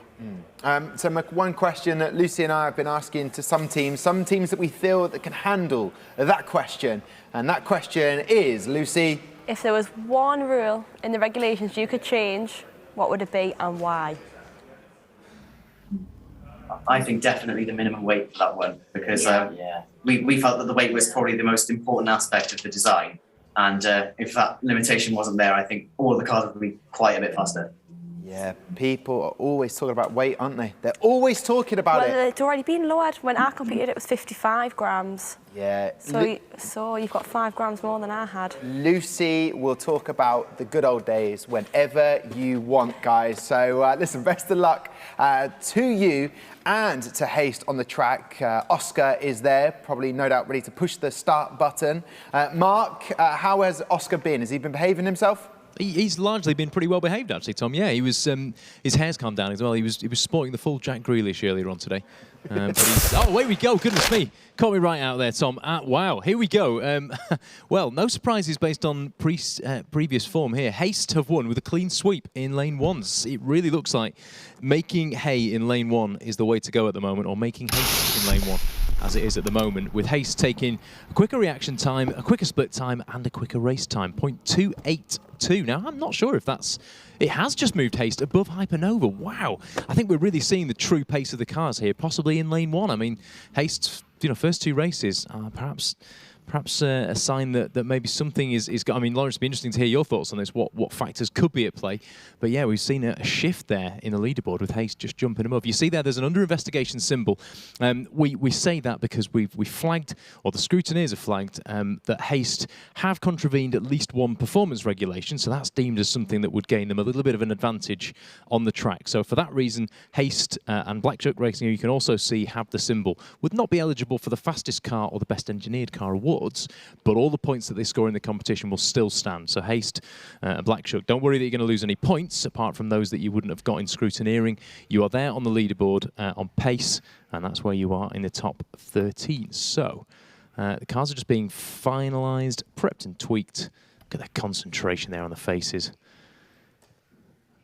Some real focus on track here at Mission Control. Zoom host doing a fantastic job behind me, just prepping the teams, chatting to the teams as they're warming up to meet you guys. There's a whole process up here, folks, that you don't see, but we'll talk about it later because Ozzy's just given us a big thumbs up. Tom and George at the end have given us thumbs up as well. Angus is just putting the final touches there to Haste's B car. So we are ready for the final race in this pairing. Let's see if it can be another clean sweep for Haste in lane 1, or can Hypernova strike back in lane 2?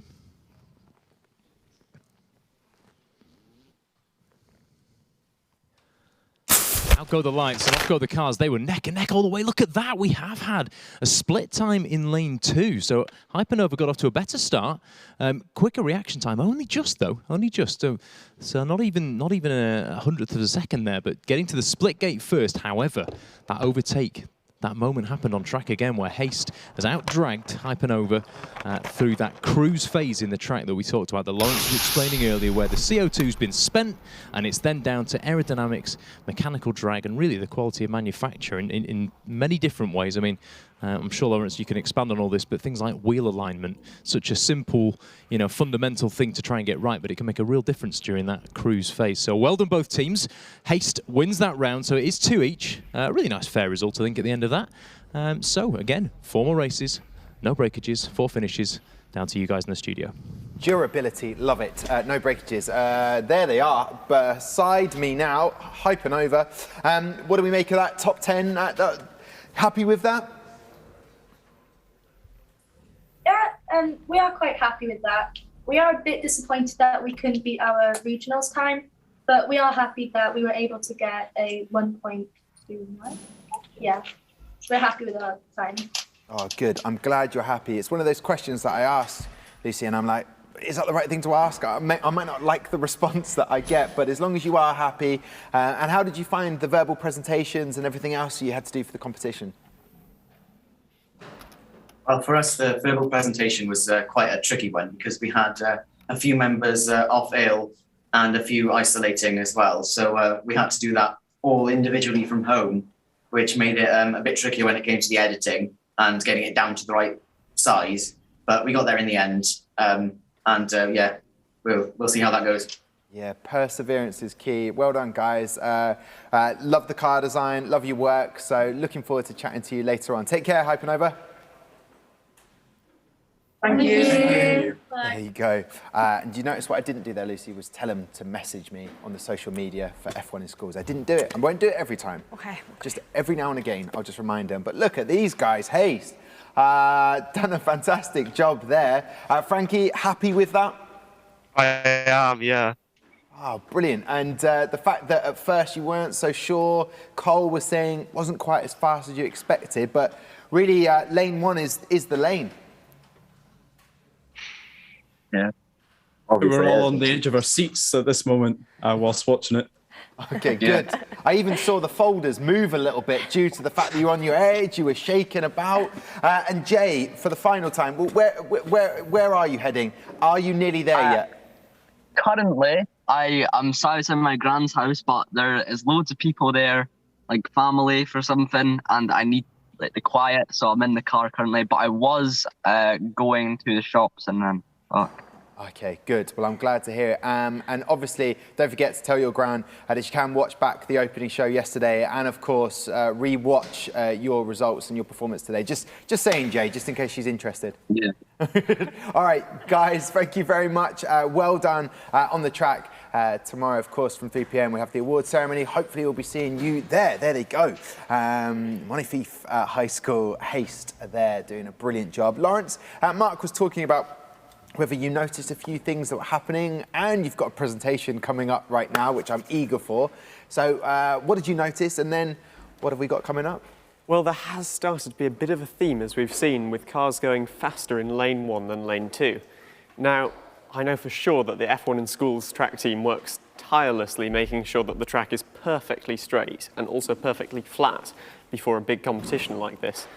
But due to things like any debris that a car may have laid down, just like tiny bits of dust that the cars may pick up on their wheels and leave in other places, or maybe just to the placement in the building, like with air circulation, it can be that one lane ends up faster than the other. But that is why both teams run both lanes twice. Completely fair. That is brilliant. And in terms of this golf ball, are you familiar with the golf ball, the pimples, all of this? Yeah, the they used dimples? to do that in the Bloodhound, so you would have cars that would have little dimples all over the car. Oh, okay. Well, now is the chance where I will find out what this all means, Lawrence. Well, so I'll talk to you a little bit about the pimples along the body of the car and also pimples on the golf ball. So these are known as vortex generators and the golf ball effect. And it's all about something called flow separation. So when your airflow hits a body, especially one with a convex surface, it follows around it, it sticks to the surface through this thing called a boundary layer, which is formed. And then it gets to a point where the force is too great and it can no longer stay attached. And this is called the separation point. At this point, the flow breaks off and we're left with this area behind the car where you've got turbulent air. And it's a bit like a sail out the back of a ship. It really holds you back. So this is how airflow interacts with a smooth ball. And now we're going to look at a golf ball. So you see that the whole surface is riddled with these little dimples. And this means as the air hits it, it actually creates a really small layer of turbulent air at the boundary layer. And what this does is this air curls around and actually pulls the air around it down, which we can see means it keeps attached for much longer and we've got a much smaller wake at the back. And now why this is used on golf balls is actually, as opposed to a smooth ball, this will travel much further because it's got less drag. Now, we'll have a quick look at how this is sometimes applied to F1 in Schools cars. We can see one of the teams here. You can see how they put these little dimples all the way up the body. They were referencing it to biomimicry, being inspired by tuna. But as we can see here, so this is an example vortex generator, and the air hits it, and then we get this little row of vortices curling round and dragging the air around it in, just meaning the air stays attached right to the edge of the aerofoil. And this just, it makes the aerodynamics do what you'd like to do with the air sticking to the car and reducing that wake behind. He's good, isn't he? Oh, he's fab. He's brilliant. I love it. Lawrence Vines, the one and only. I'm sure a few teams are making notes on that right now. So look out for any of those biomimicry ideas. And tuna, of all the things, but that's in water. There's no airflow, surely. Not airflow, but fluid flow. This is why we call it CFD, computational fluid dynamics. So it can actually be within any fluid. And fish are actually a prime example because the less energy they have to exert to travel, the better it is. So they're really evolved for that.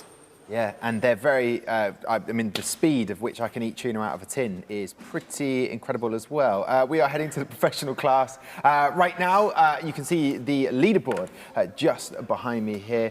Fibonacci at the top from Scotland, and further down, Aquarius right at the bottom, staying on that water-based fish theme for a second. But professional class, there's not much in it at all, is there, Lucy? 1/10 of a second between first and last place. That's It's not much in the grand scheme of things, is it? No, not at all. Well, I'll tell you what, Eclipse, another Eclipse, you'll see them. But Tom, they've already raced. There is another team called Eclipse, and they're from Queen Elizabeth's Grammar School, and it is great to have them with us right now, all the way in Faversham. Only a month ago, I went to Faversham for the first time. It is a beautiful area of the world, and a brilliant team here. Introduce yourselves for everybody, please. Hello, we're Eclipse. My name is Javier, and I'm Team Principal. Hello, I'm Tom. I'm the Design Engineer. Hi, I'm Evie. I'm Enterprise Manager. Hi, I'm Maisie, and I'm the Outreach Coordinator. Hi, I'm Isaac, and I'm the Marketing and Digital Media Manager. Well, it's great to meet you this afternoon, guys. So tell us about your car and how it performed in regionals. You got to the national finals. Can your car go faster now that it's here for the nationals? Yeah, we're really happy with our regional time. We've made a few changes in between regionals and nationals, and hoping we'll just go a little bit faster today on the track. Okay, and what is, and Lucy wants to know, so do I, in terms of what changes have you made between when the regionals were back in June to now? Well, we've done a lot of development on our car. When we got back to school, we only gave ourselves limited time to manufacture a new car. And I know Maisie might have something to say on that. They only decided to do it in 3 days. So they had a minor mistake and have broken a regulation rule by 0.2 of a millimetre. So we could have just kept it before and had a completely compliant car. I feel like there's energy and passion in what you're saying there, Maisie. You've held it together very well as you articulated the problems that you faced. But that's the problem. Lawrence mentioned it yesterday in the opening show, how little time you've had for that turnaround. Has that been the biggest challenge for you guys? Well, it's been one of the challenges, but I think one of the biggest challenges was probably, we're all from different year groups. So we had year group bubbles at school, and it was really, really hard to interact as a team, but we managed to overcome that pretty well, I think. And we've been really close as a team in this period between regionals and nationals. So your regional time of 1.062 seconds takes you very near the top. We're going to try and beat that today, or we're aiming for around the same time? Well, fingers crossed we'll beat it. We'll have to find out. I tell you what, I love the name Eclipse, the power of coming together as one. You've mentioned about the fact that different year groups coming together, friendships for life? I think so. I think we've definitely formed a family that we've all been able to work together on this project and have become really, really close. Yeah, just 0.2 millimetres of separation between all of you, right? I take it now? Yeah, okay, good. All right. They are a happy team. I can see that. I want to go over to Lawrence. What did you notice about their car from what you see in front of you? Well, looking at both cars, I'm expecting quite the tussle for bragging rights in this round. We can see the lengths of these two cars, both 205 millimetres. The widths only a millimetre apart. The height, again, exactly the same, and both cars right at that golden 50.0 grams. Really excited to see how they go. We can see that Golden Motorsports, in fact, had a bit of a slower regionals time than Eclipse, but I presume that might have been through something like weight, which they've definitely worked on getting down. We've got this high front wing that we noted on a few cars earlier. That's I'd say, the most notable feature on the Eclipse car. While with Golden Motorsports, we can see this whole side pod area is actually open. So it's like a big sail. It's catching all of that air and sending it neatly through the back of the car so it doesn't get caught up around the rear wheels. I'm really excited to see if that goes well. Smart thinking. And they're right with us now from St. Olave's Grammar School. It's Golden Motorsports. Not silver, not bronze, gold for a reason. Am I right, gentlemen? Yeah. Gold is great. Gold is great. I like that. That is a great sentiment. So tell me about your team. Who are you and what are you all about? I'm Eamon, the lead engineer. I'm Frank, the team manager and design engineer. I'm Fermi, the IT manager. I'm Olave. I'm the lead CAD designer and manufacturing engineer. I'm Josh, and I'm the enterprise manager. Okay, so Golden Motorsports. That name just has such a grand sort of title. What are you all about? Why Golden Motorsports? Well, when we originally formed around 3 years ago, our original aim was to win as much as possible, and we hope we can do that today. Okay, I like it. Sentiment is that's the objective, win as much as possible. What did you make of Lawrence and talking about your car and just massive wingspan almost, a sail? We didn't have innovation in our car compared to regionals. We were a bit disappointed with our time, but we worked on a lot of things to improve. For example, the wheels, the rear wing, and even the main body, as well as the finish of the car. So we've really improved since regionals, we would say. Oh, fantastic work. People, if you are wearing the tie... Also with the front wing. No, go with the front wing. Tell me. Also, with the front wing, we used a cambered airfoil, which is an aerodynamic shape, and also helps lift air over the front wheels, which was like a main issue with our previous car. Ah, there you go. Lawrence, he knew that. He saw that. Lucy, out of these two cars, who's going to be the fastest? Looking purely again at regional times, there's not much in the way at this time. And obviously, Golden Motorsport said they have had a look at that. So I'm going to back Eclipse. Okay, there we go. On the line, Eclipse, there we go. Mark, basically, Lucy reckons Eclipse is going to be the faster car. What says you? Ooh, on the spot. It's tough to argue. I mean, if you look at the times from regionals, you'd have to say Eclipse go into this as a favourite, but there's obviously a ton of development in the Golden Motorsports car, Tom, so we will soon see. Lights are counting on. The cars are ready to go. Eclipse in lane 1, Golden Motorsports in lane 2. They're getting an incredible start. You can see 0.186 from Golden Motorsports, but then the car comes into its own in lane 1, and Eclipse first to the split gate, 0.385. Wow! Race time, 1.039 from Eclipse in lane 1. That has gone comfortably to the top of the times. Now, we're walking down to the finish line because we heard it and we saw it out of the corner of our eyes. There was a bit of damage there at the end of this race. Let's find out where it's come from, and it looks to me. So it is Eclipse. We've got a front wheel failure by the look of things. This happened after the finish line, so good news for Eclipse in terms of the time standing. And just on a quick visual check, I mean, Nels, you're here with me as well. It looks like it might be a relatively simple fix. Probably an interference fit there with the bearing. It doesn't look like there's any actual damage other than just a separation. So I think, fingers crossed, we might be in sort of free fix territory in that sub 30 seconds push fit. We'll have to see how well it does fit. But back down to the start, I think we are ready now for race 2, and the deceleration systems go back on, of course, for race number 2. Yeah, interesting that. I mean, we saw something similar happen last year with SBA Avidity Racing, of course, famously losing a wheel halfway down the track. And that was something that, of course, because it came down during the racing, meant that time couldn't stand. SBA lost the points for that race, and it really hurt them in the final point standings. Eclipse, I mean, lucky for them, I suppose. I guess we'll have to triple check that on the instant replay, but the wheel seems to have come off and detached in the brushes, which, of course, is where the huge impact happens and all that slowing force. So we are, I think we are ready for race number 2, but I am hearing from the instant replay guys back in the office, I think there actually has been some confirmation on the footage that the wheel did separate from the car on the track, so before the finish line. Eclipse, I'm sorry to have to break that news to you. What we saw was it looked like it came off afterwards, but on the replays, I am being told that you have got a DNF for your first race, but let's hope that this car can hold itself together for race number 2. So let's find out.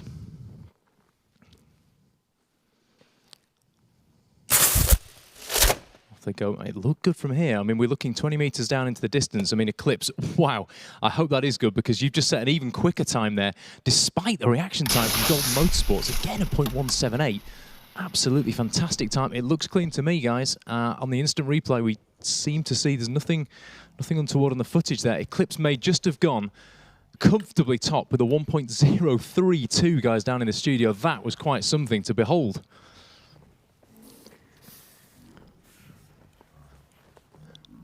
Okay, just having a quick look now as the cars come back. So, guys, I think we're just, yeah, we're looking good, I think, for car B there with Eclipse. That has crossed the line in one piece. So I think it's official, guys. We've got a new top time. There they are. Interestingly enough, Eclipse do have that under investigation symbol, just by their name, which of course we've discussed already. Doesn't mean that they will be removed from that position, just means that they can't be considered for the fastest car award, just due to the fact that they've broken at least one. I think Nelson's given me the nod that it was just one, was it, Nels? Just one performance regulation, that's all it takes. But it just means that they're removed from the running for the best engineered car and the fastest car awards. However, that time stands. There is, I suppose, an exception to this performance regulation. I think, Lawrence, you were mentioning about the weight of cars. We must mention that if a car does arrive underweight, it will never race underweight. Okay, so it's one of the only regulations where the judges, the scrutineers, actually bring the car up to the regulation so that no car races in a sort of unfair underweight state. So any car that's broken a weight regulation, and I don't think that's the case with either of these cars, but any car that does is always brought up to that minimum 50 grams in Pro class or 60 grams in the Dev class. With ballast, yes, thank you, Nelson, yeah. A little bit of ballast. Nels, what actually is the ballast that we use for the cars? It can be different types of materials in order not to harm in any way the car. It can be a little bit of tape. Sometimes in regionals we use blue tack, whatever we can think about, really. Yeah, and it's always something we try and be sympathetic, don't we, with the design of the, well, not design of it, but the application of ballast. It's not something that we sort of clumsily apply like great big lumps of blue tack. And Tom, back down to you in the studio briefly. Thank you very much, Mark. Yes, I have to say Mark is one of the most sympathetic people I've ever met, so you're in safe hands. But that team to my left is St. Olave's Grammar School, Golden Motorsports. Guys, not quite the result you were probably looking for there.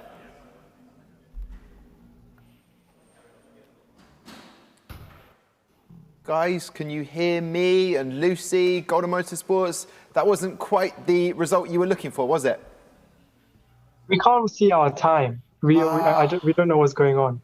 Oh, okay, you can't see your time. I believe you're not quite in the top 10. I know that much at the moment, but I will say this, you were in lane 2, now you move to the faster lane that we are finding today so far.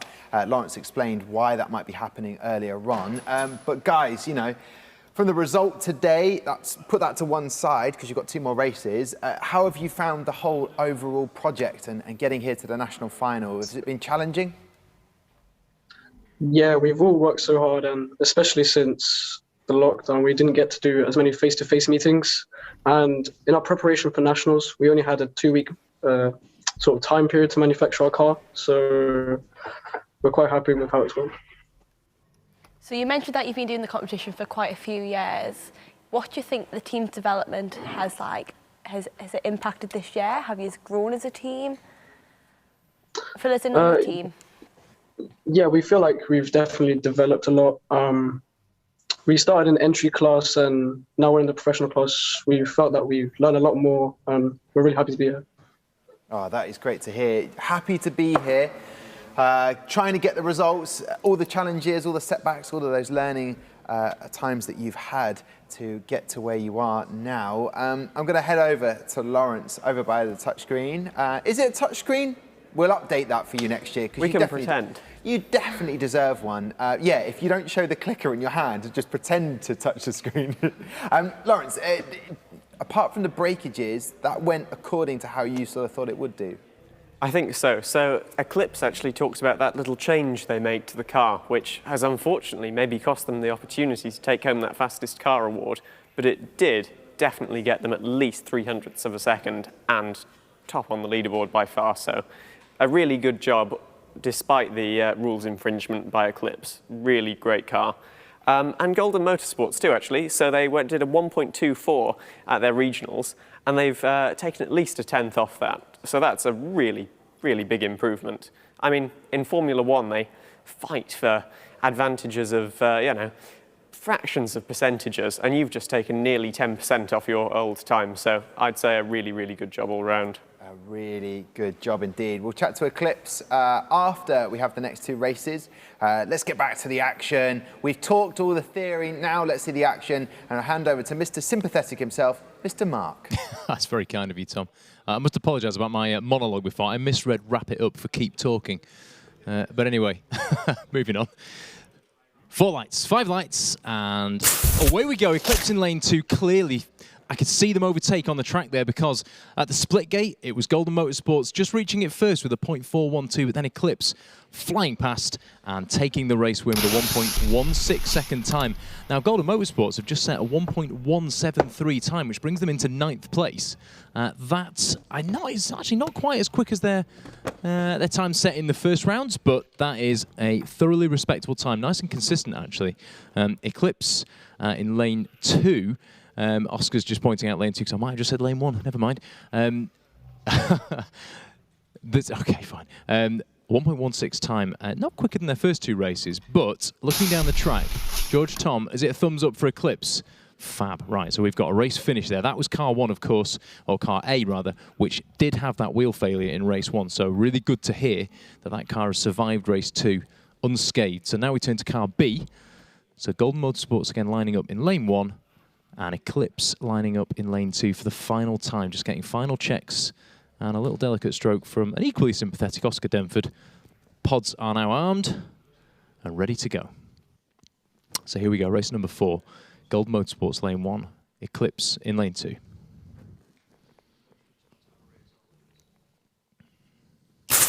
Off they go again, and look at that, Eclipse flying down the track.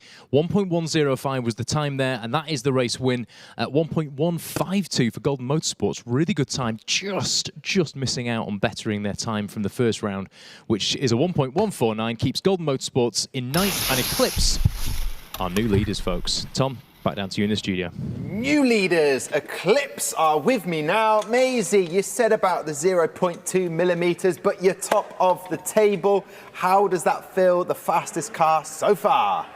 I mean, it feels absolutely amazing. Maybe the boys paid off on that one, but I'm sure Javier has to say something about it. Yeah, we're absolutely ecstatic. Well done to Golden Motorsports. They were really quick as well. We're a bit disappointed about the first race, but could have been because of transportation. But overall, very happy, and I know Tom will be too. Yeah. Would be absolutely buzzing. Can I also quickly add that we'd like to say a massive thank you to all of our sponsors who have helped us get to this stage, especially BAE Systems. We wouldn't have been here without them.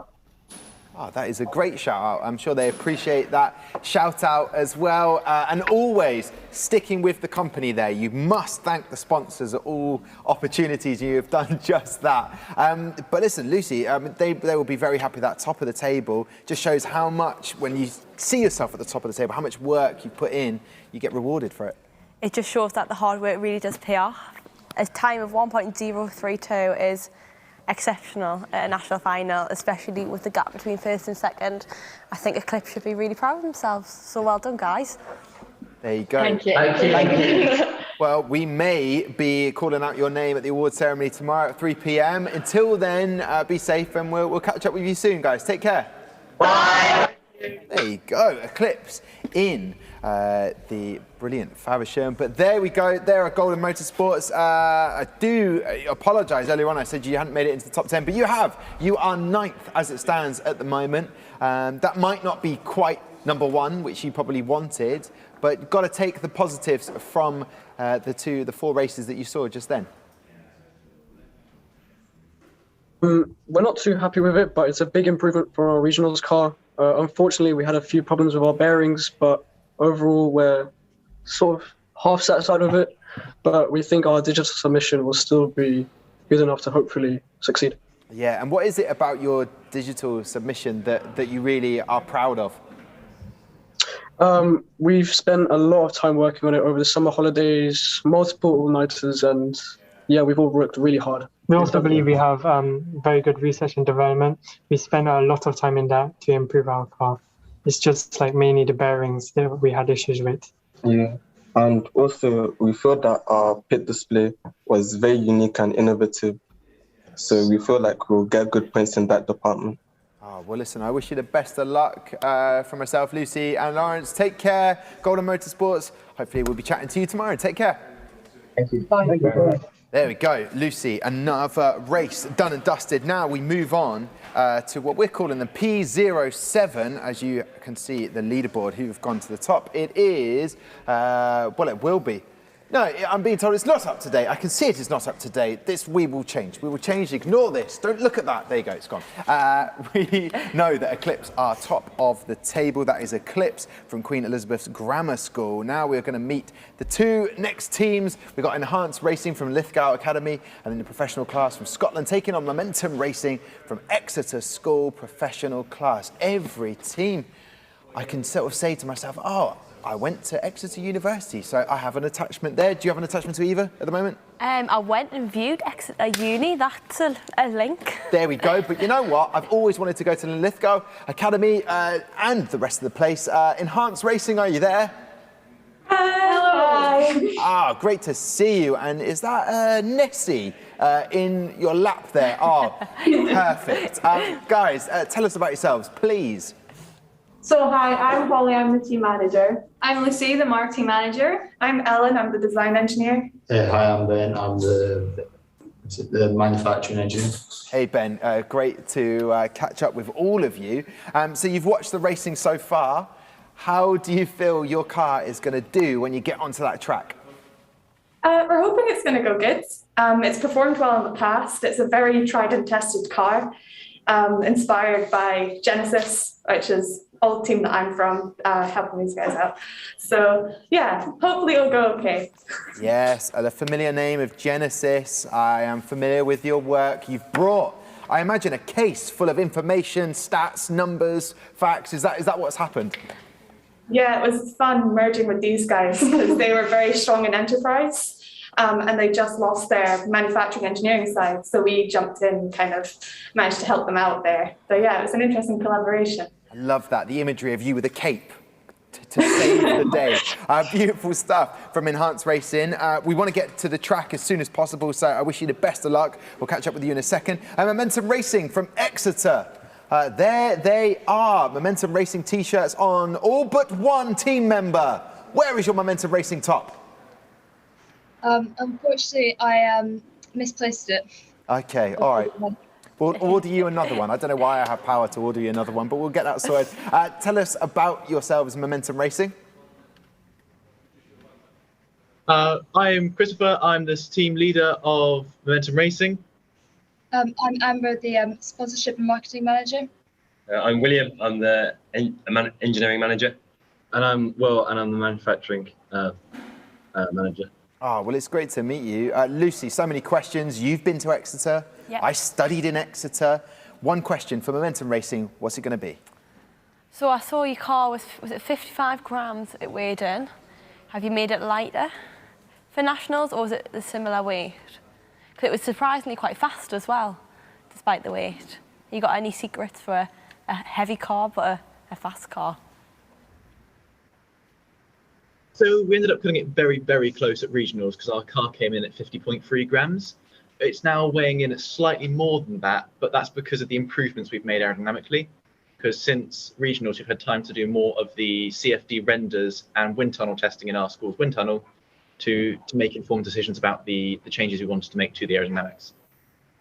Smart move. I like it. Well, the proof is in the pudding, as they say. We're going to go trackside. And just to make you feel a bit better, Amber, at the national final last year, they gave me a shirt, the brilliant F1 in Schools team, and I misplaced that as well. So I just want you to feel a little bit better because I had to apologise loads. And anyway, Mark, I did apologise about not having my top, didn't I? I might have missed that, Tom, to be honest. But anyway,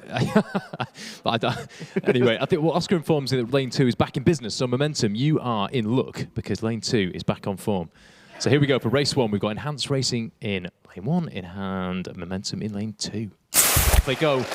Oh, wow. Now, so despite the clean sweep, there is a little bit of evidence at the start line here, and it's just rolled casually backwards, back over the start line to pretty much where it started, which is a single wheel from the enhanced car. And yeah, it's a difficult one to have to say this, guys, but it does look like the axle has completely sheared off in the bearing. I'm holding the wheel here now, and it has literally made it about 5 centimetres past the line and then returned. Now, the May, it's a long shot, Nels, but there's a chance that's fixable. What do we think? It's going to take some expert touch, isn't it? We'll do our best. It's an axle that it's apparently made out of a printed material, so it's going to be gluable. But let's see how strong we will get to sustain racing. Yeah, it's a really small surface area, and it's sort of buried deep within a little cavity in the wheel there, and it's going to be almost impossible to get, to avoid getting glue into the bearing there. But the guys will do their best. I mean, that's going to have to be taken care of after the second race. So, of course, the cars are going to be lined up for race number 2. George and Tom just preparing the finish area again, having moved those cars to the back.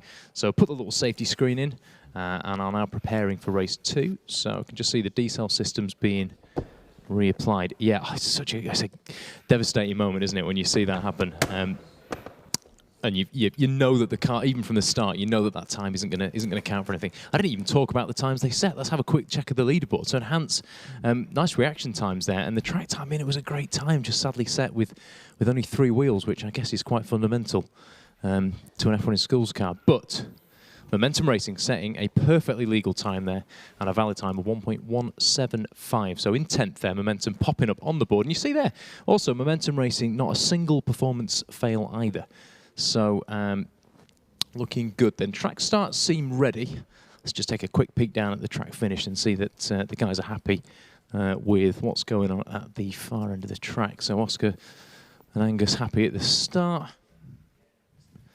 So yeah, just a confirmation, and we have got, so a couple more breakages. I mean, just having an eyes on of Enhance's car, yeah, there's quite a few issues there. We'll get it on camera, I think, when we get it back to the start line, but some issues perhaps with the strength, the structural rigidity of the axle system. It looks to me like it's just taken all the force through a very small surface area, a very small cross-section of plastic axle, and that has come, yeah, unfortunately, come back to haunt Enhance. So we'll soon see. But now time for race number 2. Let's hope the second car can make it across the line in one piece. Here we go. Okay, off they go. Didn't seem to be any issues at the start line that time. That's fine. We'll track it back to the finish. I sense this is going to be one of those head-to-heads where we're always looking for the track finish with bated breath and crossing our fingers. Let's have a quick look. I mean, amazingly, it looks like car B there has actually survived completely intact. I think if we just do a quick visual check, that seems to be in one piece. It's definitely car A that's got the issues. So, I mean, we're going to get them back to the track start now, guys, if we can bring those cars back carefully as we do. Momentum, again, crossing the line with absolutely no issues. Looking good there. Momentum, resplendent in royal blue. I must say, it's a really distinctive design, that Momentum car. Lawrence, I know we talked about it at regionals, but there is some strange trickery going on with the front of that Momentum car. It doesn't look like it should be quick, but yet it seems to work. Indeed. I mean, I'm personally really surprised that I haven't seen a few copies of this car, because it has been surprisingly quick. So you can't quite see it from the angle I've got on this screen.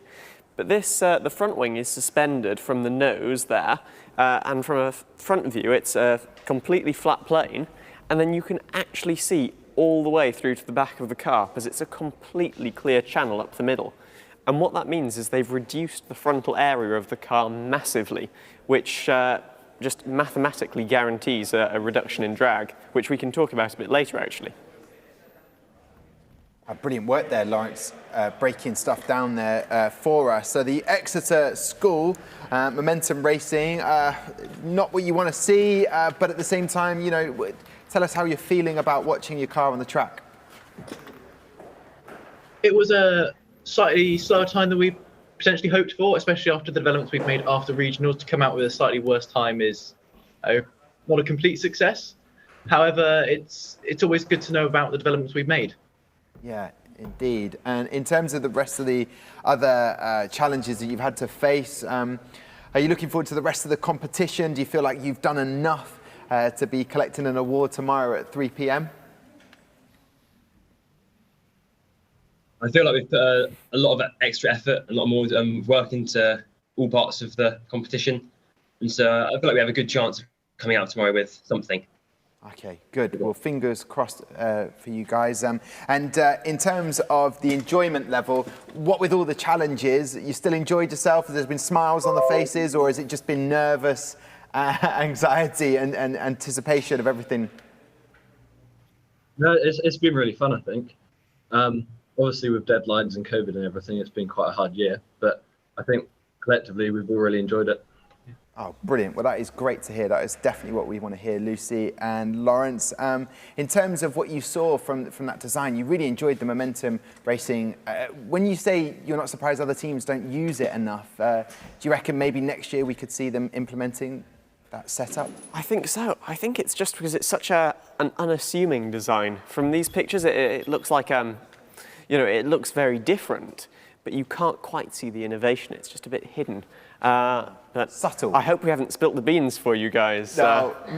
But no, I really commend this effort. It's just unique, which, there have been thousands of F1 in schools cars over many years now. So just keep coming up with unique designs, like all of you do, in fact, is really cool to see too. I was going to make an awful pun there. It's hard to reinvent the wheel. Okay, I'll move on. The team in Lithgow Academy, Enhanced Racing. Talk me through what you experienced there and how you're feeling about it. Yeah, it was a bit of a surprise. To be honest, I thought the wing would break rather than the wheels, but it's always nice to see that stayed intact. And we're pleased with car B and that getting down the track safely. So overall, not horrible. Not horrible. Do you know what? That is good. We can watch a live gluing operation going on right now. I'm trying to work out whose fingers are whose. Nelson to the right, maybe. I think that's Is that Willie? That's Willie. The experienced dab hand at it. A little bit of spray going on there. Very, very difficult. It is really difficult to fix that, isn't it? With your car, your design, Enhanced Racing. Yeah, no, axles are tricky. They can be very delicate, especially with bearings in there. We got our bearings from Barden Bearings, and they are brilliant bearings, but if you get any super glue in them, then they'll instantly freeze up. So we really appreciate Nelson being very, very careful with our car. It's wonderful to see. Very, very delicate. The big question is, Lithgow Academy has two teams competing. Vortex, what do I need to know about them? Because I'm about to talk to them in a minute. Are they your arch enemies or no? What? I was hoping for a bit of juicy gossip there. Okay, what do we need to know about them, and are they going to be successful today? They're great. I think their times are really fast. I mean, fastest in the UK maybe. They're super good and they're super nice people. Yeah. We made friends with all of them, and it's just really good to be working with them. Whenever we're in, they're always in. We've been working incredibly late nights till 8 o'clock until we get kicked out by the Janchos. They're always here. We are so impressed by their dedication and their effort. It's incredible. Do you know what? That is lovely to hear, and I'm sure they would say exactly the same thing about you guys. Lovely to chat to you, Enhanced Racing. Mark, I think there's been a development, or you can give us the latest. It is a development, and it is some latest, Tommy. I'm afraid to say that despite the very best efforts of both Willie and Nelson and some super glue and accelerant spray, that there is just not a way of fixing this car to a point where it's safe. I mean, bearing in mind, yes, we could glue the whole thing together so that it looked intact, but we're firing this thing down a racetrack towards not just two human beings, but a whole load of equipment, and it isn't worth the risk. So we cap off at 2 minutes just so that if there is a chance of fixing it safely, it can be done reasonably. We've got to a point, though, I think, where we're going to have to call this. We've given it more than 2 minutes, I think, guys, haven't we? So I'm afraid this car won't race again in the competition. So we are down to one car for Enhance. But Willie and Nels, thank you both for your continued efforts. And we will try and put the car back together for you so that you don't receive the car in bits. But yes, that car will have to be withdrawn from racing, Tom. It's never easy giving bad news there, but we are now trackside. Mark, you did a brilliant job there. I told you. He's the most sympathetic person I think I've ever met. Beautiful stuff. So there you go. Enhanced Racing, you've been up to date with that. As we get back to trackside momentarily to watch the next set of races, did you ever have a situation like that, Lucy, where you had to lose a car? We haven't lost a car, but we've had a severe break where, I mean, foam broke. Not even like front wing came off, a separation in the full foam. Not ideal. No, you don't want to hear that, but they seem to have taken it very well. I'm seeing them on Zoom right now, just watching on trackside at the moment. It's just odd when you only see one car in one track and the other one's completely empty. You want to just get another one, race it again, but that is not good. I've been told you can't do that. So then, here we are. As you can see, at the top of the leaderboard is Eclipse with a 1.032. Can that be beaten? I guess we will find out as we go red light to green light. Green light, red light. No, I was going to make that mention at one point. with the new Netflix phenomena. Here we go. So, will there be any more movement then for Enhanced Racing and Momentum Racing? We wish them best of luck. As crossing the line, we have Momentum Racing. Is lane 1 been any better for them, Mark? Well, Tom, they've obviously won the race. 1.188 was the time they set. So Momentum Racing not improving just yet. So actually, lane 2 proving to be just a touch quicker. I mean, in all the excitement of that first round, we kind of forgot to mention really that Enhanced Racing set a 1.106. They set their best time in that second race with Car B. So yeah, Enhanced stand a real chance here of even improving potentially in their last race, which of course is where Car B will come in again. Sadly, we couldn't see Car A in that last race. Momentum, let's have a look. So they're a 10th off. I mean, a 10th off the lead, it's really nothing, is it? But in F1 in Schools terms, I guess, Lawrence, a 10th is a mile. So, yeah, a little bit of ground to make up. But there you can see really good camera angle of the feature Lawrence was trying to describe on the Momentum car, just in lane 1 there. This sort of gaping mouth. That's quite a happy car, isn't it, when you see it from that angle? A bit of a smile. But Momentum, and it should be smiling because it's just won a race. But they are about to head into the 4th race of this pairing. In, again, all that excitement. I've been losing count of how many of these have won and lost. So obviously Enhanced didn't finish the first race. Momentum would have taken that. Enhanced, and I think, won the second race, of course. And Momentum then taking the spoils in the 3rd race with just the 1 car. So it is still, we're all still on for a 2-2 here if Enhanced can pull it back with a result in lane 2. We're getting a wait from behind, which means there's just a little delay, momentary delay on race control, just as we sift through the data that's come back. A little bit of extra sort of inputting needed here because, of course, having no car in one of the lanes just throws up a slightly odd data set. So we're just going to prepare that side of things. Meanwhile, the guys at the track start are looking good. We've got a thumbs up yet from race control to go live. Yep, we're good. And there we have it. And it looked like it was indeed, it's a win for Enhanced. So Enhanced taking race 4, 0.432 across the split gate, 100th of a second quicker than Momentum, a race time of 1.187 seconds. So not improving on their best. That's set in race 2 with Car B, but both teams in the top 10, and thankfully we are out of that pairing relatively unscathed. So guys, back down to you in the studio. Yeah, good work there from Mark, just seeing cars across the line. And yeah, Eclipse still at the top of that table, followed by Fibonacci, who've done a brilliant job. So Enhanced Racing, we'll be saying goodbye to you, but hopefully you'll be back collecting an award tomorrow at 3 p.m. And in the meantime, look after the Loch Ness monster there.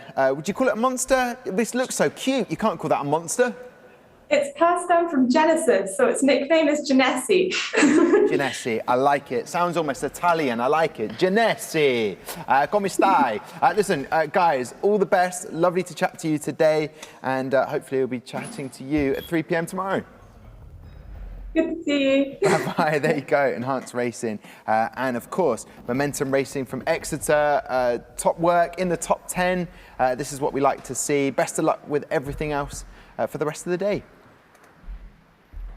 Thank you, thank you, thank you. There we go, Exeter School. There's also another Exeter School coming up, but that's not for 2 races' time. Lucy, my partner in crime, and when I say crime, it's co-hosting the F1 in Schools National Final. That's no crime, that's an absolute delight. So, who is next up? So next up, again from Lithgow Academy, we have Vertex, but this time in the development class, against Aztec Velocity from Hanson School. Love to see it. Lawrence, you've got the cars over by your side. We also have them here, Lucy. What are you noticing immediately? I look at these, the regionals time, very, very good for Vertex. Yes, and what I noticed actually when seeing the 2 cars is that they're both so clean. There's not a drop of glue anywhere. All the paint's perfect. You know, build quality really counts, especially in the development class where they have that axle that goes straight through the car. If that's not, you know, quite straight, the whole car's going to steer to one side and drag down the wall, and that can be really costly. So I think both of these teams have a good chance. We do see that Aztec are 60.0 grams, right on the minimum weight. So I think I might hedge my bets with them for this round, but both cars looking brilliant. Aztecs love that work that they've done on that side from Hansel School. And of course, this is a development class. We'll chat to Vertex, also from the Ysgol Academy. I'm expecting, we heard that they've got incredibly fast times. It's all, look at the guys. Good afternoon to you. It's like you were almost in the same room because you have the same signage at the background. Is that right? Yeah. Oh, fantastic. Now, they said, Enhanced Racing said many lovely things about you, that you have been setting incredibly fast times. Is that going to happen on the track today? We hope it will set a fast time, but we don't know because our car is a bit overweight. Okay, a bit overweight. So, Lucy, you often ask the guys what's happened between regionals to the finals, and now that I've mentioned it, I've pretty much taken your question. You have? I know, I'm sorry. What have you done from regionals to the finals? To be honest, not very much. We did work on, we changed our front wing. We made it a 3D printed front wing. So we changed the design of that, just see if we could shave off some more drag. But other than that, we didn't really change that much. Okay. Kept the same general shape. Confident in their design and everything. Lawrence, what do you like about their design? And you can ask any questions to the team. Well, it's something we've talked a lot about today. And we can see again with this wide opening and narrow exit for the air with their front wing with the two planes. This is an application of the Venturi effect. So they're accelerating the air up, making it even faster than it actually hits the car at. And that will make it clear the front wheels with creating very little turbulence. You can see the rest of their car, as I said before, really clean paint job. Everything looks to be machined very neatly. Smooth side pods going up, tucking the air around those rear wheels. I expect very little wake at the back of that car. Whereas here, we don't have any pods behind the rear wheels, and it's actually a completely different concept with the side pods. Whereas Vertex have chosen the method of taking the air round the rear wheels, Aztec are taking it just inside just to the inside edge of the rear wheels. So we'll see which is the best. We will indeed. And what Lawrence didn't do, Lucy, was give a prediction. Do you have any questions straight away to Aztec before I steal them from you? It would have a very light car, dot on, if I saw that correctly. So it'll be interesting to see the speed of their car. Have you got any rough predictions? Have you done any testing? What did did you do any CFD, or was it more physical testing?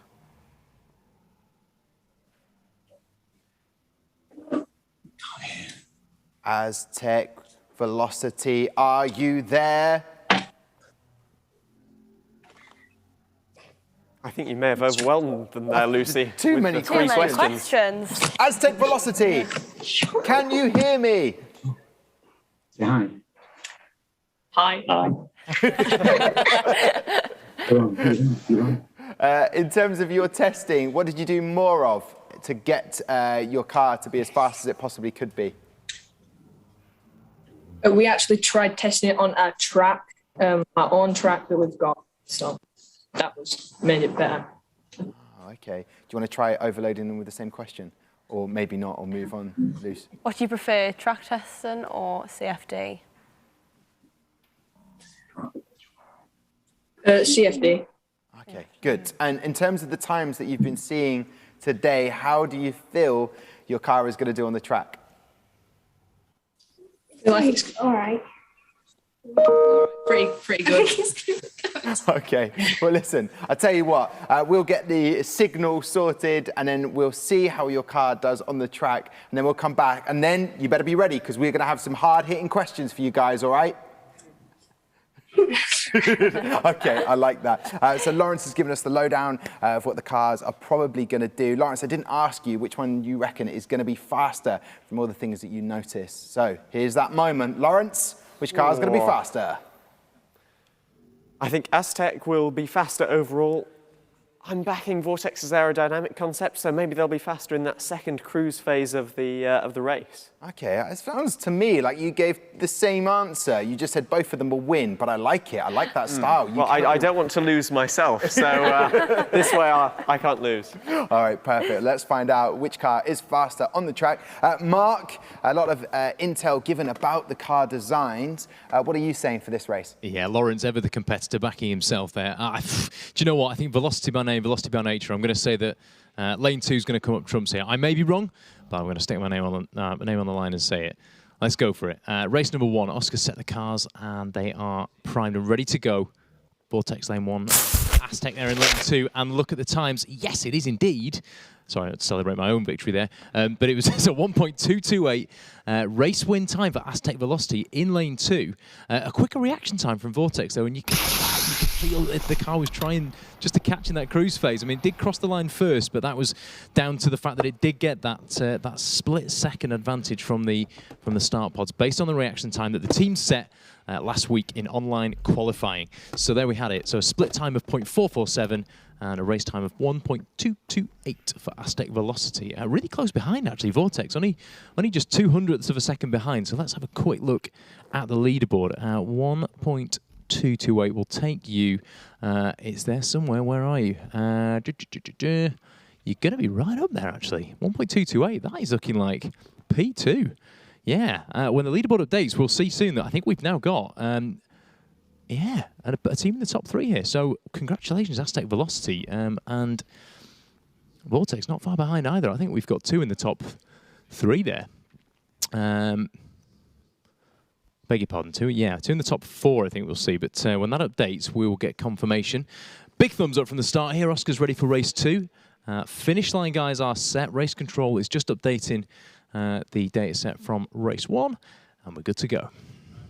Oh, we're not good to go. We are good to go.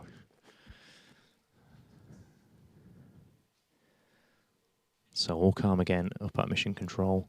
Vortex in lane 1, Aztec Velocity lane 2.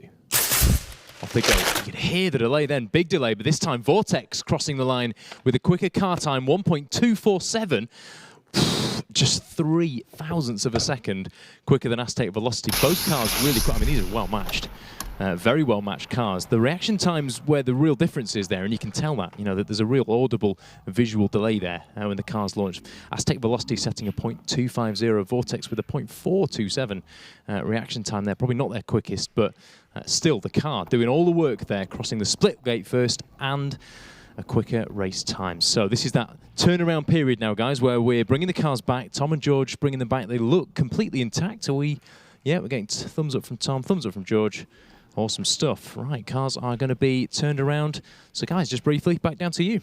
Thank you very much, Mark. Epic work. There they are. Get ready for the big questions. They're coming right your way. Aztec Velocity. Here's the big question. You must be very happy going straight into second place. Yeah. Yeah. Were you expecting that to happen? Not really. Okay, so what do you, I will get more than one word answer out of you, I swear it. What is your secret? What do you put it down to? Aerodynamics. Yeah. All right, okay, here we go. All right, I can do this. I can do this. I can do this. What's been your favourite part of the competition so far? And give me a couple of examples. I really liked looking on, like, learning all the new stuff on, like, the new, like, machines and stuff. I like learning how to use them. Anyone else in the team? Do you know what? I think going to second place has absolutely stunned them. Aztec Velocity. It's now my mission. I will crack them by the end of this competition. First 2 races done and dusted. Very, very impressive stuff there, Lucy, especially from Aztec there. They don't know. Aerodynamics is their reason and answer for why they've done so well. Very quick reactions as well. Yes. By that team. Very impressive reactions. So. Yeah. If you were to ask Aztec Velocity who did the reaction time, they'll just say their name. Who did the reaction time? Have a hand It up. was Kyle. Yeah. Yeah, it was Kyle. Yeah, it was Kyle. Oh, okay, a deliberation on that. It was Kyle. Right Team into Kyle. Kyle's the team manager. Where is Kyle now then? Not here. Okay, good. Really? He's looking after his little brother. Oh, okay. Thank you very much, Aztec Velocity. I love that. Listen, we'll chat to the other team that you're taking on, and that is Vortex from Lithgow. Listen, what happened there? You went straight up into 4th. You must be very happy with that. Yeah, we're happy with that, but I think we could go better if we put our weight down to 60 grams. Okay. And what was the secret? Because you did tell us in regionals from there to here, you haven't changed much. But where is that speed coming from? It's coming from our changing front wing because we completely redesigned it so it is compliant and it makes the car a bit faster. Okay. If it was on there. And in terms of this competition and how much you've enjoyed it, what has been the particular favourite areas for you? I've really enjoyed learning all the new aerodynamics and software and just learning stuff. It's a really cool competition. So yeah, it's been great. Yeah, it's been really good. Oh, good. I'm glad you've enjoyed it. You found it cool because I tell you what, we're going to see your car a race 2 more times. So let's go trackside right now. Mark, have you got any questions for the Aztec Velocity? Maybe that will crack them. No. Good. Well, when you're ready and Oscar's ready, we can see some action. We are all good to go, Tom. Lights are counting down. Aztec Velocity in lane 1. Vortex in lane 2. Away they go, and it was close again, but Aztec Velocity taking the race victory. The split time actually in Vortex's favour that time, so 0.459, but then that cruise phase, that crucial bit of the race where we're looking for aerodynamics, low drag coefficients, low rolling resistance, all the things like wheel alignment, all the tests that teams do to make sure the cars are as efficient as possible, playing off for Aztec Velocity, and they're crossing the line with a 1.255 race time. Has that improved things? No, but it's kept them in P2 with Vortex still there in P4. So 1.310 Vortex's 3rd race time. Not seeing any issues from the end of the track, guys. Thumbs up. Was it for no damage? Yeah, it's a yes from George and a yes from Tom. Happy teams, happy cars. So just doing some final alignment now on the pods for race number 4. Of course, the guys, again, just like we said before, just making sure that all of the equipment at the start is set up as per the car that's racing. There's no such thing as a standard setup for these launch pods. It's very much a case of we set them up manually for each car that races to give it the best possible start with a pre-refrigerated or a temperature-controlled, shall we say, CO2 cartridge. So Oscar just making a final tweak there to the alignment of the pod in lane 1. Looks like there's maybe just a slight wobble on the axles there that's causing a bit of an off-centre moment there. But I think Oscar's, he's giving it a thumbs up. Gentle stroke means he's happy. And it is time for race number 4. So can either of these teams pip Imperium in the final race? Neck and neck. There they were. 1.240 for Vortex. That does improve Vortex's time. It doesn't crucially get them into 3rd position, but Vortex cementing themselves there in 4th place, and Aztec Velocity setting a very respectable time, 1.282 across the line. They're not quicker on that occasion than Vortex, but they are still sat there resolutely, mouths shut, in 2nd place. Congratulations, both teams. Well done, Aztec Velocity. Well done, Vortex. I think Nelson could give Aztec Velocity a run for their money with one-word answers, Tom. I think we should get them on a call together and see how that goes down. But another good set of races up here. Back down to you guys in the studio. I would love to watch that. Nelson chatting to Aztec Velocity, but we'll have to wait for that because I have got Vortex with me. Final thoughts then on what you've witnessed on the track today. Give me the highs and lows and your critique of everything. I mean, it was a little bit slower than we would have liked, but it was good times. Solid fourth. So yeah, we'll take that. Okay, you'll take that. Well, listen, it's so good to chat to you, Vortex, and seeing both candidates from the Lithgow Academy, Enhanced Racing and Vortex. You've both done incredibly well. You should be very proud of yourself, and hopefully we'll be chatting to you tomorrow at 3 p.m. for the award show. Until then, take care, guys. Thank you. Thank you. See ya. There you go. Now, the moment we've been waiting for. Here we go. All right, here we go. Aztec Velocity. Now, I'm having a little look at information. What is your team ethos?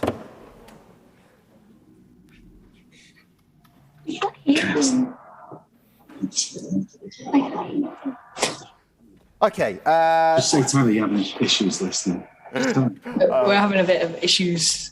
Can't hear out, really. Oh, that's what it is. Now we've found it. You see, because there's a problem, we found a solution. I'll just shout louder. Your team ethos is together we move forward. And I tell you what, you moved forward incredibly quickly on that track. Congratulations. Are you happy with today's result? Yeah. Oh, brilliant. Well, listen, Aztec Velocity, we'll get Nelson to give you a call very shortly. It's been an absolute pleasure to chat to you. See you at the award ceremony tomorrow. Bye. Thank you.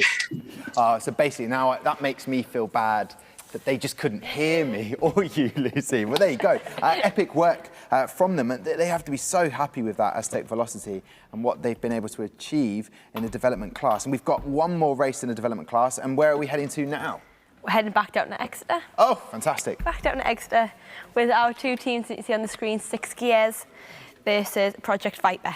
Oh, loving it. Two lovely cars as well. Yeah, loving the British racing green there. 6 Gears, Cowley Grange Grammar School development class.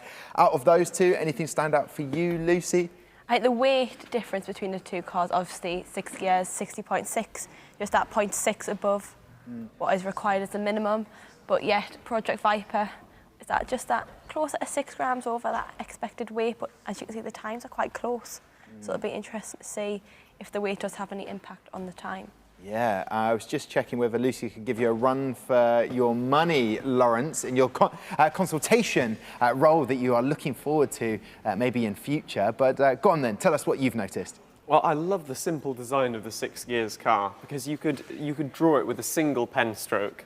It's really nice. It's long car, 7 mil off the maximum length. That's just a nice, easy window so that you don't break that rule. There's no need to push it. But you've got that nice curve stretched along the whole length, nothing severe. You should have the air tight around the back of the car with the commander effect just making it stick to the surface. I admit they don't have those pods behind the rear wheels, so we'll have to see if that makes a difference, but neither of these cars do. And I love the livery. I believe it's inspired by one of Sterling Moss's Aston Martins. So just classic. And Project Viper, V for Viper on the car. And I have a very smart looking car. It's a shame about the weight because I'd really like to see what this car could do if it was 60.6 grams as well. But both looking spectacular. 6 Gears is obviously better than 5 Gears. We head to West Kirby now then to meet the team. 6 Gears, there they are. How are you doing? Good afternoon. Are you still awake? Are you still with us? Yeah. Okay, good. Primed and ready. So tell us about this Aston Martin design and love the British racing green on your car. So we had the British racing green before Aston Martin. So they actually yeah, that makes perfect sense. I respect that. And finally, the truth is out. The truth will always find a way out. So well done, 6 Gears. So tell us about who you are and what your roles in the team are. So I'm Sam. I'm the acting team principal at the minute. I'm also the social media manager and the resource manager. I'm Jack and I'm the graphics designer. I'm Dan, I'm the manufacturing engineer. We also have Divage, but he's currently ill with COVID, so he couldn't be here today. But he's usually the team principal when he is here. That's so sad to hear, but hopefully he'll be on the mend shortly. An active role, that's what a team does. You have to step up. Next person up. And the social media, Sam, how have you found all of that? It's been good. It's definitely been a learning curve, learning how to approach sponsorships through social media and just be able to connect with teams as well. It's been good fun though. Okay, and in terms of your car, is it going to be faster today? Hopefully, yeah, because the weight is a lot closer to what it should be. Oh, okay, is that something you noticed? It's when they say it should be that weight, the 60.6 grams. Is that what you mean, guys? Targeted the minimum of 60 grams, but it's a bit over. Okay, Fair enough. All right, well, we're expecting big things from you. So best of luck in the development class. And also, heading back to Exeter, myself and Lucy have travelled there. It's brilliant. I lived there for 3 years. There they are. Some people from Exeter, Project Viper. First of all, quite an aggressive name. I like it. Thank you. What's your reasoning behind the name? Well, mainly we wanted to shift away from most of the teams having their name and then racing at the end, because we believed that it was about more than just, you know, the racing part. We believed it was about all the aspects of the competition, the sponsorship, the marketing, pit displays, portfolios, as well as obviously the car. So I wanted to make sure our name encompassed all of that. You have a very nicely designed car. Who was in charge of manufacturing? So I was on part designing the car and helped with a bit of the manufacturing. We actually had a member leave us halfway through the competition, but he'd done most of the design there, so we managed to continue that forwards into our finished car. So you had a bit of a nightmare with a team member leaving and still have managed to compete? Yeah, or? He was also team manager, which didn't help, but we pulled through and we've all helped each other with every role. We've learned a lot of new skills, so we really enjoyed it. I bet it's not an easy path to get to the national final or compete when the team manager leaves and the designer. But did that mean your roles expanded then? You had to take on that responsibility? Yeah, so we have so 2 members currently not here, Serena, who is now our team manager, and Amy, who was one of our engineers. They're both on a CCF expedition, but it means we've had to spread the roles between us, and some of us have taken on extra roles in portfolios, manufacturing, and graphic design to allow Serena to take more of the team leadership role.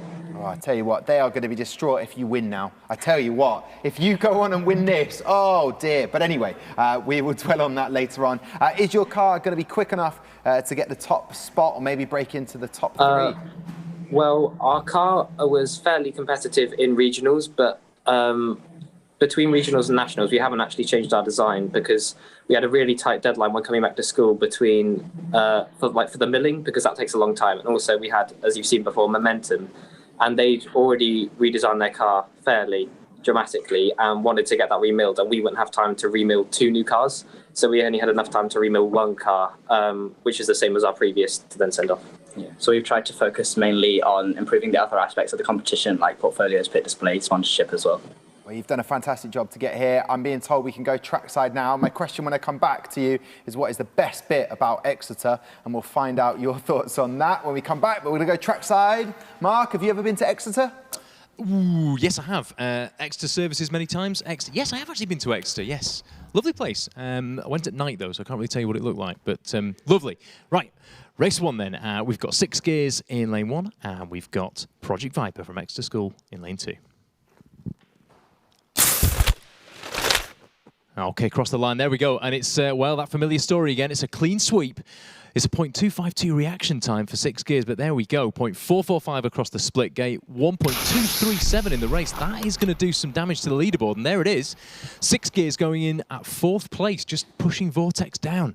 And everyone underneath them, of course. Project Viper coming in there in 17th, 1.381. Oh, there's so little to call between all the teams. Look at those margins, guys. I mean, that is super tight. I think we saw this at the regionals, and I think we're just seeing more and more of this, a repetition again, that these teams are just getting closer and closer and closer. And, you know, there would have been a time of 1.381 would have been possibly even a podium in the dev class. I mean, we're seeing some properly well-developed cars, I think. And Lawrence, your analysis of them has been bang on so far, and looking at all of the ways that they're sort of trying to exploit the aerodynamics within what are pretty constricted rules. I think you'd agree, you know, with the no-go zone that the dev class teams have to observe. Of course, not even being able to use their own wheels and axles in dev class. So they're really working on quite a lot of constraints, but getting some serious performance out of these cars. 1.22, you know, at the top of the leaderboard. It's fantastic to see. And of course, 60 grams. I mean, you shudder to think how fast these cars would go at 50 grams. We got a thumbs up from Oscar here at the start, just to check for the end. And Tom and George are happy at the end, so finish line is set. Cars look set to me. They're just getting Oscar's final loving touch. A tiny recalibration there on the pod in lane 1. So 6 gears in that resplendent British racing green with yellow stripe. Looks a bit like an old classic Lotus, a Lotus 7.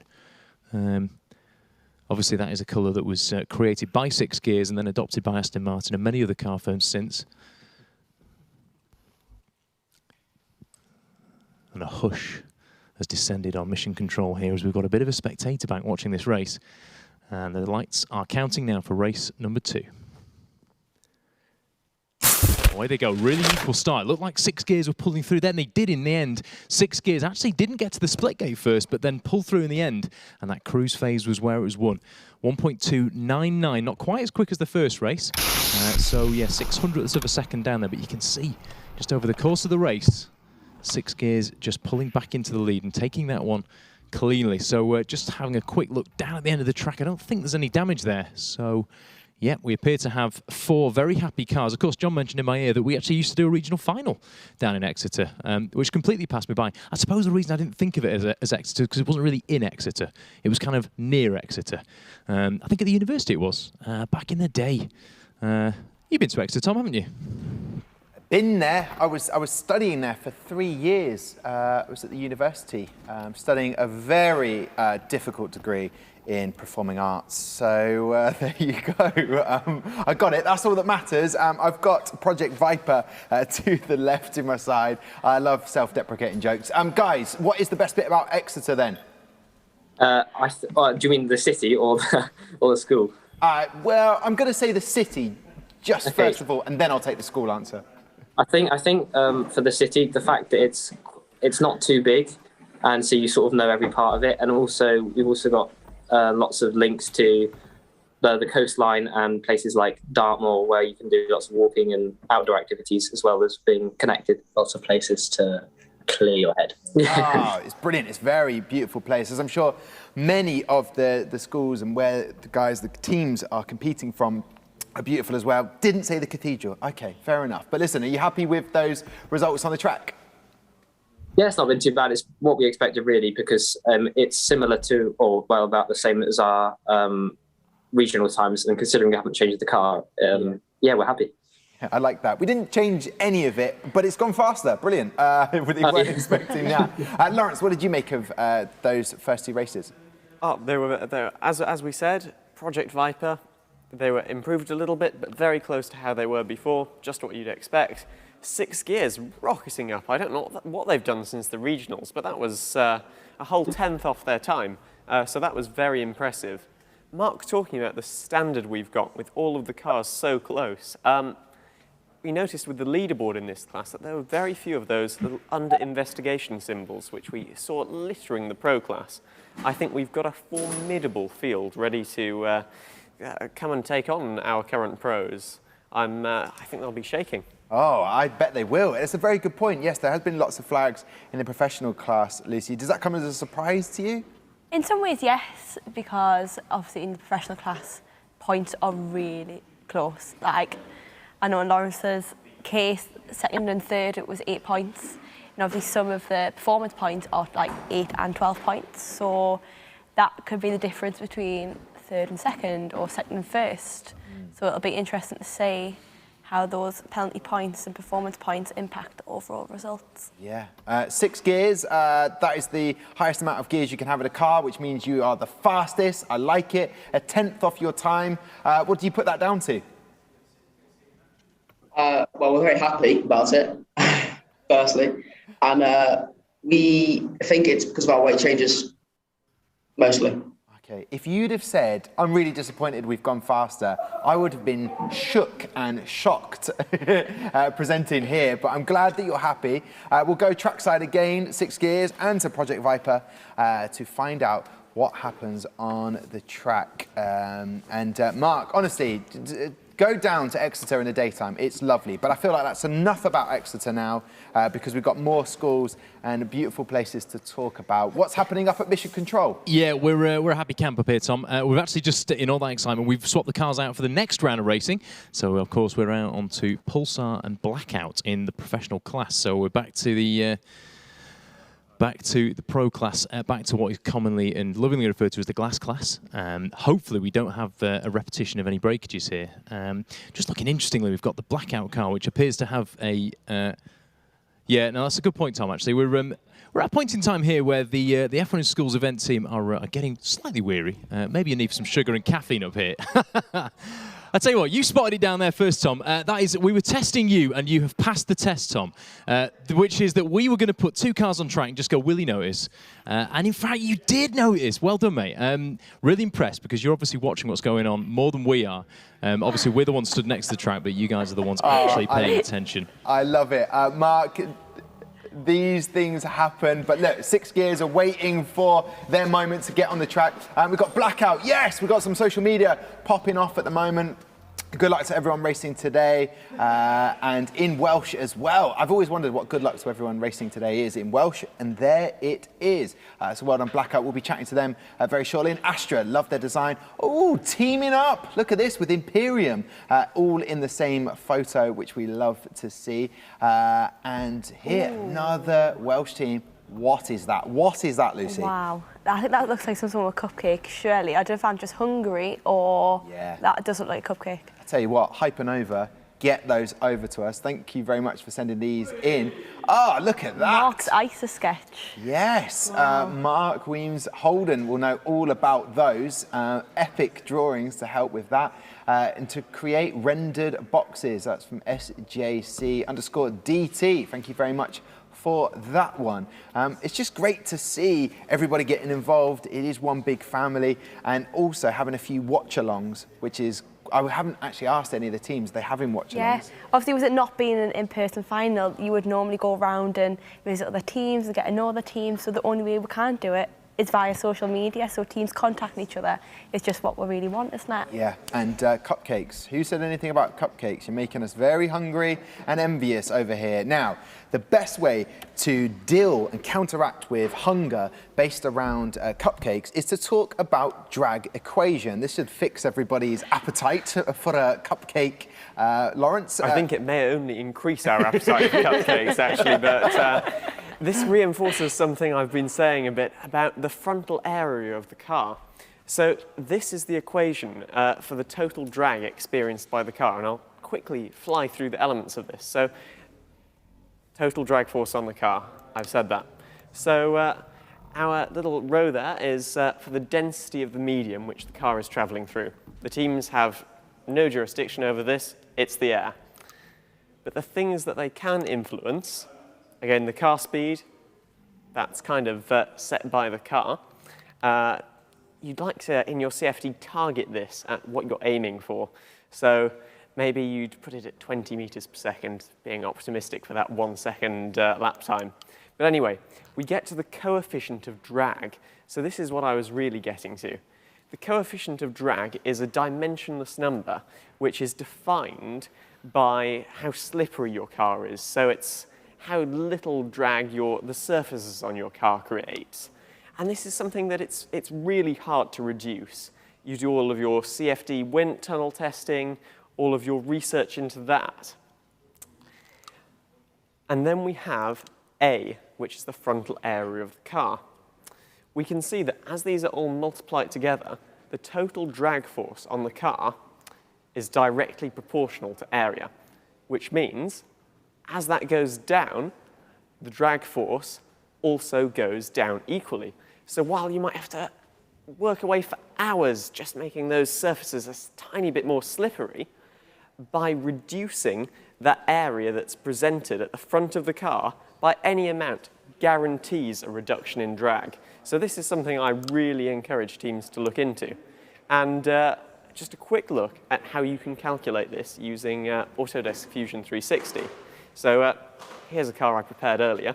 You need to get it set to an orthographic view, and this means it's not perspective, so you don't see it like when they go to hyperspace in space films.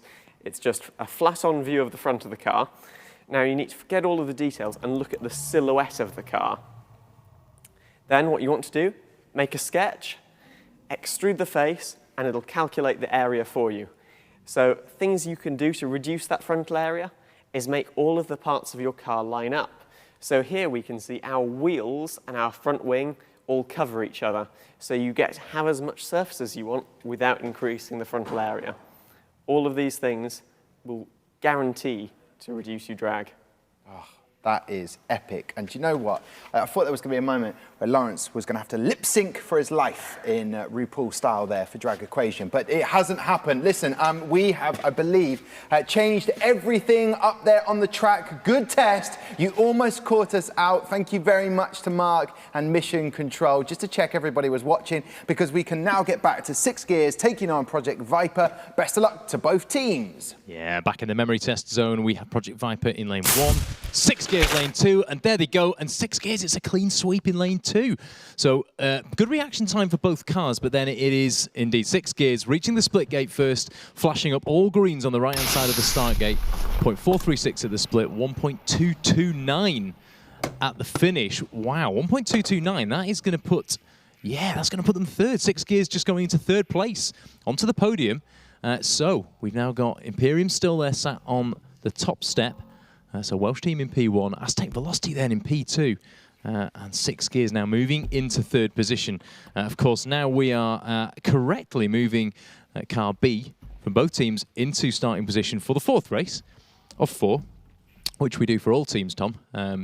2 races was just a sneaky little test, and you all passed it with flying colours. Well done. I was just thinking about those cupcakes that you had on screen. We should probably have a couple of those upstairs, shouldn't we? Just to keep us going up here. A bit of sustenance. It would be nice if anyone would care to run upstairs with some chocolate. But anyway, back to racing. Oscar's giving it thumbs up. Tom and George are giving it thumbs up at the end. It's looking good at the start. George on race control is looking happy as. Yep, thumbs up from George. Away we go. There it is, race 4. Wow, well, very obvious overtake there in lane 1, and it was indeed Project Viper. Really not sure what happened there in lane 2, 6 gears. It could just be that, I mean, we talked about it earlier, Lawrence, about sort of oscillations and gradual sort of degeneration of the you know, the moving surfaces, the friction surfaces in the axles. Possibly that is just something that's just grown and grown in the 6 gears car. It's set a fantastic time in that 3rd race. Maybe this is just now a wheel that's become a little bit stuck, or a little bit of friction that's just crept in there, really held it back there. 1.878 times, not improving on 6 gears, but they stay 3rd, and Project Viper are 15th on the leaderboard. No breakages, nothing to report. Memory test complete. Back down to you in the studio. Quick question, Mark. If you had to lip sync a song, what song would that be? Great question. I'm going to go with a slightly controversial choice. Ya Ya Ding Dong from the Eurovision soundtrack. Okay, fair enough. That is a fantastic choice. Right, 6 gears. Not quite sure what happened in the 2nd race there, race 4, but still very happy with where you are on the leaderboard, I'm sure. Yes, we're definitely happy. We don't know what happened. We've been watching it. We're not sure. Yeah, well, hopefully someone will have a bit of an idea. Maybe we can watch the replay again. But overall, you've had to wait, probably one of the longest teams, almost, to race today. It went well, didn't it? Yeah, definitely. Okay, good. Well, I'm seeing happy faces there from you all, and I'm so glad that we found out that the British racing green was invented by 6 gears. You heard that here first, guys. So thank you very much. We can put that out there. Look forward to getting a post from you on one of our social medias, on Instagram, Twitter, Facebook, or TikTok. So look forward to that, Sam. No pressure. Yeah, it's already on there. Oh, what? Fab. Yes, love it, Sam. All right, enjoy the rest of your day. Hopefully see you tomorrow at 3 p.m. for the awards ceremony. Here we go then, and that means that we have Project Viper. Not probably what you wanted to see happen today, but seeing as you didn't make any changes from regionals, there you go. Yeah, it went better than expected, to be honest. We would have hoped for a higher finish, but of course we can't expect much in terms of a change of speed from the car. And the Nationals are obviously a lot more competitive. The teams are a lot better going into the competition. So, yeah. I mean, we got faster than our best last time. So I don't know how that happened, but we'll take it. Yeah, do you know, sometimes sending a car, travelling it down or up here, it just does all the tricks, does all the magic. Lucy, they're a great team, got to be happy with that, regardless of where they are in the position of the grid, but there's the portfolio they talked Just about. everything to play for. My team, when we competed, we never had the fastest car, never.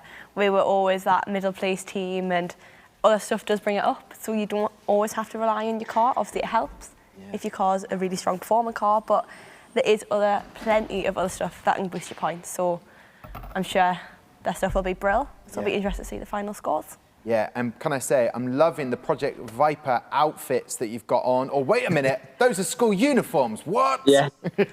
I just tested you. Project Viper, it's so good to chat to you. Enjoy the rest of the day. Thank you very much. Thank you. There you go. Great guys there, Project Viper, talking about all the difficulties they had, team members leaving and what have you, but they've done brilliantly well to make it to the national final. Right then, we move on to Blackout. Maybe it has something to do with the Blackout from Wales, a brilliant rock band from Monifieth, but I doubt it is because this is Cardiff. So we'll find out, but Car on the left, and then we have the English team Pulsar from St. Olave's Grammar School on the right. Out of those two designs, which one's going to be faster in your opinion? And that's all it is, ladies and gentlemen, just an opinion from Lucy, but we like it nonetheless. I'm going to go for Blackout. Okay, all right. And Lawrence, why would Lucy go for the Blackout? What would you think that is down to? Well, it's a very slippery looking design for sure. They've got these nice side pods. You see, in the professional class, they have to cut them off before the rear wheels. So some teams make different solutions to that. It's just a nice, clean, simple design there. It looks really well built. And I think I know why Lucy might really be saying that. And I think that's because she looked at the weight. And they're just edging it there with 0.5 gram over Pulsar. But they do have similar design concepts, at least in the centre of their car, with this long cone extending to a little point at the front. I'm hoping they'll be robust enough to take the deceleration that these cars go through. But looking at the front wings, they're a bit different. A lower design for Pulsar with this dual elements, which may create a little bit of downforce, create some stability at the start of the race. It's too close to call, but I'll play devil's advocate and go for Pulsar. I love it when you play devil's advocate. You're the best player at devil's advocate. Just on that Pulsar with the sticker, the names down the side, is that going to affect the drag in any way or the airflow? I mean, I think it'll play a very minor part. Okay. I mean, if one of those stickers comes off on its way down the track, it would actually be a DNF. So we will have to be checking at the end of each run that they're still there. Stay tuned for that then. Blackout are joining us right now from Cardiff. Great to see you all. Hi, welcome. You're the penultimate race today. We've loved all the racing. First question is, why Blackout? Is it because of the Welsh band from Monifieth, or is it something to do with space? Okay, fair enough. Okay, tell us about you. Yeah, Blackout is almost like a synonymous word for Eclipse. And our motto from the beginning in entry class was always that we'll eclipse the other teams. Obviously, we've matured from that, but we've decided to keep it because, you know, why not? I like that. You've matured from that. How explain that? You mean, you know, your focus isn't about just beating every other team. It's about getting the best out of your work, right? Yeah, I mean, we started off in F1 in schools when we were around 12 years old, and we've progressed all the way to some of us are 15 now. So it's been a long 3 years. And we started off with the ambition to win. And obviously we still come with the focus that we want to win. But it's about more than that. We've bonded so well as a team. There's so many things important to us. We've worked so hard. It's just seeing all that come to fruition means a lot. Oh, that's beautifully said. I was getting a bit emotional there when you were saying that. How did you find that, Lucy? Started to tear up a little bit. A little bit. Yeah. Were you with your team for 4 years, right? 5 years. Wow. Okay. Yeah. Lawrence, how many years were you with your team? Oh, a small 3 compared to that. Oh, okay, 3 years. So Blackout Wales, a great job, 3 years in now, and obviously enjoying it. Lucy wants to probably know about the regionals to the final. Go on, Lucy, ask them. I know. So what would you say is the biggest difference in your regional compared to your national, either car or portfolios, whatever's had the biggest impact? Well, in terms of the car, we've updated it quite a lot. So we've managed to improve the aerodynamic efficiency by 16%. We've also managed to make the wheels 25% lighter. So that should mean the wheels spin more freer, less resistance. One also feature that we've updated is the Tevline guide. So before we used nylon 6 and that was all 3D printed, but now we're using a material called PTFE. So we've used Teflon tubing, which is just another way of saying PTFE, I guess. And also in terms of enterprise, we've done more fundraisers and we've raised more money and raised awareness of F1 in schools in general. So we're happy about that. Yeah, in regionals, obviously, COVID-19 had a bigger impact over the entire planet. But this time in Wales, the rules eased slightly. So we were able to do things like prize giving and other fundraisers like that, which is just really excellent for our experience in F1 in schools. Yeah, mixing year bubbles, which is slightly more relaxed on that now, has also mean we've been able to give talks and try and encourage the younger pupils to be more interested in F1 in school so that they're ready to come into it when they're in year 7. That is brilliant to hear. And when Lawrence said you have a more slippery car, offended or proud? Proud. Definitely proud. Awesome, brilliant stuff there. Well, listen, Blackout Wales, best of luck. Your competitors today are not only everyone else competing in the professional class, but also Pulsar, who are with us. Good afternoon. Hello. How are you guys doing today? We're great. How are you doing? How are we doing? Lucy, you answer that question first. I'm quite good. Nice Quite comfy good. seats. What do you mean quite good? You said you're having the best day ever next to me. Then they saw Okay, fair enough. Quite a good day. Okay, all right. So then, Pulsar, what do we need to know about you? Who are you? Introduce yourselves. So we'll go down the line. My name's Aditya. I'm team leader for Team Pulsar. My name's Zaina, and I'm the finance and marketing director for Pulsar. I'm Azar. I'm the R&D and analytics manager for Pulsar. I'm James. I'm the head designer and engineer for Pulsar. And finally, I'm Macy, and I'm the graphics and enterprise designer. Brilliant stuff. Should we ask them the golden question, or maybe another one first, Lucy? I think save that until after, see how the race has gone, because if they've... Okay, but what I've done there deliberately is teed them up for it so they can start thinking about the golden question. And I asked Lawrence about your team name down the middle and stuck on, said there'll be minimal effect with that. Have you noticed anything by having the stickers on affecting your times in any way? Not particularly. I mean, we tried to get them as smooth as possible, but the idea of having it straight down the front was to kind of represent the brand and the team identity by having that on the front of the car, and so everyone can see it basically. So I don't think it should affect it. I mean, if anything, the surface finish of the stickers should make our car more slippery. So I think from an enterprise perspective, we wanted to make sure that if you looked at the car, you immediately knew what team that was. And the easiest way to do that is to just put your name down the centre. Yeah, it's like if you, do you still put your name in your clothes just in case you put them on a hanger? No one else does that? Then people will know it's your coat? No? Just of course, yeah. See? That's what I'm talking about. I love it. Right, Pulsar, let's go trackside then. Mark, do you still put your name in your clothes in the label? Okay, good. Good.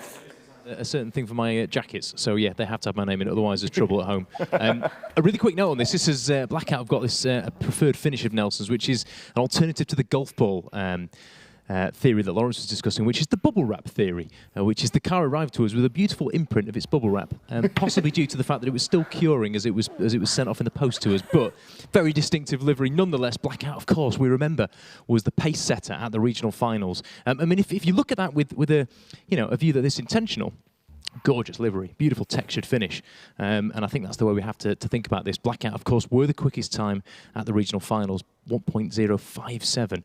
Well, let's see if those improvements can make them even faster at national finals. Blackout in lane 1, Pulsar in lane 2, race number 1. Here we go. There they go. Wow, Blackout was quick then. Oh my goodness me. Wow. Race 1 and lane 1, we have a clear victory, and it's a 1.036. It's gone into P2. It's gone fractionally behind Eclipse. Now, this is going to come down, Nelson, to whether or not that little symbol pops up next to Blackout's name when we see Blackout taking their place on the leaderboard. Pulsar coming through again with a really quick time, 1.099. There you have it, folks. Blackout not under investigation for any performance regulation fails. Therefore, they are at the moment in top position to be fastest car in the professional class. That is a sensational time. Just 0.004 of a second shy of Eclipse. Currently sat in P1, but 3 more races still to go here. Very, very interesting little poised scenario we've got going on here. So as the guys just line up car B now. So, of course, 2 cars for the national finals, not just the one that we had at regional finals. Of course, that car that set the time at regionals had to do all the races itself. At national finals, they only do 2 races each, car A and car B. So we've seen car A. Now it's time for car B. Finish line giving us thumbs up, and it's good news at the start. So here we go. Ready for race number 2. Blackout in lane 1 again. Pulsar in lane 2.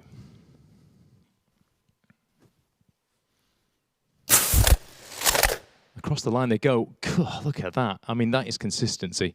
1.036, 2 races running. That is sensational.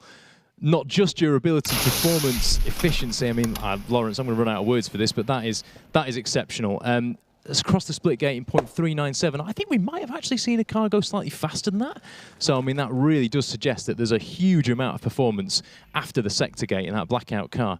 Pulsar just dropping back in pace terms a little bit in that second race, 1.168 there, and a 1.412 across the split gate. So it is, at the moment, 2 wins to blackout, but we've seen how lane 1 can just be that little bit more advantageous at the start of the race. Now, cars are coming back, and I can see now, Pulsar, we look good. Okay, car B looks fine, car A looks fine. Blackout, that is car B in one piece, and car A beautifully intact in one piece. Guys, 4 cars, no breakages. Back down to you in the studio.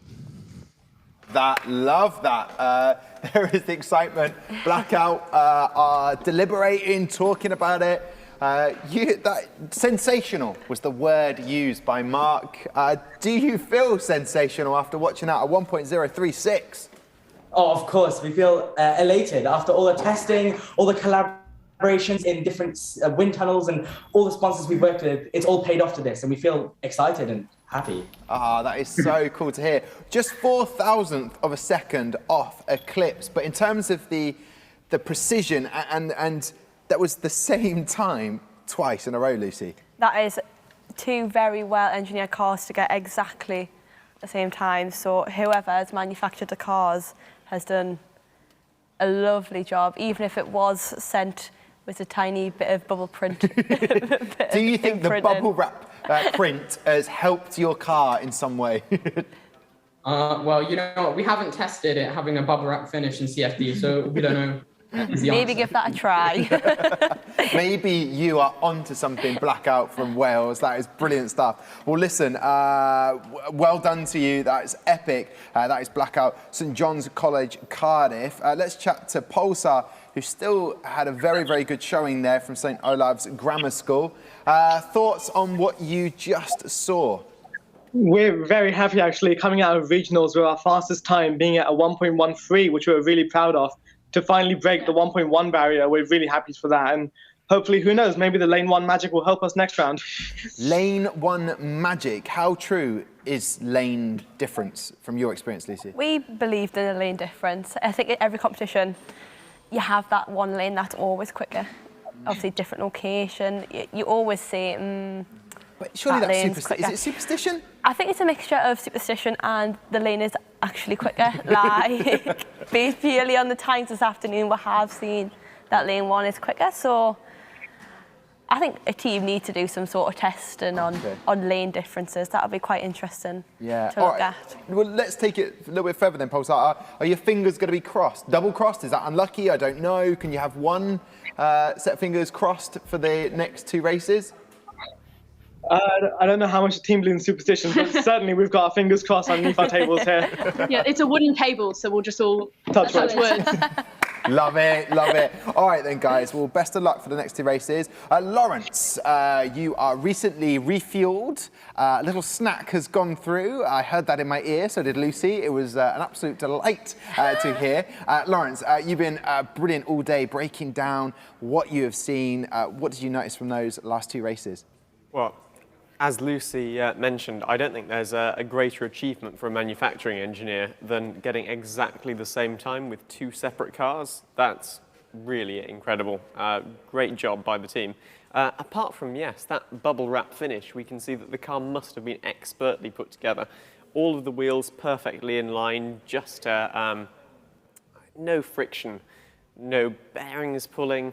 Just a really good job there. And actually, I have to say, a really good job by Pulsar too. I think by getting a new fastest car elect, they may have gone a little under the radar. but, you know, no breakages. I think they may have beaten their regionals time too. So a really good job by both teams. Oh, thumbs up. That was a double thumbs up from Lawrence. Lucy, do you expect the lane 1 magic to help Pulsar? I think this Pulsar car will go to below that 1.1 again. Love it. I really do. Love it. That's what we like. A bit of tension, a bit of excitement. Adrenaline is flowing. Mark, is the adrenaline flowing for you, trackside? Oh, Tom, big time. Yeah, we're ready here for race number 3. I mean, just before we do start proceedings, we are looking into a possible, Tom, at this stage, brand new UK record that Blackout may or may not have just set. We're waiting to authenticate that. So there could be a huge breaking news story from this year's UK National Finals. I'm just waiting to see if we are ready on track, because, of course, we still have these 2 races left to go. Let's see if Blackout can go even faster, or can Pulsar start to get back some ground here. So just holding on to make sure that we're all set here at race start. Yeah, our world champion George on race control is happy. Aussie's pressed the button, and here we go. Race number 3. Blackout in lane 2, Pulsar now here in lane 1. Off they go. Wow, that car's quick. Oh, my word. That surprised me. That surprised everybody up here. We've just seen a race time of 1.026. 2.6. Nelson, that is quicker than we've seen anything go today. That's quicker than we've seen anything go up to now this year. I can't think of seeing a quick car in the UK in my time here, you know, guys. I'm hearing from the guys at the track end that there has been a breakage after the finish line, which wouldn't impact the validity of that time. Pulsar 1.138, that feels familiar, and that feels like a similar time to what they set previously. Not quite as quick as their quickest time. Again, still no slouches. Pulsar still there in 8th. Blackout 1.026. I mean, that is something else. I'm just going to quickly check at the end, guys. What's the situation here? Is it a thumbs up, thumbs down for the Blackout car? It's not survived the race. Oh, it's Pulsar. Blackout, I take it all back. Blackout, you've crossed the line in one piece. It is Pulsar, front right wheel, but happened after the finish, guys, yes? Excellent. So Pulsar, your time still counts, as do the points for that race. Wow, Blackout, crossed the line in 1.026 seconds. That is staggering time. Well, we're all poised now for race 4. I mean, this is, of course, this was car A, so we're now back to car B. Remember, these 2 cars set the identical time in the first 2 races, 1.036. So here we are now with 1.026. Can we see the impossible? Can we see 2 exact times set by these 2 cars in the 4 races? This is tense up here, guys. Lots of furrowed brows and expressions, and people staring at the start gate, fascinated with what's about to happen. Aussie's just taking extra special care now to make sure those pods are beautifully aligned. Everything's running in sync. No resistance, no drag. It's a thumbs up from Oscar. It's a thumbs up from Tom and George at the end. I think we're happy here at race control. George is nodding. Nothing behind the eyes there, George, but there was a nod, and that's enough for me. Here we go, race number 4.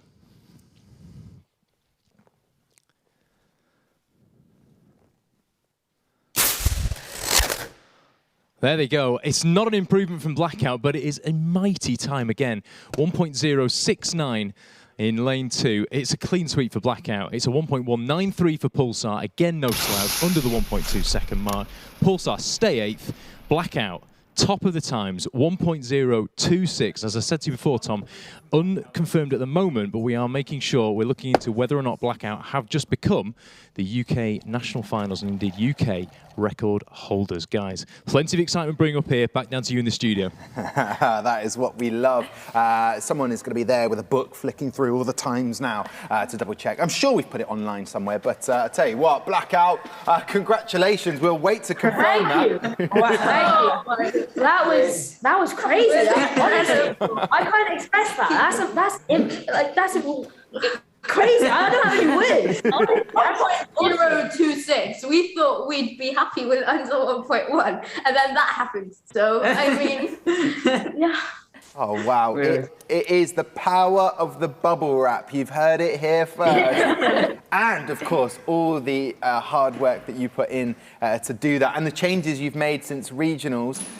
You must be incredibly proud. Obviously, when we'll be able to confirm it, Lucy, Lawrence, that is the record holding time. That will be yours to keep until someone else takes on board the bubble wrap idea and runs with it. But what would that mean to you if you became record holders? Well, it would be something that would be going on in our school's legacy. The future teams will realise and they'll kind of look up to us, and all our hard work might pay off and be put onto future teams. So yeah, it'd be a great honour to keep that record. Our school at St. John's, we have quite a big legacy with F1 in schools, as you probably know, with our previous teams like Infinity, Vortex, Exception. We have lots of great teams. And honestly, it's a lot of pressure to put our marker down as the next team and meet up. And obviously, we have big shoes to fill. But I think we filled them perfectly, actually. I think we've done enough. To be fair, we could only dream of this. Like, we're just speechless, to be fair. In short, we would be very happy. I love that, short and sweet at the end. In short, Tom, Lucy, we'd be very happy. Well, you seem very happy already. You're one of those teams that just chatting to, I'm like, I want to be part of their team. They look real fun. Lawrence, that was phenomenal that time, and that really did shock us all. It's an amazingly quick time, and also now they've overtaken Eclipse, who are under investigation, so they're top of the board just outright. I'm sure that adds just a little bit extra satisfaction to that fastest car award, if they can maintain it through this last round. So coming up next, we have a team from Newcastle upon Tyne. Ooh, I know. I like that. Indeed. Well, Blackout, well done to you. You talked about obliterating your competition. Well, I think you just did that. So well done. Lucy, such a good achievement for them, if it's confirmed. But if not, still at the top of the leaderboard. Still an amazing time. It just puts you well above all the teams now. I think it's going to be a hard one to knock off that top spot. Yeah. I really do. Hopefully, fingers crossed, we stay where we, Yeah. Well, listen. Good luck to the other teams, though, obviously. Yeah. Obviously. OBS, OBVS, OBS. All right, Blackout, we'll chat to you in a bit. Pulsar are waiting on the line as well. St. Olave's Grammar School. I mean, it was an incredible time from Blackout, wasn't it, really? Yeah, huge congratulations to them. I mean, 1.026 is an incredible time.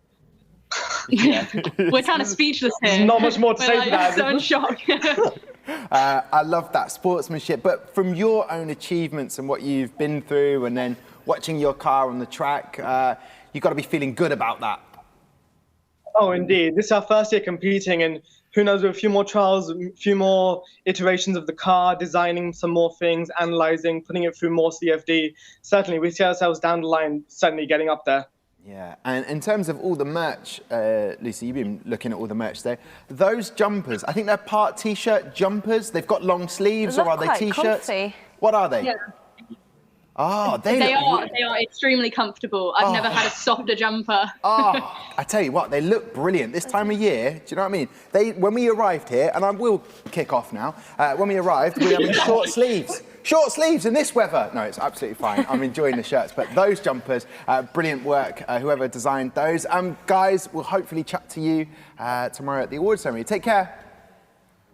Thank you. Take care. Bye. There we go. Right then, we're down to the last race. Did I sound like I was kicking off, Lawrence? I didn't mean to. It was part joke. Did I sound like I was kicking off a little bit? No.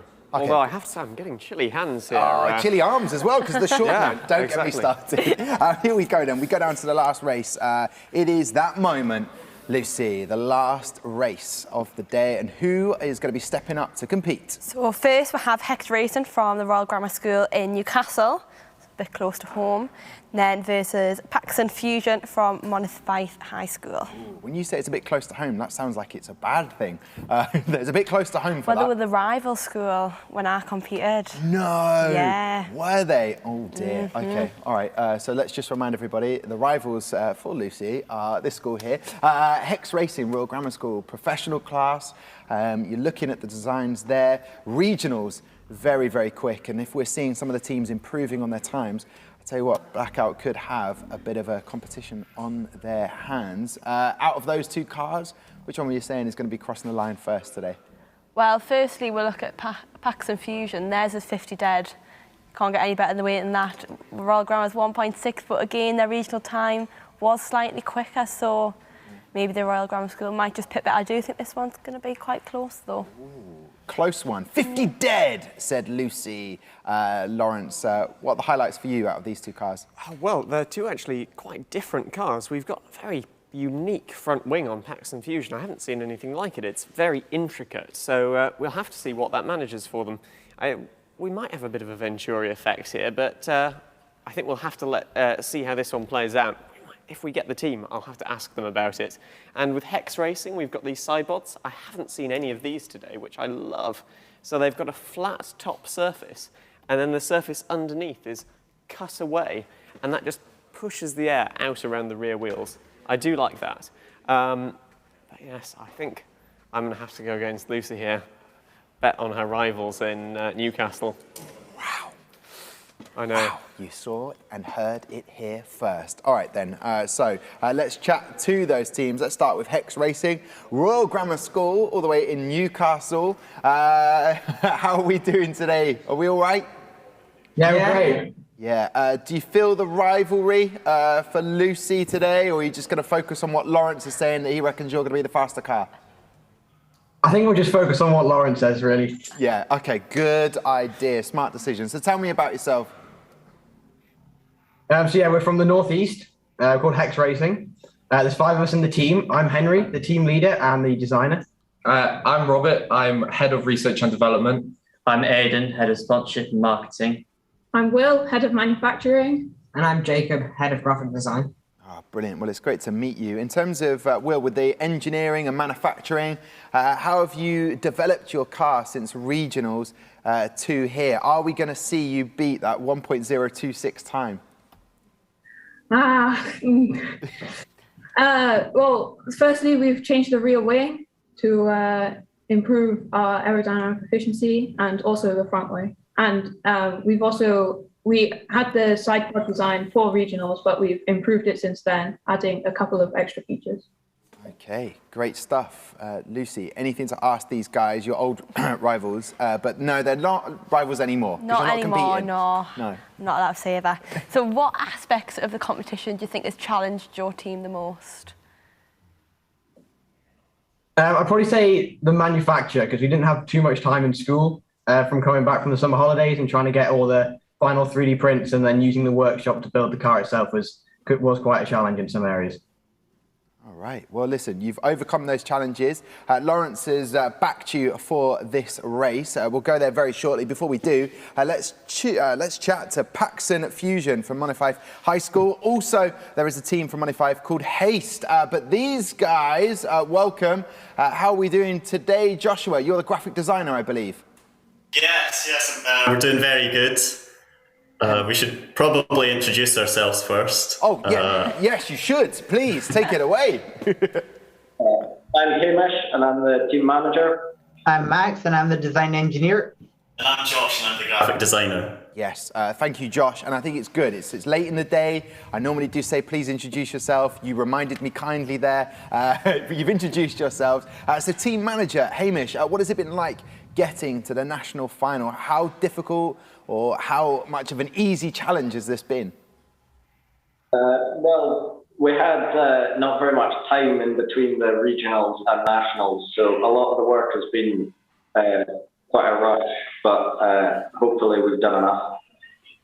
Yeah, fingers crossed. And Max, I mean, it's not every day you see an old school blackboard behind you with chalk drawings. What is it about your car that has given it the speed to cross that line in such a fast time? Well, there's been a lot of developments, not just on the aerodynamics of our car, but also on rolling resistance, which I don't think's really been talked about much on the show today. So we spent quite a lot of time investigating the effect that bearings have, that bushes have. We even did some work on trying to make some magnetic bearings. Sadly, it didn't work, but there has been a lot of time put into that as well. Okay, all right. And I'm liking the fact that all your pictures are very clean behind you on the blackboard. If it was back with my mates, that definitely wouldn't have been. Lawrence, what's going on? You've been critiqued as well. Come on. I know. Why have we not talked about what Max has spoken about? Oh, well, I'll ask a question on bearings then. Okay. I know, so every design engineer in F1 in schools becomes engrossed in the world of bearings. It is such a critical part of the competition. But teams, this is something I definitely experienced competing, was that our car throughout the runs got gradually slower as the bearings wore out. So we decided to put 2 bearings on each wheel, because then they'd share the loading of the car. So while it was a tiny bit slower, it went faster for longer. So I was wondering, guys, what's the answer? How many bearings do you have in each wheel? Well, we've actually opted to go with bushes for this due to the fact that their smaller mass would actually shift the centre of gravity up the car. And from rolling resistance testing, we found that our design of bush was actually had a lower drag coefficient than the bearings that we also tested. Oh, I love so it. There's both two bushes in the wheels as well as a bush on each point of contact with the main body of the car. I love this. I love it. It's a sparring match of ideas. Lawrence versus Maximilian. Who will win? We will find out. But before that, we need to go trackside to find out how fast these cars will go. Best of luck to both teams. Mark, did you expect that? Lawrence forgot something from his presentations. Well, he didn't really forget, did he? He never forgets. No, he was just waiting for the opportune moment. I mean, Max is good, but my money's on Lawrence. I think we've got some interesting conversations to have, but here we go. Yep, Hex in lane 1, Pax and Fusion in lane 2. What a reaction time from Pax and Fusion. There it is. What a time as well from both cars, actually, but there it is. It's a clean sweep for lane 2. Lane 2 back on form, Aussie. Good to see that lane 2 is putting in a performance now after a while. It's been away, and now it's back. 1.051 for Pax and Fusion is going to put Paxson quite high up the leaderboard. It's going to pop them into 4th place, if my maths are right. And Hex Racing with the 1.095, that is going to drop them in and around 10th, 9th or 10th place there. So, yeah, looking good on both teams there. Pax and Fusion, interestingly, so to the split gate, just thinking back to Blackout's time, I don't think Blackout were as quick to the split gate as Pax and Fusion. So perhaps, I don't know, Lawrence, whether you think there's anything in the unique sort of axle bush setup that Pax and Fusion have got, whether that's given them an immediate acceleration advantage, Lawrence? What do you think?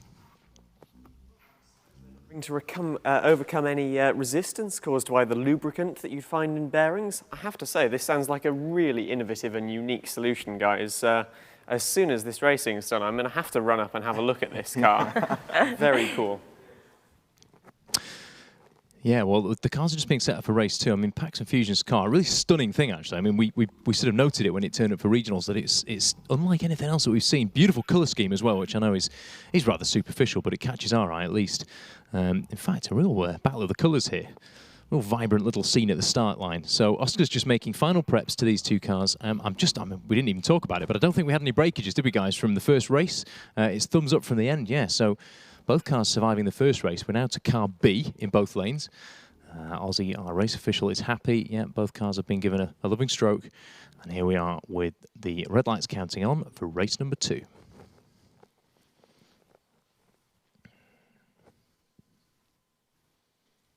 Off they go then, and they're neck and neck, the cars. Wow, well, you could hear that, and we saw it as well. Something at quite high velocity has left the Hex Racing car, and I think, as feared, that rear wing has made a bid for freedom. Pax and Fusion with a 1.080 time. Not quite as quick, I don't think, as the previous time, but very respectable nonetheless. Let's have a quick look then at the finish line. So down here with roving John Cam. Oh yeah, Hex got some significant issues there. We did wonder whether this, when it arrived, I mean, Lawrence, you mentioned that sort of tipping moment and the impact moment of all that force going into the rear wing. Perhaps that's just something to think about there. A rear wheel that's popped off. Looks like it should be a contact and interference fit when we get it back to the start line. But of course, now is the time that we get the cars back. We can see there, Pax and Fusion not getting out of this scot-free either. Pardon the pun there. But with the rear wing actually leaving the car as well. So a little bit of fixing there. Willie is spurring into action. Where's Willie? Yep, just finishing off a sugary drink down there, ready to collect these two cars. So gentlemen, if we can bring those back to the start line. Our finish line technicians, George and Tom, just carefully bringing the cars and the pieces of cars back to the start, Tom, and we'll get on with some repairs shortly. Beautiful stuff there, and kind of the blue and yellow are kind of an old, sort of, it reminds me of the Williams of years gone by, or maybe Boca Juniors if we were going to go football, and maybe versus Blackpool. That's what I've gone for there, the orange and the white. I've just made it about football. But anyway, Pax and Fusion are with us now. A little bit of a breakage there. Not much to worry about. Can that be fixed from what you've seen? Yeah, I think that should be fine to fix. I mean, we've broken that piece multiple times already, so shouldn't be too much of a problem. It's almost like it's got muscle memory for how it's been broken before. But a fabulous, fabulous time that you got before that, moving up into 4th place. Happy with that, Joshua? Yeah, I think think it's a very positive result. I think overall, it's done quite well. We just got to hope the wing can be fixed for the next races. And in terms of the colouring, is it about Boca Juniors? Have I understood the Scotland Boca Juniors colour, or is there another reason for those colours? Well, not quite. Mainly for the colours, it was just because, it was quite a nice colour scheme to start off with, and the purple and the yellow contrasted quite nicely, bringing your eye to it, making it stand out. Purple? No. I do like it though, it's a very good purple colour, but that just says I'm going a little bit odd with my colours. It would never be Boca Juniors with purple and yellow, that just couldn't happen. What about Hex Racing? They're over in the Royal Grammar School right now. Congratulations to Paxton Fusion, 2 more races to go for them. What are you saying then, guys? You just saw your 2 races there, a couple of breakages. What's going through your minds right now? I think Car A put down a really fast time, considering it was quite a bit over the weight limit, so we're very happy with that. We did do some finite element analysis on the rear wing, but clearly it just couldn't quite hold on to the car when it hit the acceleration system. Okay, and in terms of how it fared in regionals, were there any developments or changes you made to try and counteract that? Well, we actually moved the wing support structures and the connection to the chassis lower down to the car, but I think that's mainly what's actually caused the breakage. We used to connect it on top of the CO2 chamber, but we've changed it and it hasn't quite worked. Okay, and Lawrence, something you've noticed or would like to discuss? Yeah, so it's just that rear wing. I think it's a really nice design because you're trying to reduce that drag behind the car, keep the flow attached like we discussed earlier. And when you have a rear wing that's mounted out of the CO2 chamber, you essentially mess it all up, because the flow detaches to move around the object. So this is a really nice solution, and I'd bid you not to quite abandon it and maybe look into having some bigger pods behind the rear wheels, something a bit more solid that it could mount onto and just a tiny bit higher up. But I really like where you were going with that design. Yeah, great stuff, Hex. Lucy, as we wait to get back trackside, have I gone mildly mad? Is it purple or blue? What do you see when you look at Paxton Fusion? From our angle, I would say it's blue. Okay, it's not just you, don't worry. Oh, phew. I thought I'd gone, it's the last race of the day. We've had some brilliant action. No, Lawrence, you're saying purple? No. It's 2-1 in the studio. I disagree completely. This is a purple car. Oh, wow. Okay. YouTube comments. Don't forget, we're on social media as well, Twitter, Instagram, Facebook, and on TikTok. We will have the debate sorted once and for all. But Hex are to the left of me right now and to the right of Lucy as we head trackside where we can see the fixes going on by Willie, the man with all the types of glues that are being applied right now to try and fix that. And in terms of the stability with that, Lawrence, with the glue on at the moment, is that going to weigh down the car, affect it? How scientifically would it probably be affected? Well, the cars will have taken on a little extra mass with the glue, and for example, if there was a tiny bit of bodywork that did detach from the car and was lost, the race scrutineers would add some mass just so it wasn't more than it started out. You can't have an accident and come off better for it. No.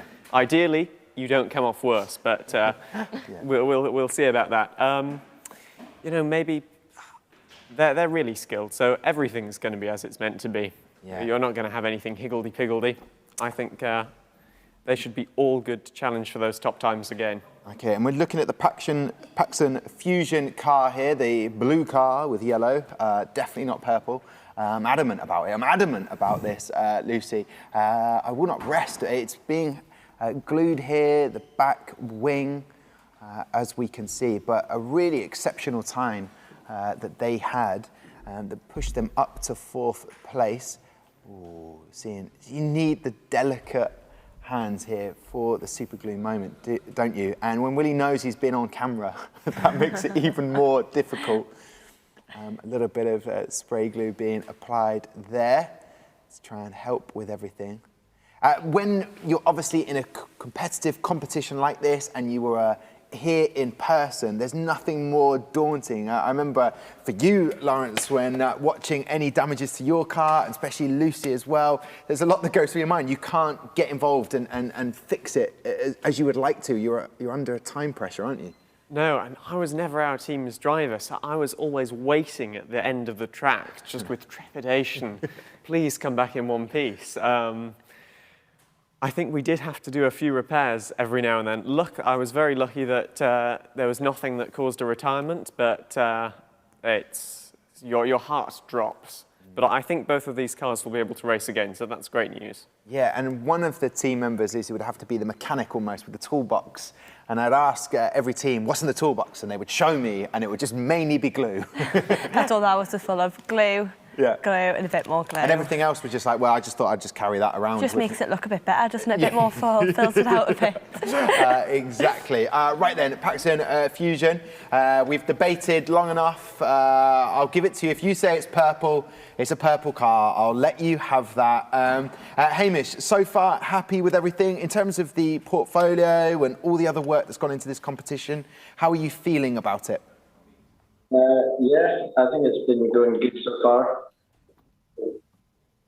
And in terms of the awards tomorrow, 3 p.m, hoping to win not just one, but quite a few? Yeah, well, hopefully we can do as well as we did in regionals. Yeah, and that would hopefully take you through to Worlds, which would be brilliant. Well, I know that you're eagerly anticipating to get trackside as soon as I get clearance to go there, which I am seeing with my very eyes that everything is being set up. Mark, that was some serious super gluing action there from Willie. Oh, big time. Yeah, I mean, Willie's completely stuck to the table now, but he's come through it. At least he's smiling about it. Tom, I hate to spoil your day, and I hope it doesn't do, but I can confirm that Paxton Fusion, along with having lots of glue in their toolbox, will definitely have a top-up of purple paint. No! It is definitely purple from up here. Unless my eyes deceive me, and Lawrence, I'm with you on this, it is 100% purple, with some bits of blue, admittedly, Tom. Okay, well, there's the next quiz question. I'm thinking Fiorentina. Any other teams you can think of in purple? Ooh, that is... Oh, you beat me to it, yeah, Fiorentina. Let me come back to you on that one. Okay. Yeah, no, I'm going to answer it with Club America, orange, yellow and blue, but no purple there, is there? Well, I can only apologise to everybody watching live now. I stop the debate about whether it's purple. I take it all back, and I will speak to my optician as soon as I am back safely down south. Thank you very much for your time. Back to you, Mark. Real Madrid did play in a purple kit at one point in time. Just saying. Right, yes. So we're back at the start, and Ozzy is just doing his usual fine tuning. Looking good. Car in lane 1 is Paxton Fusion, of course, lined up, ready to go. Pods is just safe at the moment. Oscar's just checking the alignment of car in lane 2 as well. Hex, it's a thumbs up from Oscar. So it's Paxton Fusion in lane 1. It's Hex in lane 2. We're heading into race 3. Come on, teams. Let's have no breakages here. So tension mounts as the lights count up, and off they go. What a start from Paxton Fusion. There it is, underneath 0.2 of a second on the reaction. It's a great split time, though, from Hex Racing, 0.410, beating, despite that reaction time, beating Paxton Fusion. But then, maybe that low drag, that bush system that they have underneath that car, really controversial, Lawrence, not using bearings there, but taking the car past Hex and finishing ahead of it with a 1.092 race time in race 3. Just having a quick glance down to the finish, guys. Are we thumbs up or thumbs down for damage? It's a thumbs up from everybody. John's down there with the roving cam as well. So it's good news, team. So we're here, and we are about to launch into our final race of the UK National Finals 2021, Tom. What an exciting moment. Just as the cars are aligned for the final time, Oscar and Angus doing a sterling job here, using all the tools at their disposal, car alignment jigs, pod alignment jigs, temperature control cartridges, balanced track, handmade here in West Yorkshire, British designed and made, available for retail. Here they are, ready to go. 2 cars lined up, looking resplendent in purple, yellow, blue, orange and white. Paxton Fusion in lane 1, Hex in lane 2. Here we are, final race of this year's UK National Finals. Off they go, and another brilliant start from Paxton Fusion. It's a clean sweep all the way down the board. Paxton Fusion have just set a 1.072 time with their final race, not quicker than their best. but it is a superb time nonetheless. It's a clean sweep in lane 1. Hex Racing doing themselves no disservice there. 0.462 across the split, 1.312 at the finish line. And that, Tom, Lawrence and Lucy, concludes the racing from up here at Mission Control. What a day. Back to you guys down there. Sentiments I agree with. What a day it has been of racing. Mark, brilliant work. And to everybody else up at Mission Control, Tom and George having to look after the breakages, avoid being hit by some of them throughout the day. They did a sterling job. So to everybody up there, brilliant stuff. Listen, Paxton Fusion, you were so close there. You got a little bit faster, but your best time puts you in 4th place. The end of the evening is upon us. Are you in good spirits, good mood? Yeah, we're quite happy with that time, I think. It's definitely a lot better than we managed to get at regionals. So thank you for having us, and we'd just like to thank our title sponsor, Paxton Valve, for supporting us through our journey. Expertly done there, Max, to round out everything from Paxton Fusion in Monifieth High School. Listen, guys, take care, and hopefully we'll be chatting to you at the awards ceremony tomorrow. Yeah, thank you. Bye. There you go. There you go. Always remembering the sponsors. Well, here we go. Hex. There you are. Hex Racing. How are we feeling after racing today? Yeah, really happy with the time. We were very similar to regionals, which, considering the extra weight difference, is very happy about that. So we just want to say thanks to all our sponsors for getting us here, and thank you very much for having us. Mine and Lucy and everyone else here, Lawrence as well, our pleasure. And what a great way to round out the day. So enjoy the rest of your evening, and we'll be chatting to you hopefully tomorrow at 3 p.m. Take care. Thank you. Thank you. There we go. Lucy, what a day. What a day of racing. Highlights for you? Oh, it's got to be that 1.026 from Blackout, hasn't it? That is, if that is confirmed, it's new UK record. Yeah, it is sublime. That is the word I'm going to use for it. As I say, I've learnt today that I'm not good between blue and purple. I will be running up there to Mission Control to have a picture with it and to see it in person. You'll be finding out about that bearing system, won't you, Lawrence, from Paxton Fusion. But have you enjoyed today in the racing? Oh, I have for sure. I mean, it's been so good. I mean, I've enjoyed being proved wrong with some cars that just, they looked crazy, but it worked. Yeah. And just everyone's cars, seeing them race, it's always the high point in a competition for me. Yeah, but you know what you're brilliant at, Lawrence, is adapting. You know, you have an idea, theory, then something happens that you weren't expecting, you deal with it, and that is one of your strengths. So thank you very much, Lawrence, for everything today. Lucy, you've been an absolute star to have with you. But I believe, as I'm hearing, you might not even see, but I have in-ears, they call it. So that means I'm being told that Mark would like to sing me a song. That's weird. Mark, what is it that you need from me, sir? Just a few moments of your time, Tom. I think we're just getting John to come out with a roving camera. I think if you can see us now, Tom, just stood here with George Stoner, our 2019 world champion from Evolve back in Abu Dhabi. George, you're holding the Blackouts car there, and you've got a piece of paper in your hand, George. There's a little bit of something that we need to explain to the viewers about what we've seen during the racing today. Yeah, so we mentioned that possibly we had a new UK national record, but we had to look into it a bit because there were some complications. So in 2019, we saw the team Accelerate set a national record of 1.041 seconds at the national finals. And then today we've seen some really quick times, and we saw Blackout set a time of 1.026 seconds. However, this was set with a car that wasn't fully legal. Okay, so one of the cars that Blackout had for racing had one minor infringement, didn't it, on a performance regulation? Just one of the cars, though. Yeah, so as it's a performance regulation, that time doesn't count towards beating the national record. However, because this is where the complications came in, their B car, which is this car here, doesn't fail any technical or doesn't fail any performance regulations.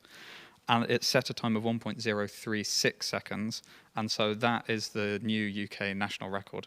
Way! So there we have it.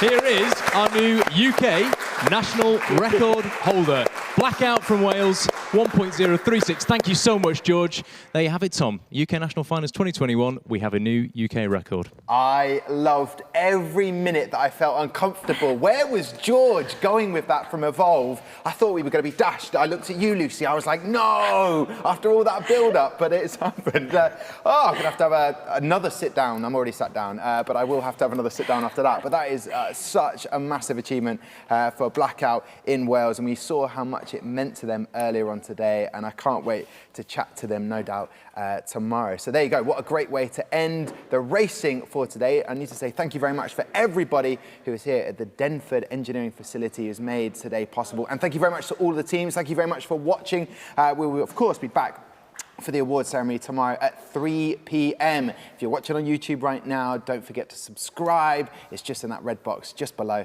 and that way you can keep updated with everything. And don't forget to send us some questions. On YouTube, you can leave a comment. We're also contactable on the 4 social media channels: Twitter, Facebook, Instagram, and of course, TikTok. Right, that's enough talking from me. Have a rest. We'll see you back here tomorrow at 3 p.m. Bye for now.